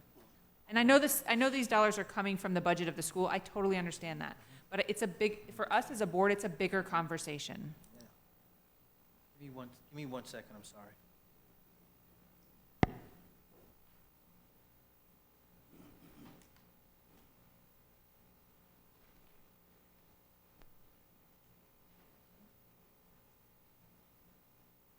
I would be able to train about 15 teachers for 4-day institute with that amount of money. If I pay the trainer and I pay the teacher, but I'm only paying the teacher their stipend rate, about 15 teachers, a 4-day institute. Maybe a little bit less because I didn't count French, Ms. Brinkworth. Right. Or So the extra 8 hours over the year. So I have a lot of concerns about what will happen after this, right? So I could probably say, when Ms. Korn was talking about a pilot, okay, well, yes, coming back to us with data in 2 years, but then thinking that this data doesn't really represent what we would see at a school that has a typical population, it's difficult for me to say that that could serve as a pilot for the district. So I totally agree with principals being able to drive autonomy at their school that supports the programs at their schools.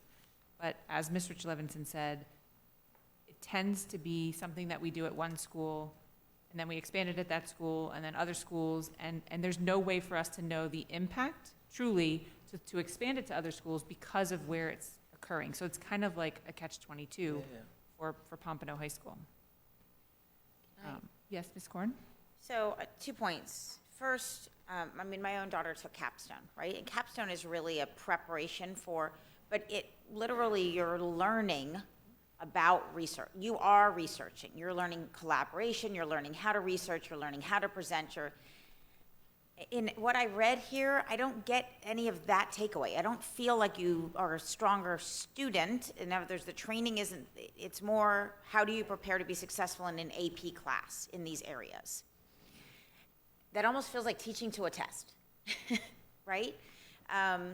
So that's, and then on page, so that's separate. Page 9 of 49, I didn't even catch this before, I just looked at the cost side. But when it talks about the number of participating students, there are the two areas where it has the $3,200 price. So we're only doing this in Algebra 1 and English 1. Yes. Okay. So are the other ones something that would roll out? In other words, why is there amounts in those other areas? Is that something that rolls out in the following year? I just want to make sure there's nothing contractual by having those stated. Yes, so any course that we want to add, we're starting with Algebra 1 and English this year. So next year, we could, looking at how things go, this year, we might add some additional courses. Okay, and this is a one-year contract? Well, it's once we have the contract, it's a contract for PAP, and we can add courses afterwards. Right, so everything listed here, basically the 8 different, you could expand up to the 8 different areas? Yes. And you wouldn't need to come back to us because you would already be under contract? Yes. But we could come back. If we wanted to go beyond Algebra 1 and English 1, we could either through a workshop or some type of formal conversation with the board come back. This is challenging for me, because I agree, at the school level, I want to give the autonomy, but at the same time, I think there's a certain role that we play in terms of the direction that we're going, just as much as we are going the direction of not preparing students just to be good test takers. My concern is that it's taking us down this path in terms of being good at a certain type of class, rather than being a spot-on great Algebra 1 teacher. You're going to be a spot-on great pre-AP algebra teacher or AP Algebra 1 teacher. So help me understand that that isn't the same thing. So I don't know, I haven't seen the training, so I don't know exactly, but I will say that in talking to College Board, they don't see it as test prep, they see it as helping the teacher raise the rigor of their course to try to meet the rigors of AP courses that they're going to see later on. So they realize that some of the questions that our kids answer in our regular, even our honors algebra classes, are not at the same rigor, which is why they provide us not just the assessments, but also the performance tasks that go along with that to try to raise the rigor of the questions that are being asked. So it's not just test prep, according to College Board, obviously. It's more of raising the rigor of the questions and the content that's being taught in the classroom. So could we bring this back, if we approved it, could you bring it back to us in a year before it just continues to be expanded, Mr. Runcie? If you wanted to get it out the door to give us some direction as to whether or not it works, because this is the type of thing we can easily take back off of a schedule, correct? Very easy. Yeah, I mean, what I'd like to do is to see if we can actually postpone this item. I think we need to take a stronger look at how this fits in from the perspective of professional development and expanding the capacity of teachers. I don't think this information is presented well that way, if that's indeed the case. The second thing is, if we are going to do it, and it is an investment in a pilot, I mean, we need to look at it not just from the standpoint of Pompano Beach, but we need to pick some other high school that would be representative of the overall county and the students we would have. And at a fairly small investment, I guess it's $6,000 here, I would imagine it would be too far from that. But we would do it at a minimum of 2 schools so we could see how it would work. But I think the key piece of it is that we need to understand how this particular opportunity is situated from a professional capacity building of teachers, versus it being more of a test prep type solution. So, and I don't think there's a clear enough explanation of that. So I'd like staff, through the will of the board, to be able to take time to make that clear when we bring it back. And Ms. Corn, were you done? Because Ms. Yes, Zaldiff thank had. Yes, Ms. Zaldiff. Have you looked at other districts? Do they have pre-AP courses? Yes, so in the paper we gave, we have Palm Beach County and Dade County has several schools with pre-AP. Okay.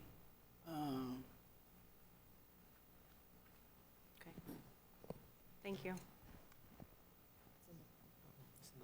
Any additional comments from my colleagues? Yes, Ms. Bartleman? Were we motioning to postpone it then? Is that what Mr. Runcy's request was? Do we need to make that motion? If somebody wants to do that. Okay, I'll make a motion to postpone it. How long do you need, Mr. Runcy? To the next board meeting. It's been moved by Ms. Second. Bartleman, second by Ms. Corn. Audience input on the motion to postpone the item to the next board meeting. Can someone give me the date, please? May 21st. Audience input, seeing none. Colleague input on the postponement of the item. Seeing none. All those in favor of postponing item EE11 to the May 21st board meeting indicate by saying aye. Aye. Those opposed say no. Item EE11 is postponed to the May 21st board meeting. May I have a motion and a second on item EE13? So moved. Second? Moved by Ms. Corn, second by Ms. Bartleman.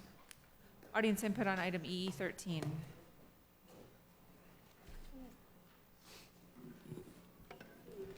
Ronald B. Barish. Am I to understand that in 3 years, it's going to cost the district $83 million? That's, I think, approximately $27,600,000 a year. That's a lot of money for 3 years. What is going on here? That's a lot of money. I can't understand why it would be that much. Can it be lower than that? That's a lot of money to me. $83 million? Holy mackerel. We're on 13. Can you give me 13? That's my deal. That's why I'm trying to talk to you about it. I don't understand this one. Thank you, Mr. Barish. Ms. Corn? Thank you. So I appreciate staff's follow-up on this. I guess there were really, it sounds like 2 different reasons why we were only with one successful bidder. And if I understand correctly, one was because of the fact that it wasn't bid on a per case delivery, and the other was because certain items, all items were not bid on. Is that correct, in layman's terms, from what you shared? That's one of the reasons. Okay. Yes, if you look on page 2 of 12, behind the bid tabulation, recommendation tabulation, you'll see the reasons for Each I one. to B rejection sheet. Right. Yes. So I saw those, but then you gave us a response that said that they had to provide pricing on all items listed, so I understood that to be one of the reasons that it wasn't included, and then the other one was on the per case delivery fee.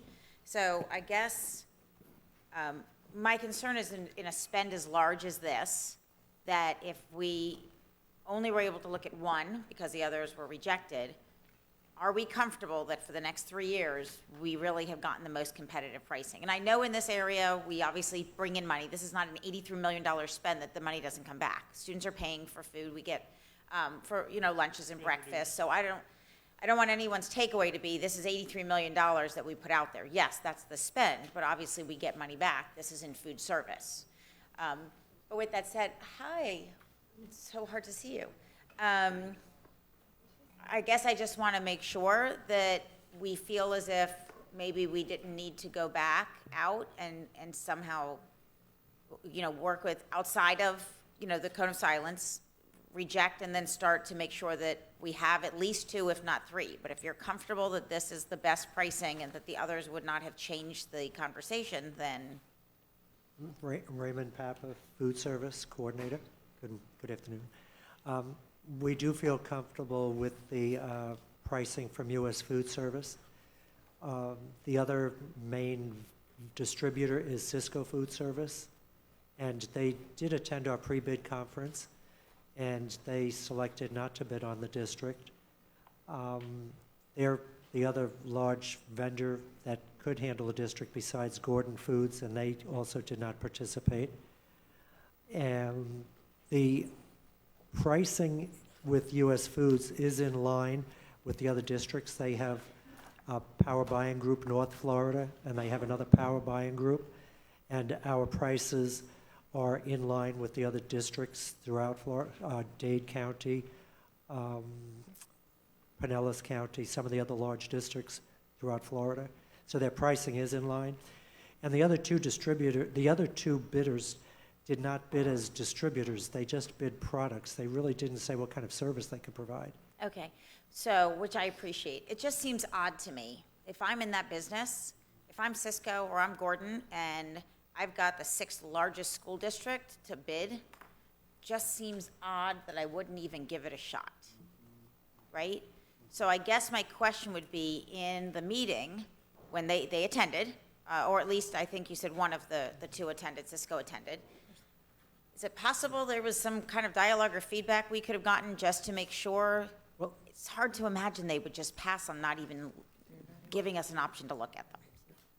Cisco has a different business model, and they were not interested in bidding, I think, with our model. And U.S. Food Service was not interested in bidding the Cisco model. Cisco has a distribution bid, and separate from that is a product bid. U.S. Foods rolls it all together as the distributor and the product supplier. The other two companies, the other two companies that bid, again, that were rejected, they did not bid as distributors. One of them only bid one product. They really should have. Sure, no, I can appreciate that. So I'm really talking about the other big players, right, who didn't necessarily bid. And I guess I'm talking to more of the process. An $83 million purchase over 3 years, that's a big purchase. And if it's in how we bid that they decided not to come to the table, my question then would be, looking at the different opportunities that we could have put this out to bid, I wouldn't have wanted to align it necessarily with the other, right? And said, well, now this player's out because they don't want to bid it this way. And I know you mentioned Gordon is also in this market. So I don't care which company we use, but I just want to make sure that whatever, if it's the way we're bidding something is keeping a broader pool, then would it make sense for us to look at that further, or we did? And we still determined this was the best method. So just help me, and we don't have to do this here, because obviously we can't not purchase, and everything we were supposed to do, we did, and you've told us comparatively this makes sense. But before we do this again, I would really like us to contemplate, and for you all to give us feedback, that you've looked at some of the other delivery models, and where there might be advantages or disadvantages, if that's fair. Very good, thank you.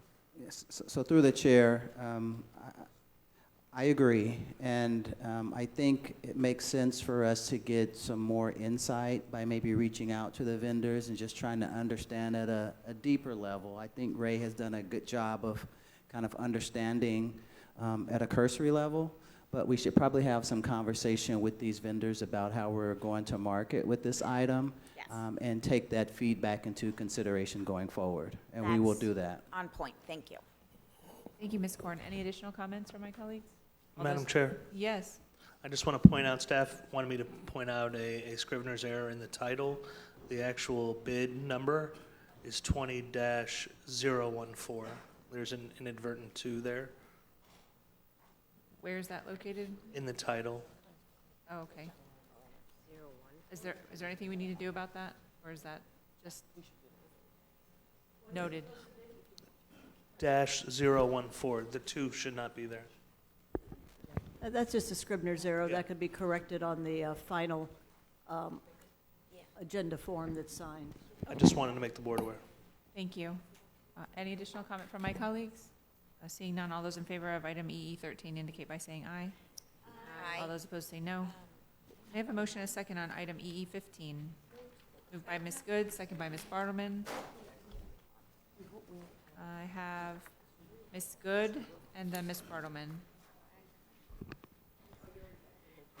The only issue I had with this one, and it was mentioned earlier, was the issue of the time frame. So if we could just keep that in mind, that's why when I made a comment earlier, I said it kind of speaks to the other items that I had pulled. It's just making sure that the board has provided sufficient lead time. And I also wanted to thank staff for the amount of backup that you provided regarding the recycling rebates, and the, you know, the amount of information that you provided was really wonderful. So thank you for addressing the concerns, and then please keep in mind some lead time in future items. Thank you so much. Thank you, Ms. Good. Ms. Bartleman? No, somebody took the initiative and sent me my answer. Thank you. I'm good. See? Perfect. Thank you. Thank you, Ms. Bartleman. Ms. Levinson? Yes, I wanted to thank you for the detailed backup on that, and having the conversation with you, Rob, about the recycling. And when you look at the list there are many schools that are not recycling. You can look at the enrollment in the schools and see what those numbers are compared to, you know, some of the smaller schools that are recycling a lot more. And we know that our students are so cognizant about the environment. So I know I had a discussion with you, and I know the backup said you're going to be going to a principals meeting, but I would love if perhaps we could have some sort of contest. Like you used to give us the savings in electricity. You used to report that out to us, and we've had other ones where the how low can you go, where there's been something for the schools. And I think, you know, not only will we get better rebates, but we're teaching our students to be environmentally conscious, or they're teaching us to make sure that we're doing this, and perhaps we can have some sort of contest at the elementary, middle, and high school level for our kids to try to increase the amount of recycling. Yes, ma'am, we heard you loud and clear. And that meeting we talked about is actually on June 7th. So we're going to get together with the principals and have them push it down. If we can use some of that rebate money, that if you see it's $90,000 thereabouts, if we can use some of that rebate money, we won't have to come to you for funding. We can use the rebate money we're making from the program. So we make it sustainable, maybe do a pizza party or something at that level to start the beginning process, and then as it grows, maybe we can enhance it a little bit more than that. But right now, if we can use the rebate money to help, you know, give a little bit of a contest, we're certainly going to explore that. And we plan on taking that plan to the principals meeting on the 7th. Terrific. I know that last week I forwarded you an elementary school. The students had emailed about recycling, and I know other board members have received those as well from students. So I think that would be looked upon very favorably by our schools, and I think our kids would be excited by it. Thank you. We'll do that. Thank you. I concur with the comments that were made by both Ms. Good and Ms. Levinson with regard to the thoroughness of the backup, and it certainly provided us a lot of information. And I had the same comment when I looked through it, and I thought, wow, we have some schools that are really doing a good job recycling, and we have others that are not participating at all at the level that they should be. And I know our students are often asking for it, so anything that we can do to move that forward, I would support. Thank you. Thank you. Any other comments from my colleagues? All those in favor of item EE 15 indicate by saying aye. Aye. All those opposed say no. Item EE 15 passes unanimously. May I have a motion and a second on item EE 22? So moved. Moved by Ms. Korn, second by Ms. Good. Audience input on item EE 22? Seeing none, Ms. Korn? Thank you. So this is going to the larger Canvas conversation. And I appreciate there was a great deal of backup that was provided. And I know that, at least my takeaway was that we are encouraging and not mandating, that there is a collective conversation and effort with BTU, which I fully appreciate. At the same time, I think there is something to, we have used, and teachers have used, so many different reporting. And it is so confusing for parents, and maybe not students as much, although I have to tell you, I ask my kids, and often they have to go back and just check, oh yeah, no, this teacher, this is where we have to go. having that one point of information, that resource, so that parents can consistently go to it. Every teacher who I've spoken to, every one of them that I've spoken to who actively uses Canvas is very happy. I have not had anybody say, oh, well, this doesn't work for my course.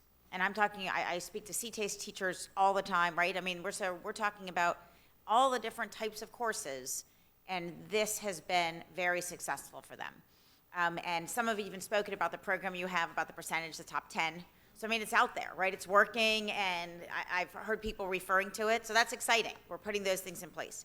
At the same time, it seems to me like if we are making this level of commitment, there needs to be some type of a requirement so that everybody is finally using it and actually using it. Not just accessed it, not just signed into it, but that when you go for open house, this is where Canvas is. This is how every teacher is using it. And everyone can use it a little differently, right? Because, I mean, every teacher isn't going to use it the exact same way. But for us to continue to support it and expand it, I think the educational value of making this something that we use across the district for all teachers is, it's just an optimal decision from an education perspective. So please help me see, and I know Mr. Runcie, you had mentioned that Mr. Gohl had things in mind. What are your expectations, percentage-wise, usage-wise? So through the chair, Dan Gold, Chief Academic Officer. What I will say is we hear from the field, from those who are willing to use it, very consistent messages to what you have just reported. There are a lot of people who are terrified of the paper to transition, the paper to digital transition that this represents. This is our method for accessing all instructional materials. This is how you get our curriculum. We now have enabled, people don't have to go and pull an IEP or a 504 or other data systems. They can go through Canvas. We are trying to deliver the one-stop shop. It is a cultural decision, not a technology decision, about when we move from strong encouragement to mandate. I will certainly commit, and I know Dr. Wanza and I have talked about it quite a bit, of approaching the BTU in conjunction with school leadership, both at the teacher level through department chairs, as well as at the administrative level through assistant principals and principals, for the cultural willingness to do the deep dive. Personally, I've been ready for a year. I think this is where we need to go. At the same time, I don't want my ambitions to exceed the willingness of our teachers to do it. I don't want an artificial fight about whether or not this is right for them. But as they are finding, if they want to do their jobs exceptionally well, this is the resource that they have to be utilizing because it is the platform upon which we are disseminating all of their information.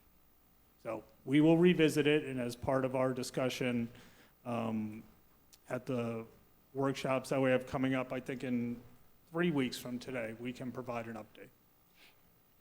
And when I say that I want it across the board, that doesn't mean that every aspect of it has to be utilized by everyone. And maybe that's where there's that minimal scare. level of Right, communicating your coursework and your requirements so that every parent can do it every day of the week and every student can access it every day of the week.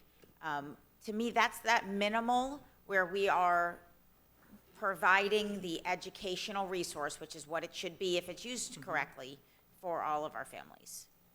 Valerie Wanza, Chief School Performance and Accountability Officer. So to your point, Ms. Korn, what I will say is Mr. Gold and I will work to establish what will be an organizational standard for all schools.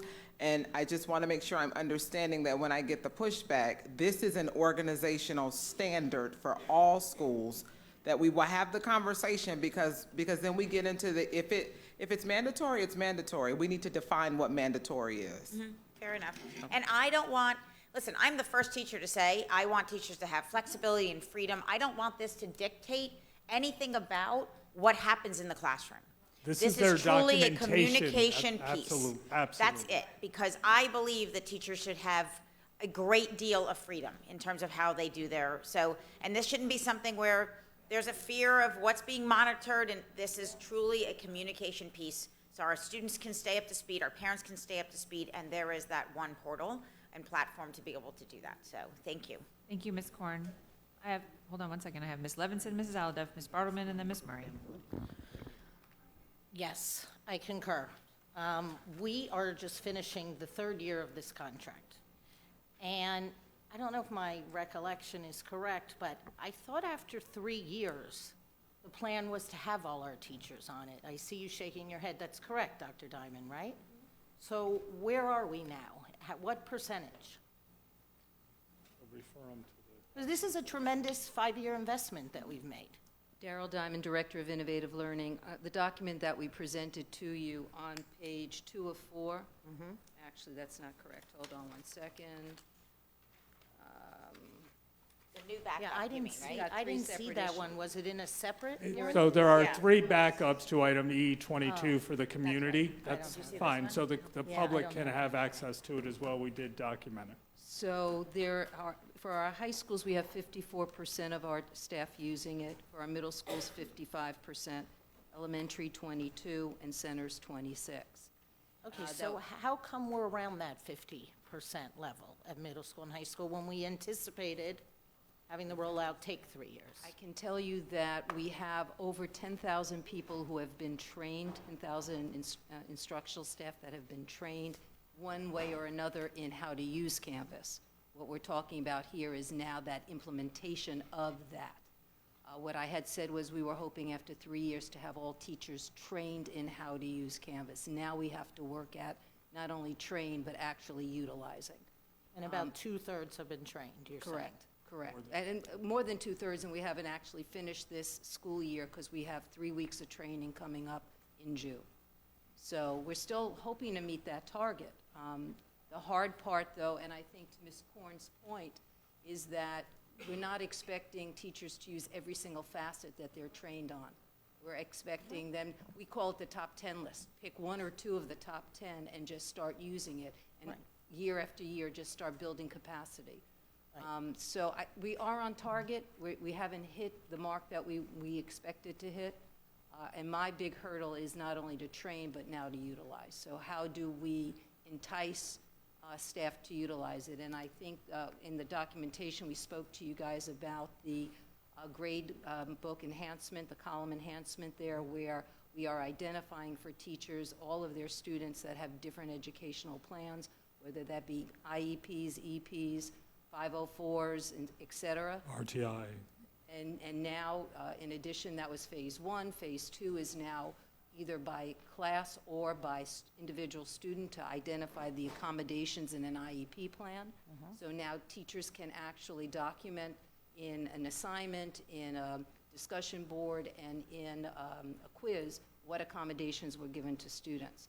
So in the next phase that we have, now we're going to do this for our ELLs through Elevation and through Excelify for our 504 plans, do the exact same thing with the accommodation. So it's a one-stop shop. If that can't convince teachers to utilize Canvas just for that, I don't know what will. Right, and whenever I meet with teachers, which is quite often, that's been their request all along, is a one-stop shop.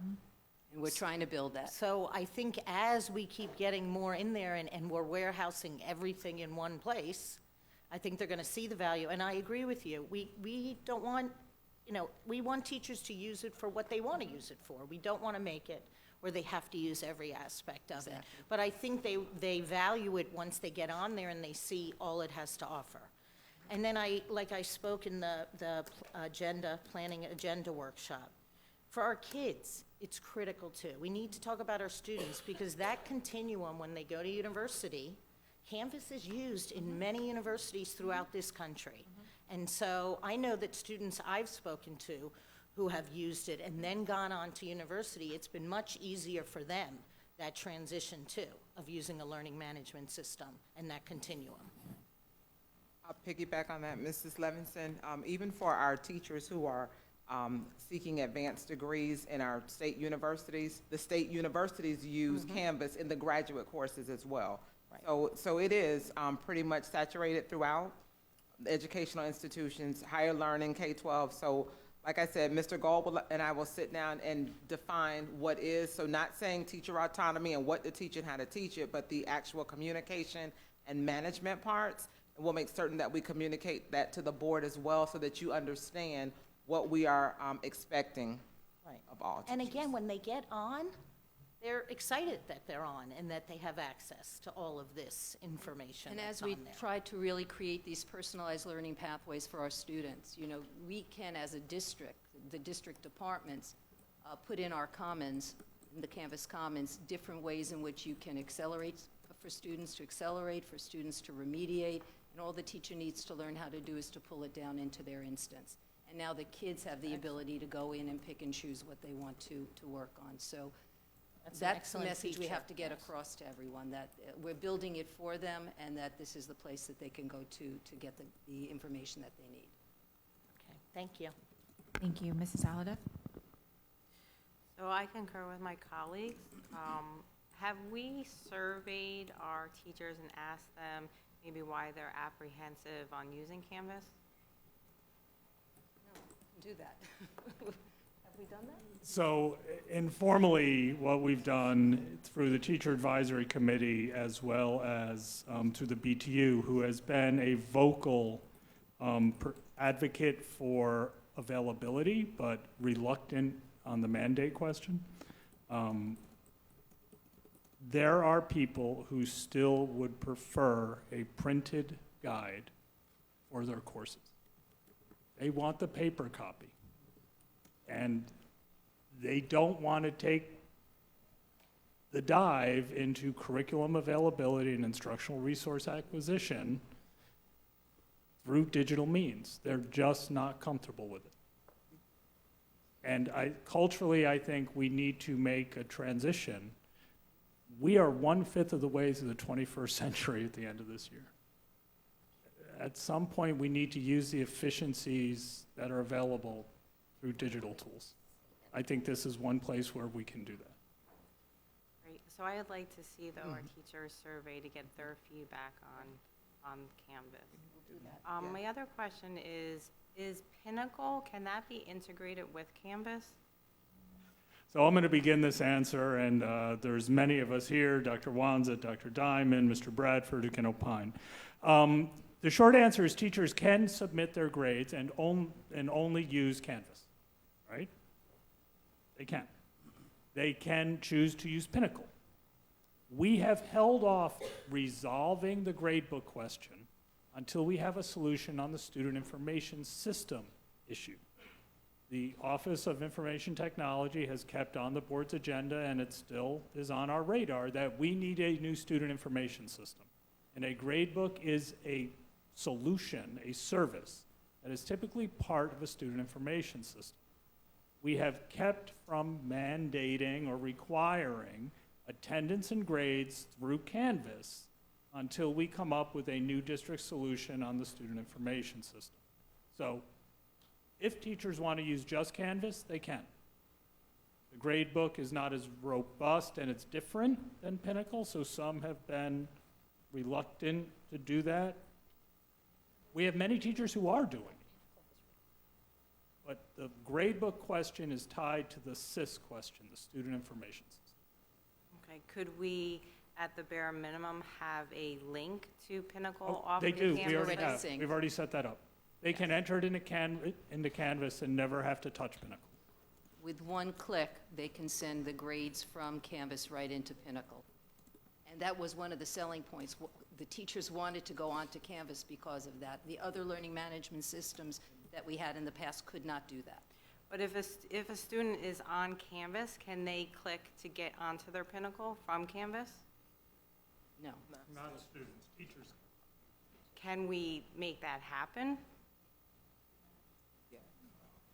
You know, for me as a student, now I have to do my login information for Pinnacle, but if I was already on my Canvas and I was able to click on, I'd be able to automatically go to Pinnacle. Hi, Lorianne Stickler, Project Manager, Technology Instruction, Innovative Learning. So the issue that we had with students viewing their Pinnacle inside of Canvas is that Pinnacle is the gradebook of record. So what we did not want to be confused is if a teacher has created some Canvas assignments that are not necessarily used for assessment purposes, just for practice, there could be a discrepancy between the Canvas gradebook and the Pinnacle gradebook. So that's why that button is there, right? So the message we did not want to give to students was that your Canvas gradebook is your gradebook of record. We didn't want that confusion.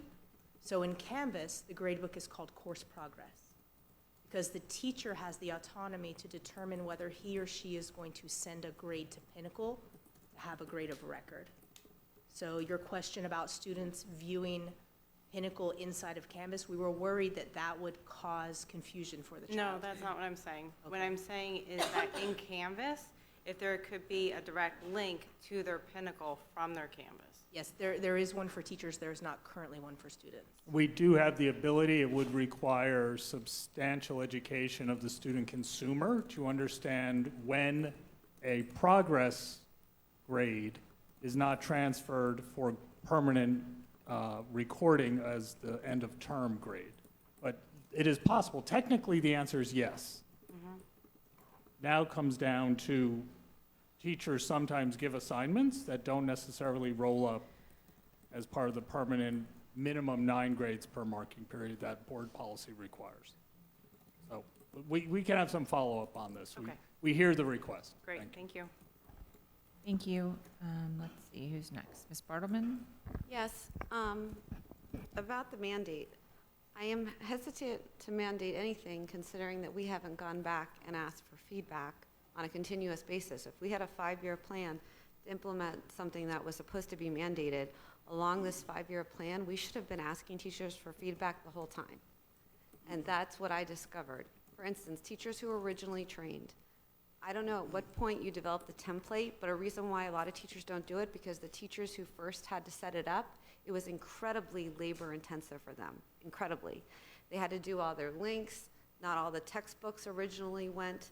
So if I was one of your first cohorts, and I saw this, and I'm talking teachers spending summers developing their Canvas, and a lot of our teachers have 2 or 3 jobs and kids, they're gonna walk away from it. Now, you have since done some sort of template, but if I was your first cohort, you've never gone back to me to tell me that there's a template available. And, or have you? Because the teachers that I spoke to, they have no idea that there's a template. And remember, I just did like 2 schools. So, and I got a lot of feedback, a So lot. we try very, very hard in Innovative Learning to send out a monthly newsletter.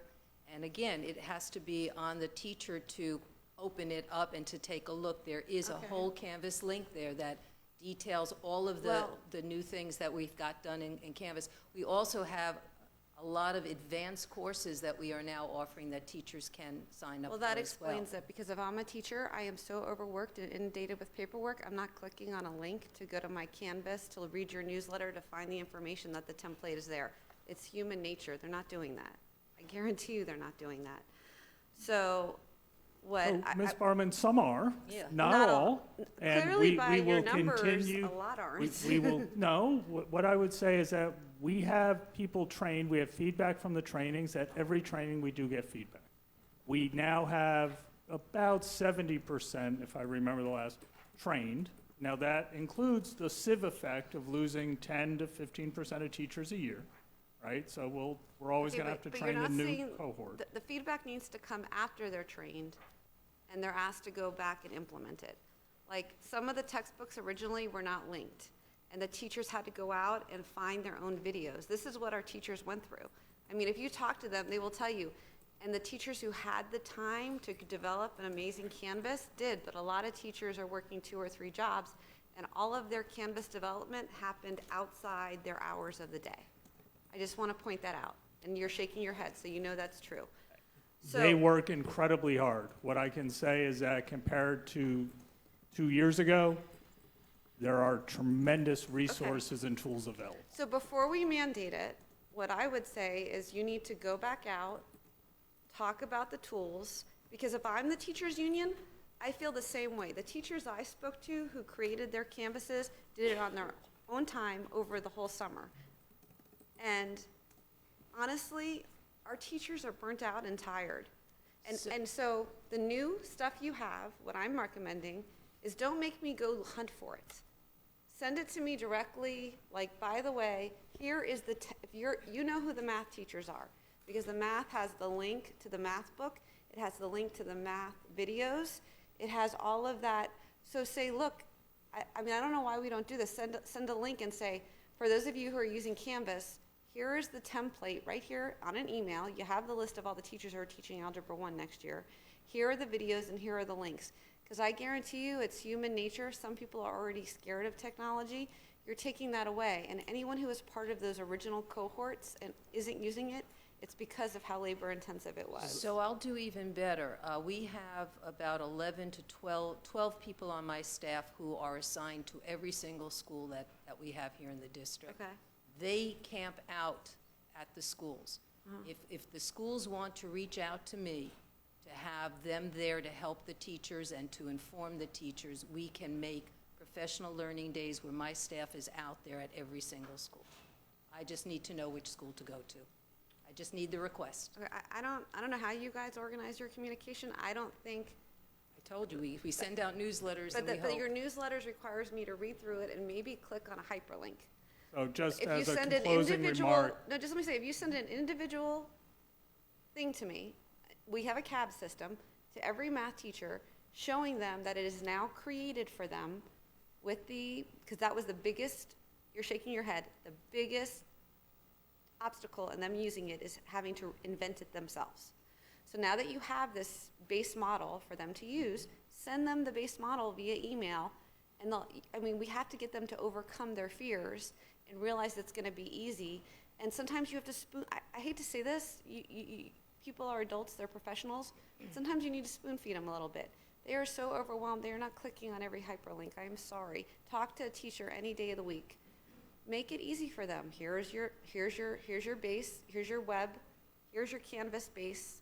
Go ahead and use it. It has all your links. well, we have a spoon ready and loaded, a metaphorical okay. spoon, and we will share to the board as an example of, what's it called? Sure. So we have Canvas course 1, 2, 3, and our motto is because digital resources are as easy as 1, 2, 3 to help teachers Good. remember that.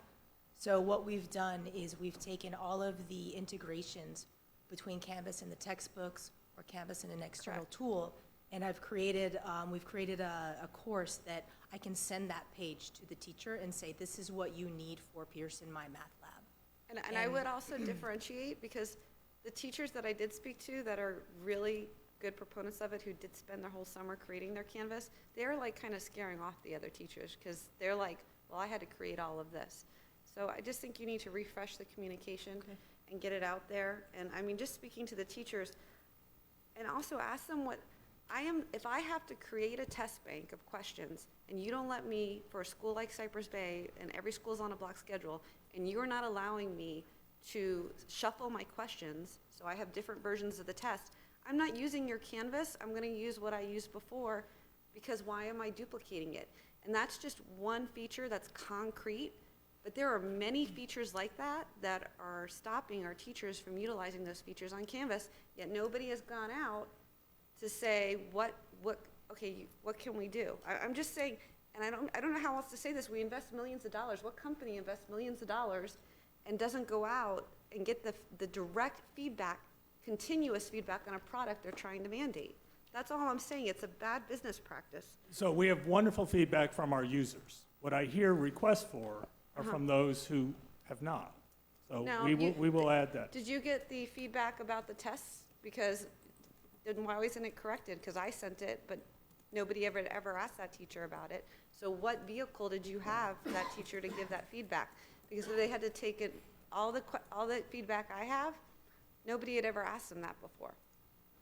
And those are your users. Ms. Bartleman? Okay, I'm beating a dead Well, I think horse. Mrs. Alhadeff has already asked, and staff has already agreed that I get it. surveying the teachers is something that they need to Okay. do. The other thing is, and it should be a business practice for everything. The other thing is there's the elementary school teachers, is this an appropriate platform for elementary school? Well, I guess it's that's- funny because we thought that the elementary schools were going to be the ones that were going to gravitate to it first, because we have 100 digital classrooms, 100 schools that participated with Schoology. So that number really shocked me. and I have to go back and figure out why that is so low. Right. And from my talking with the elementary school, it really isn't, it's not a good platform for them. That's what I'm hearing, that it doesn't work for them. And you can see why, because it's, you know, what they're using it for. And then the other question I have is, if we go full on Canvas, what happens to the kids who don't have access to the internet and all of those things where getting those course guides and paper matter to them? We have over like 2,500 homeless students that don't have access to the internet. We have tons of children who don't have internet.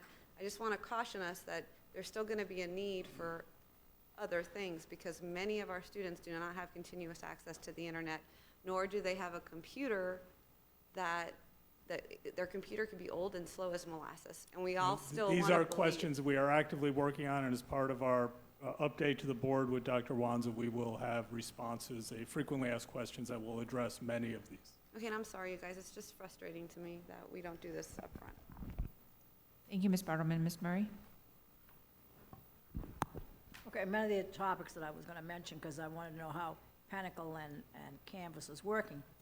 This is something that I've followed. We're in our third year for this now? Okay. Prior to the third year, your department had teachers do a massive writing of classroom planning, or lesson planning, that was sent to the district, and it was a little overwhelming, I think, if everything came in the way it was supposed to.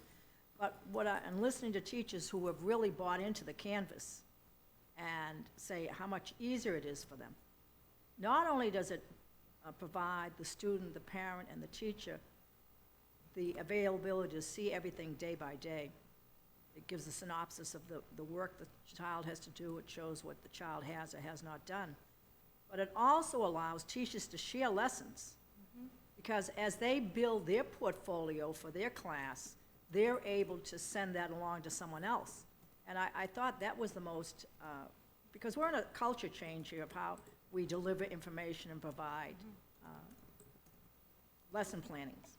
A lot of the schools that we're working with right now, they're dividing it up by grade levels, by courses, subject matters, and so it's not one teacher doing all the work. Teachers are dividing up the work. And the other thing that we've implemented, and we're growing a digital army, we have the Canvas Champions, and we plan to have at least one at every single school so that there are teachers that are there who have someone on staff that they could go to and help out. So we are trying to really build that digital army so that there's capacity at the school site, because the 12 of my instructional technology facilitators can't be there every single day, so we have to build the capacity at the schools. And as someone had mentioned, for those who really bought interest in the beginning, it was hours and hours, and I heard teachers saying they were up till 2 or 3 o'clock in the morning, you know, because they just got into it and they kept just working, but kudos to them. Yes. Because they were really the pioneers of this program. And the conversation they have with their cohorts within the schools is really good, because they've taught others the value of this. And even though it's, like I said, a culture change, and it's learning something new, eventually, once you've mastered it, it makes your job a lot smoother as far as your record keeping, finding your resources you need for your classes. One teacher can quickly say to someone else, hey, listen, I tried this, it worked, I got great success with my kids, you know, and as the conversation goes on in the teacher's lounge or at lunch or wherever, they pick it up and they run with it. So again, you know, mandatory is a kind of a, I don't know, people build a wall as soon as they hear, I got to do it. But I think that conversation among our staff and teachers that have really, and like you say, every school needs a champion. It probably need at least 3 champions that can pull the rest of them in. Because every time we make a change, there's people that are never going to make the change. And that's fine. That ends up, you know, they'll be taken care of in the long run. But again, we're moving at such a pace now that we have to have. And like when I saw this program, I was so excited because I felt it eased up on the paperwork, the research. There's only one media teacher. There's only so much she can do to help teachers find the resources they need for their classwork. And this really has quadrupled the availability for lesson planning and knowledge of each other to pass it on. So the only thing I had, my biggest concern was, we're still paying for Pendulum, which is a couple of $1 million, I think it is, and we're paying a lot more for this program, and eventually a decision has to be made to stick with one program. You know, I know the elementary likes the Pendulum because basically they don't have the lesson planning, all the work that middle and high school do, but again, it's an economic decision that we'll have to look towards in the next year or two. But I'm excited for the teachers that I've talked to that like it, and others that they're still waiting. I don't know what they're waiting for. But So thank you. We share your excitement. Just so the board and the community are aware, given that the state of Florida, given the governor's memorandum, is intending on changing the curriculum, the movement to a standardized learning management system will prepare us to make that adjustment quickly without having to do a lot of recreation of materials. We think that moving to Canvas universal utilization very soon prepares us for upcoming changes we see on the horizon.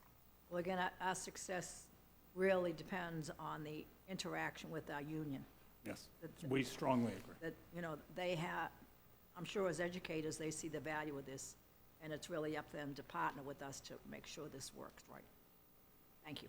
Thank you, Ms. Murray. Ms. Korn? I actually didn't have, I had one further question, and I've now lost it, so I'm going to pass. Thank you. Okay. Any additional comments from my colleagues? All those in favor of item EE22 indicate by saying aye. Aye. All those opposed say no. Item EE2 passes unanimously. May I have a motion and a second on item FF1? Moved by Ms. Good, second by Ms. Zaladef. Audience input on item FF1? Seeing none. Colleague input on item FF1? All those in favor of item FF1 indicate by saying aye. Aye. All those opposed say no. Item FF1 passes unanimously. May I have a motion and a second on item FF2? So moved. Moved by Ms. Good, second by Ms. Korn. Audience input on item FF2? Seeing none, I'm sorry, board member input, I have Ms. Murray for FF2. Was mine.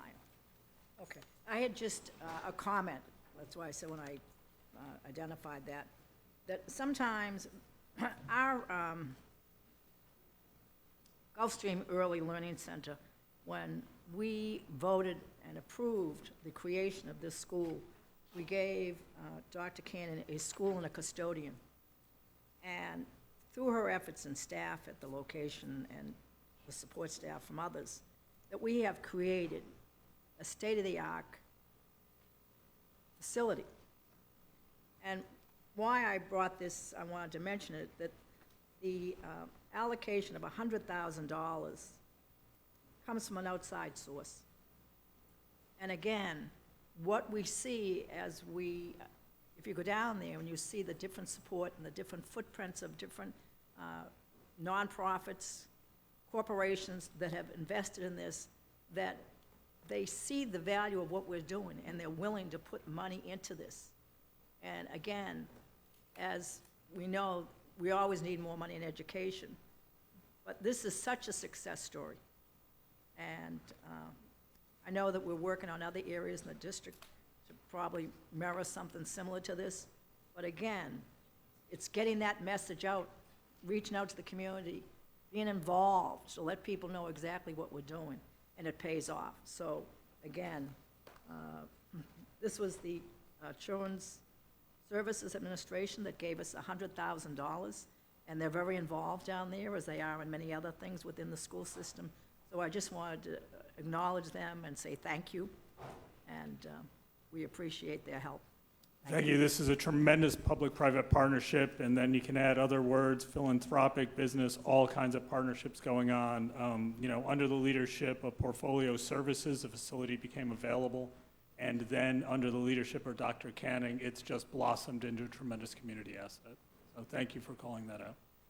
Thank you, Ms. Murray. And I recently visited there, and I have to say, I concur with Ms. Murray's comments. And one of the things that Dr. Canning said to me was, you know, when the board made the decision to say no, it was actually the best decision because it forced community collaboration, and it has changed the outcome and the trajectory for that community. And so I look forward to future conversations. And this is certainly an item we should celebrate. Any additional comments? Yes, Ms. Levinson.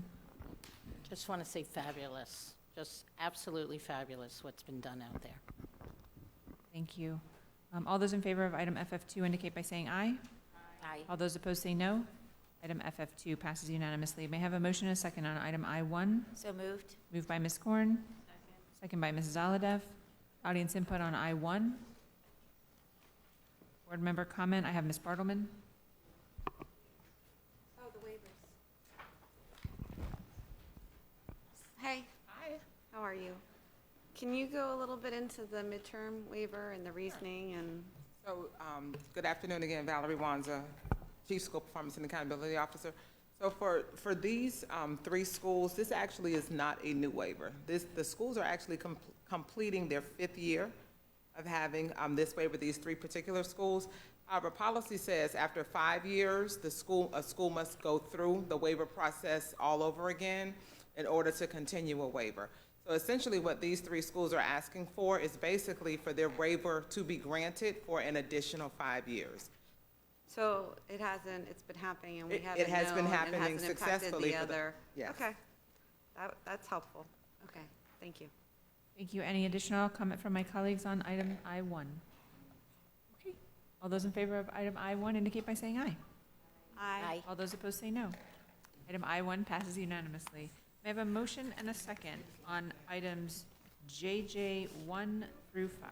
So moved. Moved by Ms. Korn, second by Ms. Good. Audience input on JJ 1 through 5? Board member comment on items JJ 1 through 5? All in favor of items JJ 1 through 5 indicate by saying aye. Aye. All those opposed say no. Items JJ 1 through 5 pass unanimously. May I have a motion and a second on, may I pull these together or no, Ms. Good? Items L5 and 6? So moved. Moved by Ms. Korn, second by Ms. Good. Audience input on item L5 and L6? Seeing none. Ms. Good? Just forgot what it was. So simple. Just very much appreciate the follow-up. Since the school that we discussed this at the planning session, this is a charter that now, because it is high-performing, has the opportunity to increase enrollment from 1,145 to 1,420, and it's a site that has issues regarding traffic. Staff also included in the backup the correspondence that they typically send the cities to advise them of the potential for expansion. But I just happened to notice that the sample letter was just sent to the city manager, and it was sent to the mayor, and I would ask that it be sent also to the city commission. The mayor doesn't necessarily forward it over to their colleagues because of sunshine issues, and the city manager may just read it, check it, and put it in a folder. But I do think it's important, especially since many of our cities have districts, that they be aware of what's happening within their communities. But I don't know if staff's here to. I'm sorry, so you wanted to both the city manager and the mayors that we indicated? I think what happens now, Mr. Runcie, the letter's addressed to the mayor. Right. And copies the city manager, but not the commission. And what happens is the mayor may not forward it to his or her colleagues. We'll send it to the entire commission. Exactly, so they're aware. That's it. Simple. Thank you, Ms. Good. Any additional comment from my colleagues on items L5 or 6? All those in favor of item L5 and 6 indicate by saying aye. Aye. Those opposed say no. Items L5 and 6 pass unanimously. Dr. Neesmith? Just double checking. I think that is, I think you're in a good spot to say that you have gone through all the agenda items. okay. The board has completed all of the agenda items for today's meeting, and we are scheduled to have 5 p.m. public speakers. So I'll ask my colleagues, does anyone have a board report, since we have a few minutes here? And if not, I don't see any indication, then we will be taking a recess until 5 minutes to 5. Thank you. Do we want to?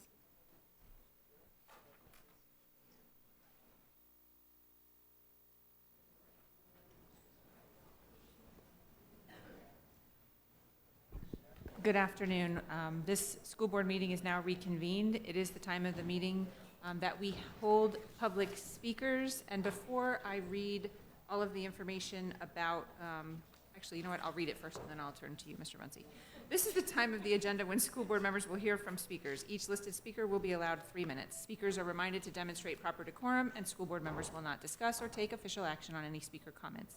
Any persons present who wish to speak and are not listed as speakers on the agenda may be heard at the conclusion of the listed speakers. Further, at the conclusion of public speakers, the chair will provide an opportunity for the superintendent or his cabinet at his discretion to provide comments regarding any subject matter or issues raised by public speakers.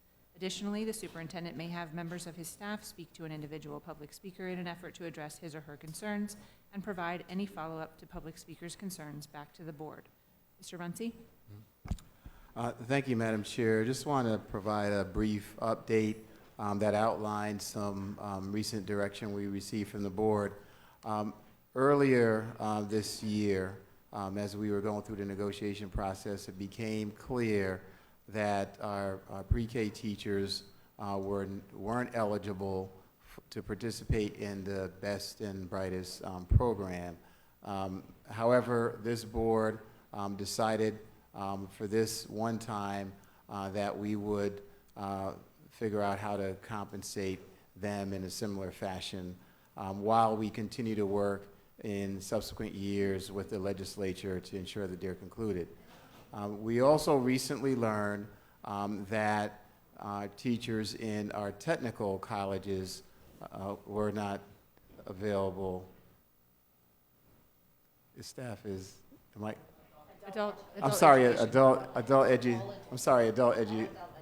All adult educators were not available as well.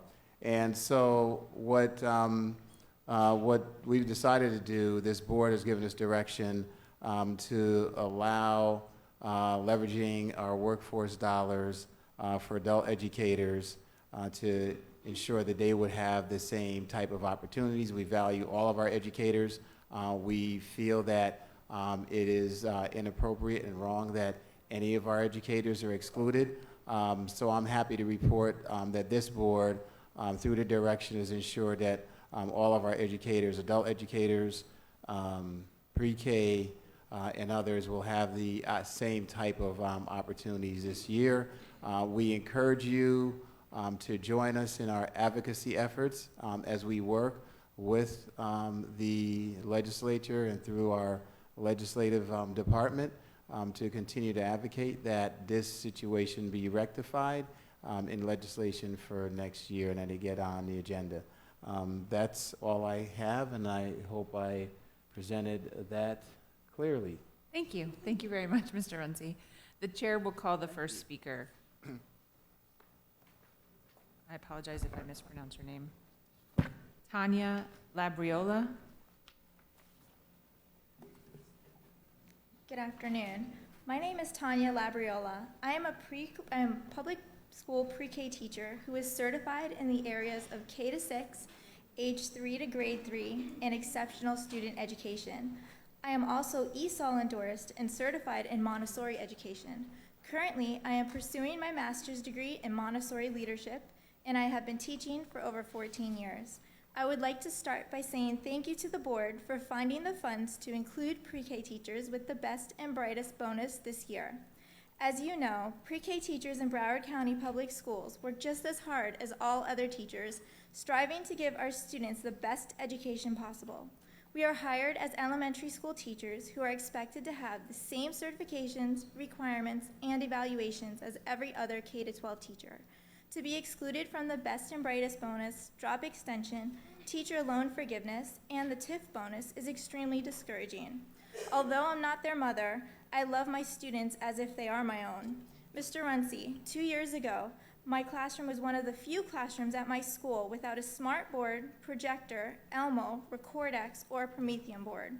After numerous requests to my school's former IT technician and always receiving the same answer over and over of, "Sorry, there's no technology available for your class," I took it upon myself to write a grant and earn a projector for my classroom.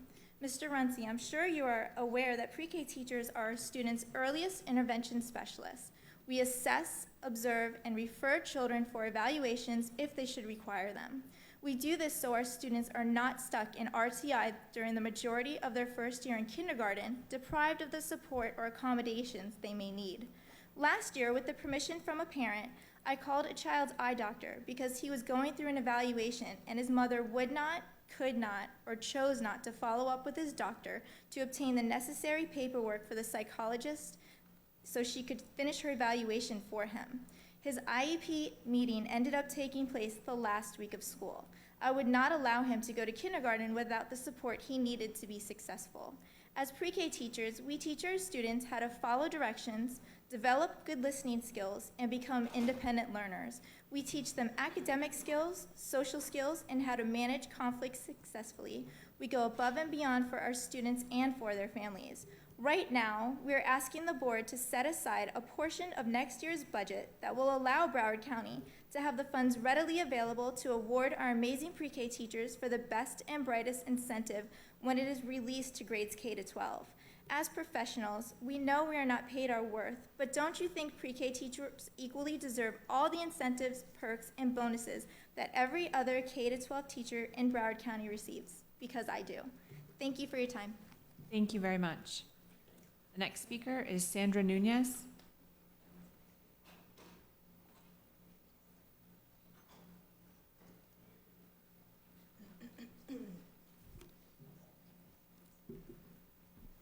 Sandra Nunez. Today, I am coming in front of this board to read codes on the discipline matrix regarding false accusation against school staff and what administrators across Broward schools continue to fail to implement.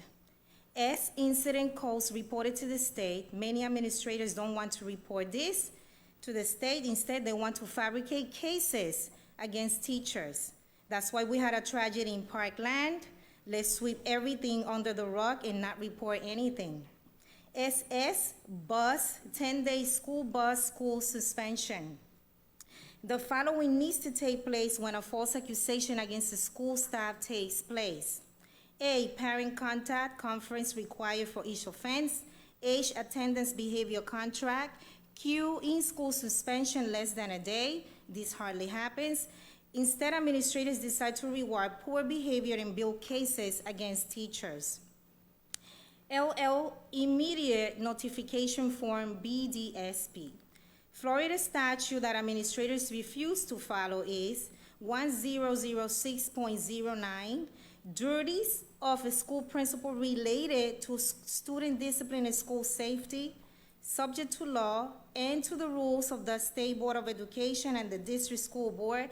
The principal in charge of the school or the principal designee shall develop policies delegating to any teacher or any other member of instructional staff or any bus driver transporting students to the school responsibility for the control or direction of the students.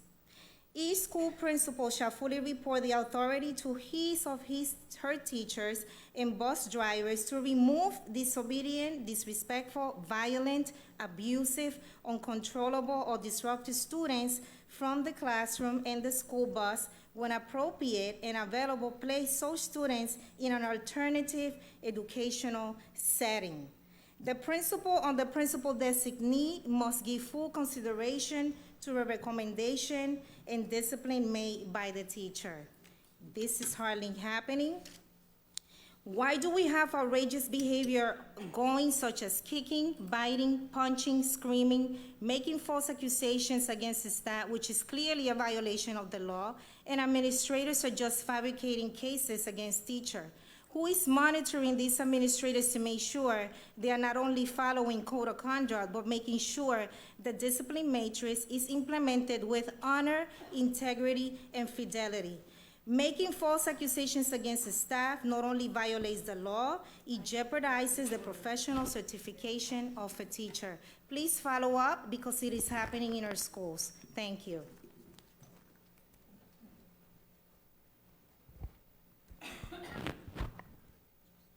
Thank you. The next public speaker is Christian Rowell. Christian Rowell. Trudy Germanovich.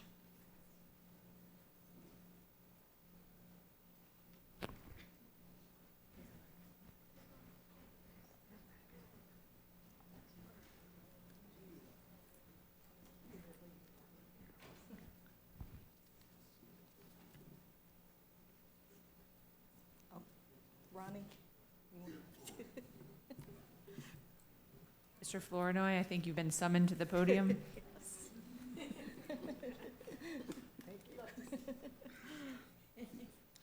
I would like to yield my time to her. Okay, thank you. You're next on the list. Duly noted. Mr. Flournoy's time will be yielded to Dr. Trudy Jurmanovich. She'll have a total of 6 minutes. Thank you. My name is Dr. Trudy Jurmanovich. First of all, I'd like to point out that I'm giving you a very scholarly paper that discusses what's happened for the past 20 years in the state of Florida.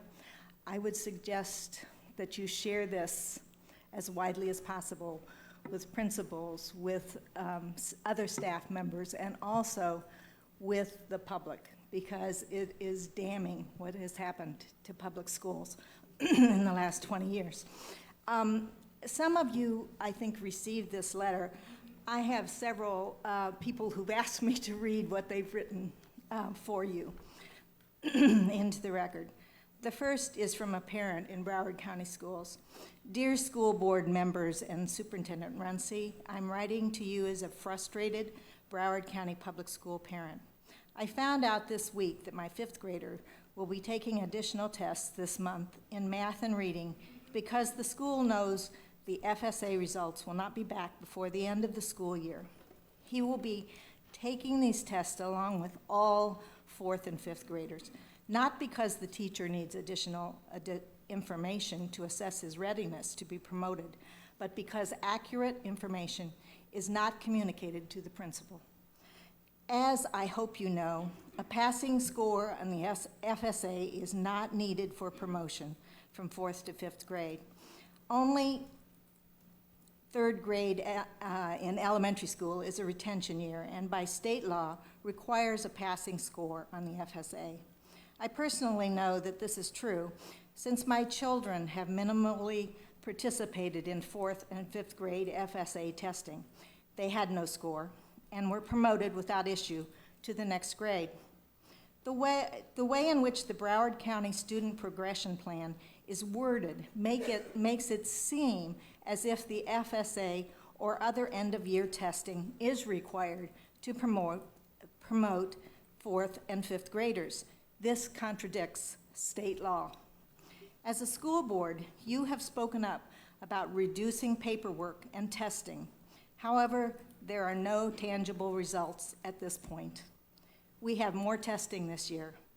The only way to remedy this is to have direct communication from Superintendent Runcie to all Broward County principals that this extra testing is unnecessary. Our principals will not go out on their own to make this decision. It needs to come from the top. Please take the time to communicate the accurate and correct requirements to our principals and spare the teachers and students this extra unnecessary testing. Thank you for your time. Sincerely, Irene Brenner, and I believe you received that as an email as well.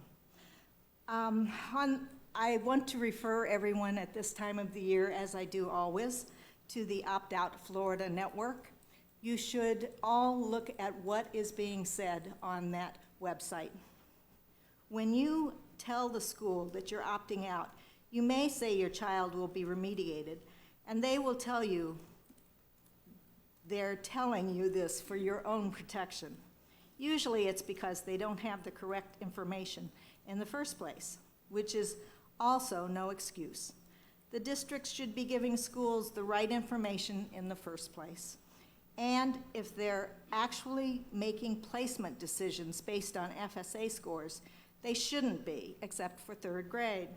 Florida law has not required remediation based on FSA scores since 2015. It's a district decision, optional for the district. That means that it's also an option for them not to do this. Be the squeaky wheel and advocate for your child. Being informed makes you bully-proof. Be informed. I know that you hear these comments a lot, and I want to say that also I hear it from teachers. We keep saying we're going to pull back on the things they have to do, but that's not what's happening, and I'm glad to see that the contract included some wording that will hopefully make everyone start getting on the same page about this. Teachers across the state are being also, this is kind of an interesting comment that was on. Teachers across the state are being told that their classes will be maxed out because there isn't money to pay for the teacher pay increases that are going to try to make up for 7 years of no cost of living. Our state spoke with 1,351, and now class size is going up. Oh, I guess they're talking about the bill, 1351. If you are a parent, you need to know this. I spoke with a kindergarten teacher yesterday who has 26 5-year-olds in her class, 26. And we have people saying that the class size is finished. We can't go back on what the voters wanted, no matter how long ago they asked. So please, don't start juggling class sizes in the next school year. Thank you. Thank you. Ronald B. Barish.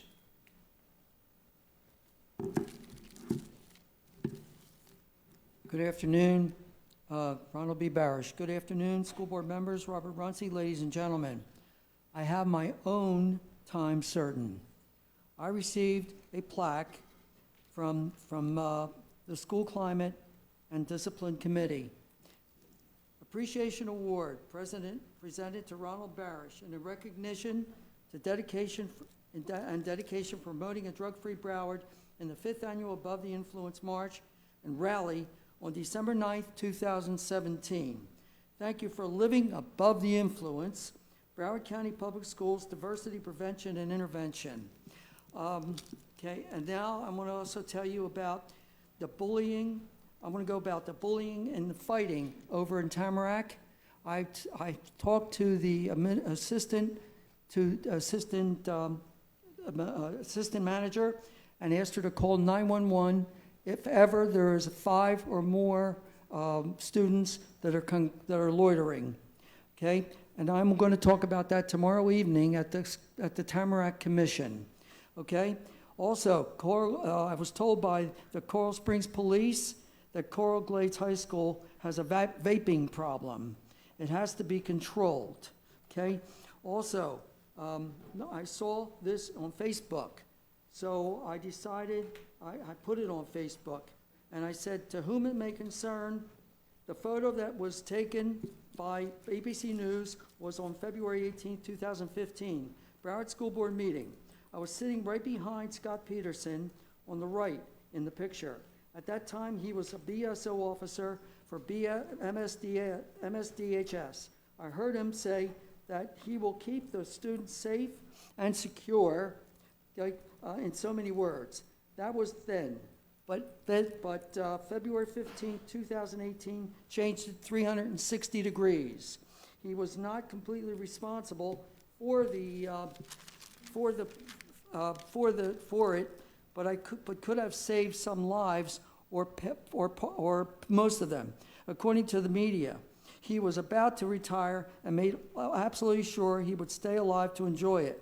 That could have possibly been the reason why he did not enter Building 12 until it was clear. Thank you. Also, if I have time, yes, I do.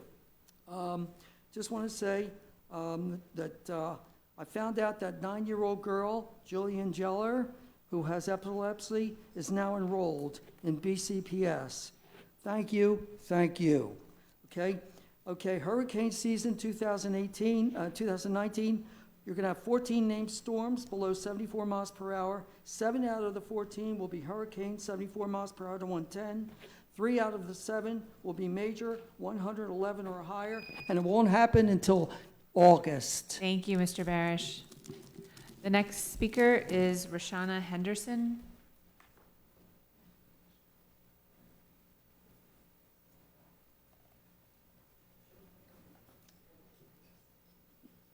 Greetings, Superintendent and all of the Broward County School Board. I am Roshana Henderson, and I am also a mother to a 5-year-old child. And on behalf of her and all of our children, I am here during Mental Health Awareness Month to propose a shift in the way we and our children see mental health. I am speaking of the launch of an annual Serenity for Me Spaces decoration event. The decoration event would be a show of solidarity in support of destigmatizing mental health and would shine a bright light on this vibrant community. I will first define Serenity for Me spaces. Inspirational and safe spaces, a room at each school where students can go, release, process, and potentially heal their pain through the process of anonymous journaling. Robin Sharma, considered to be one of the top 5 leadership experts in the world, believes that journaling offers a place where you can hold a deliberate, thoughtful conversation with yourself. Other sources cite that journaling has been found to boost mood, enhance one's sense of well-being, etc. And if you're going to journal, why not do it in a calm and affirming space? The Serenity for Me Spaces decoration event is a county-wide fun and inspirational event which includes the creation of affirmation boards that will be the decor for the designated Serenity for Me space in each school.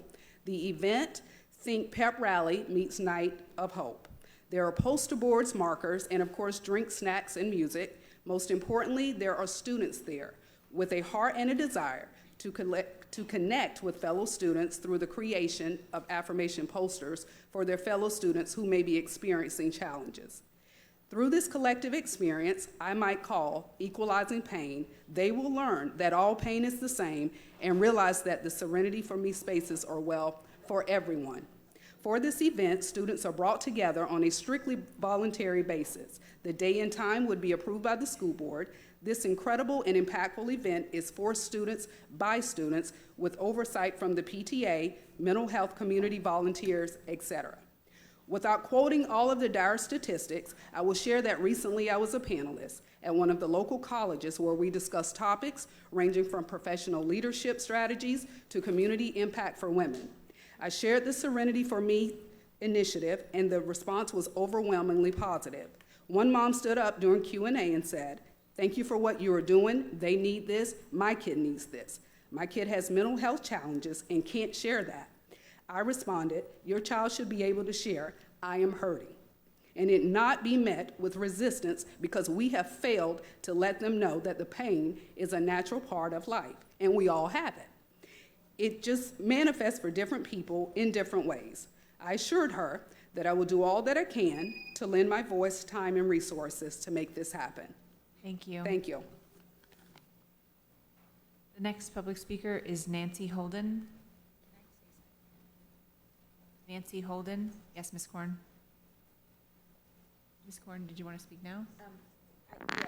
One of the things that we talked about, obviously, is mental health at this board level. And I think one of the resources that we've talked about in the past, and I think we maybe still haven't fully utilized, is our study hall periods. And I think there's an opportunity, although we've talked about using that to discuss Naviance and some of the other educational resources, I think it's also an opportunity for us to be able to use it to be able to assist our students in general to use certain opportunities to learn about journaling and other things that potentially would assist them when it comes to dealing with day-to-day issues. So I'd like for staff, through Mr. Runcie, to consider what might we be able to do, kind of in a simple format, obviously. It's study hall, it would be across the district, but things that we can do to allow our students to understand how can they better find a center and to journal and to use that time as in school as well as out of school, but just again as another resource opportunity to give our students that exposure. Thank you.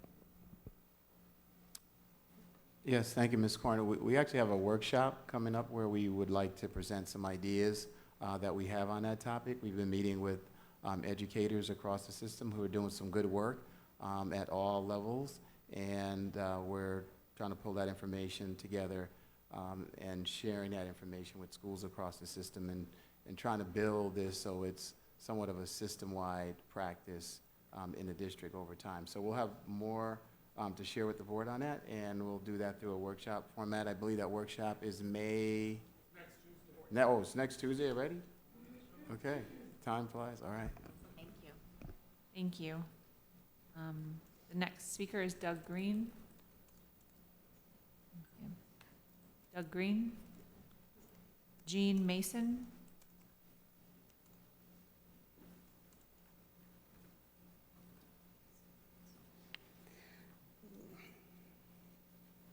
Good afternoon, Mr. Runcie and school board members. My name is Jean Mason. I am a teacher as well as a single grandparent raising my granddaughter. At this time of my life, when I should be looking towards providing for my retirement, I am working 3 jobs and I feel defeated.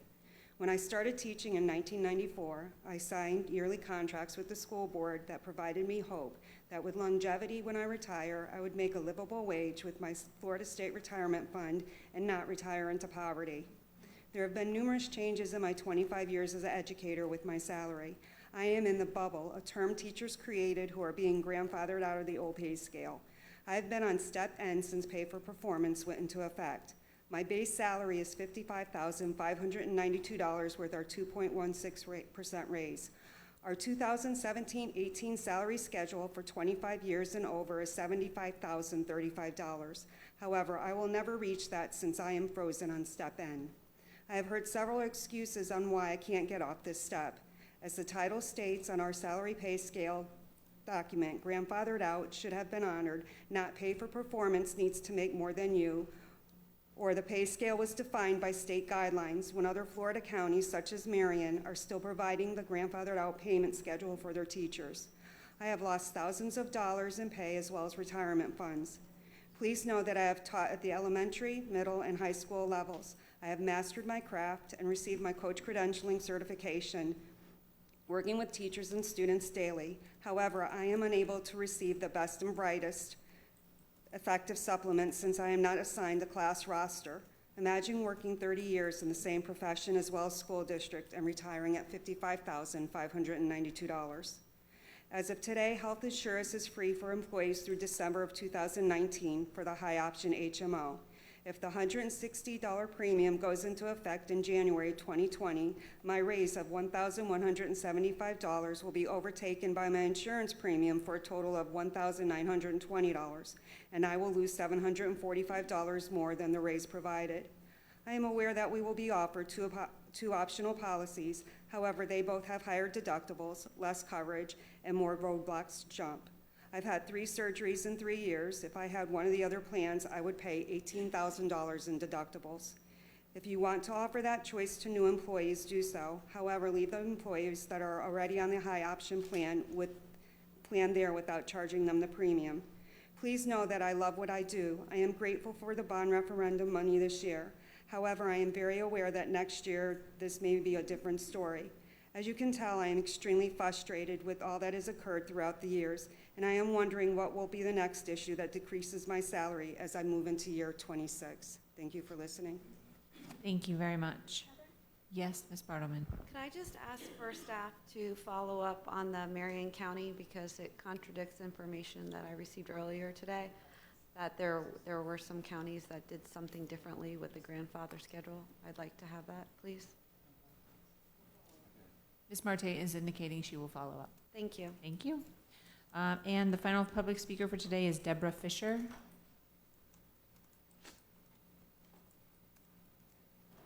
Good afternoon. First of all, I want to thank you for including pre-K in the best and brightest. We really appreciate that. I'm a Broward County preschool teacher of 21 years. I'm nationally board certified. Our preschool specialized ESC program services students 3 to 5 years old with moderate to severe developmental delays. Many students in our program are not potty trained and nonverbal when they begin school. The majority of the families at my school do not speak or understand English. Sometimes we have students that run away or that are violent. We are receiving some very needy students the last few years. Some have Down syndrome, some are on the autism spectrum. The more needy students require one-on-one adult attention for a large portion of the day. According to the Broward County's rules of engagement, there are ratios in place for VPK and Head Start classes which serve the typical children. Their guidelines require 1 adult per 10 students, and the 4-year-old classes cannot exceed 20 students throughout the school day. If they have an ESC student, then it's 18 students.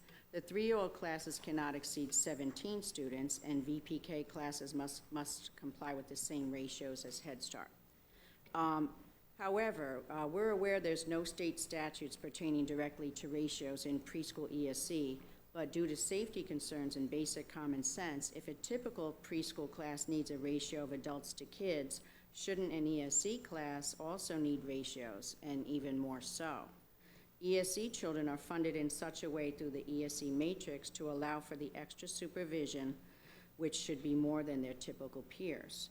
Each student in the specialized preschool ESC program generates $11,734, and those in the intensive preschool ESC program generate $15,540, according to the FEEF revenue for ESC calculation, which is based on the matrix.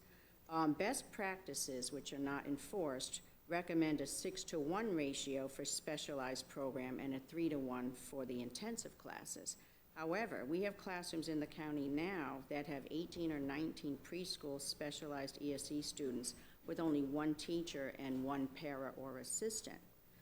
Until we have documented ratios like the other preschool programs, our students and teachers will continue to be overlooked. Also, when the teacher or para has their lunch break or their break, oftentimes our 16 to 18 students are left with only one adult supervising. Please help us stay ahead of the curve and do what's responsible by creating and enforcing fair ratios for preschool ESC, at least one adult for every 6 students in specialized and 1 to 3 for the intensive program. The safety of our students is of utmost importance. Thank you in advance for supporting our preschool special education programs. Thank you very much. That concludes our public speakers list for today. Having no additional business to come before the board on today's agenda, this meeting is now adjourned.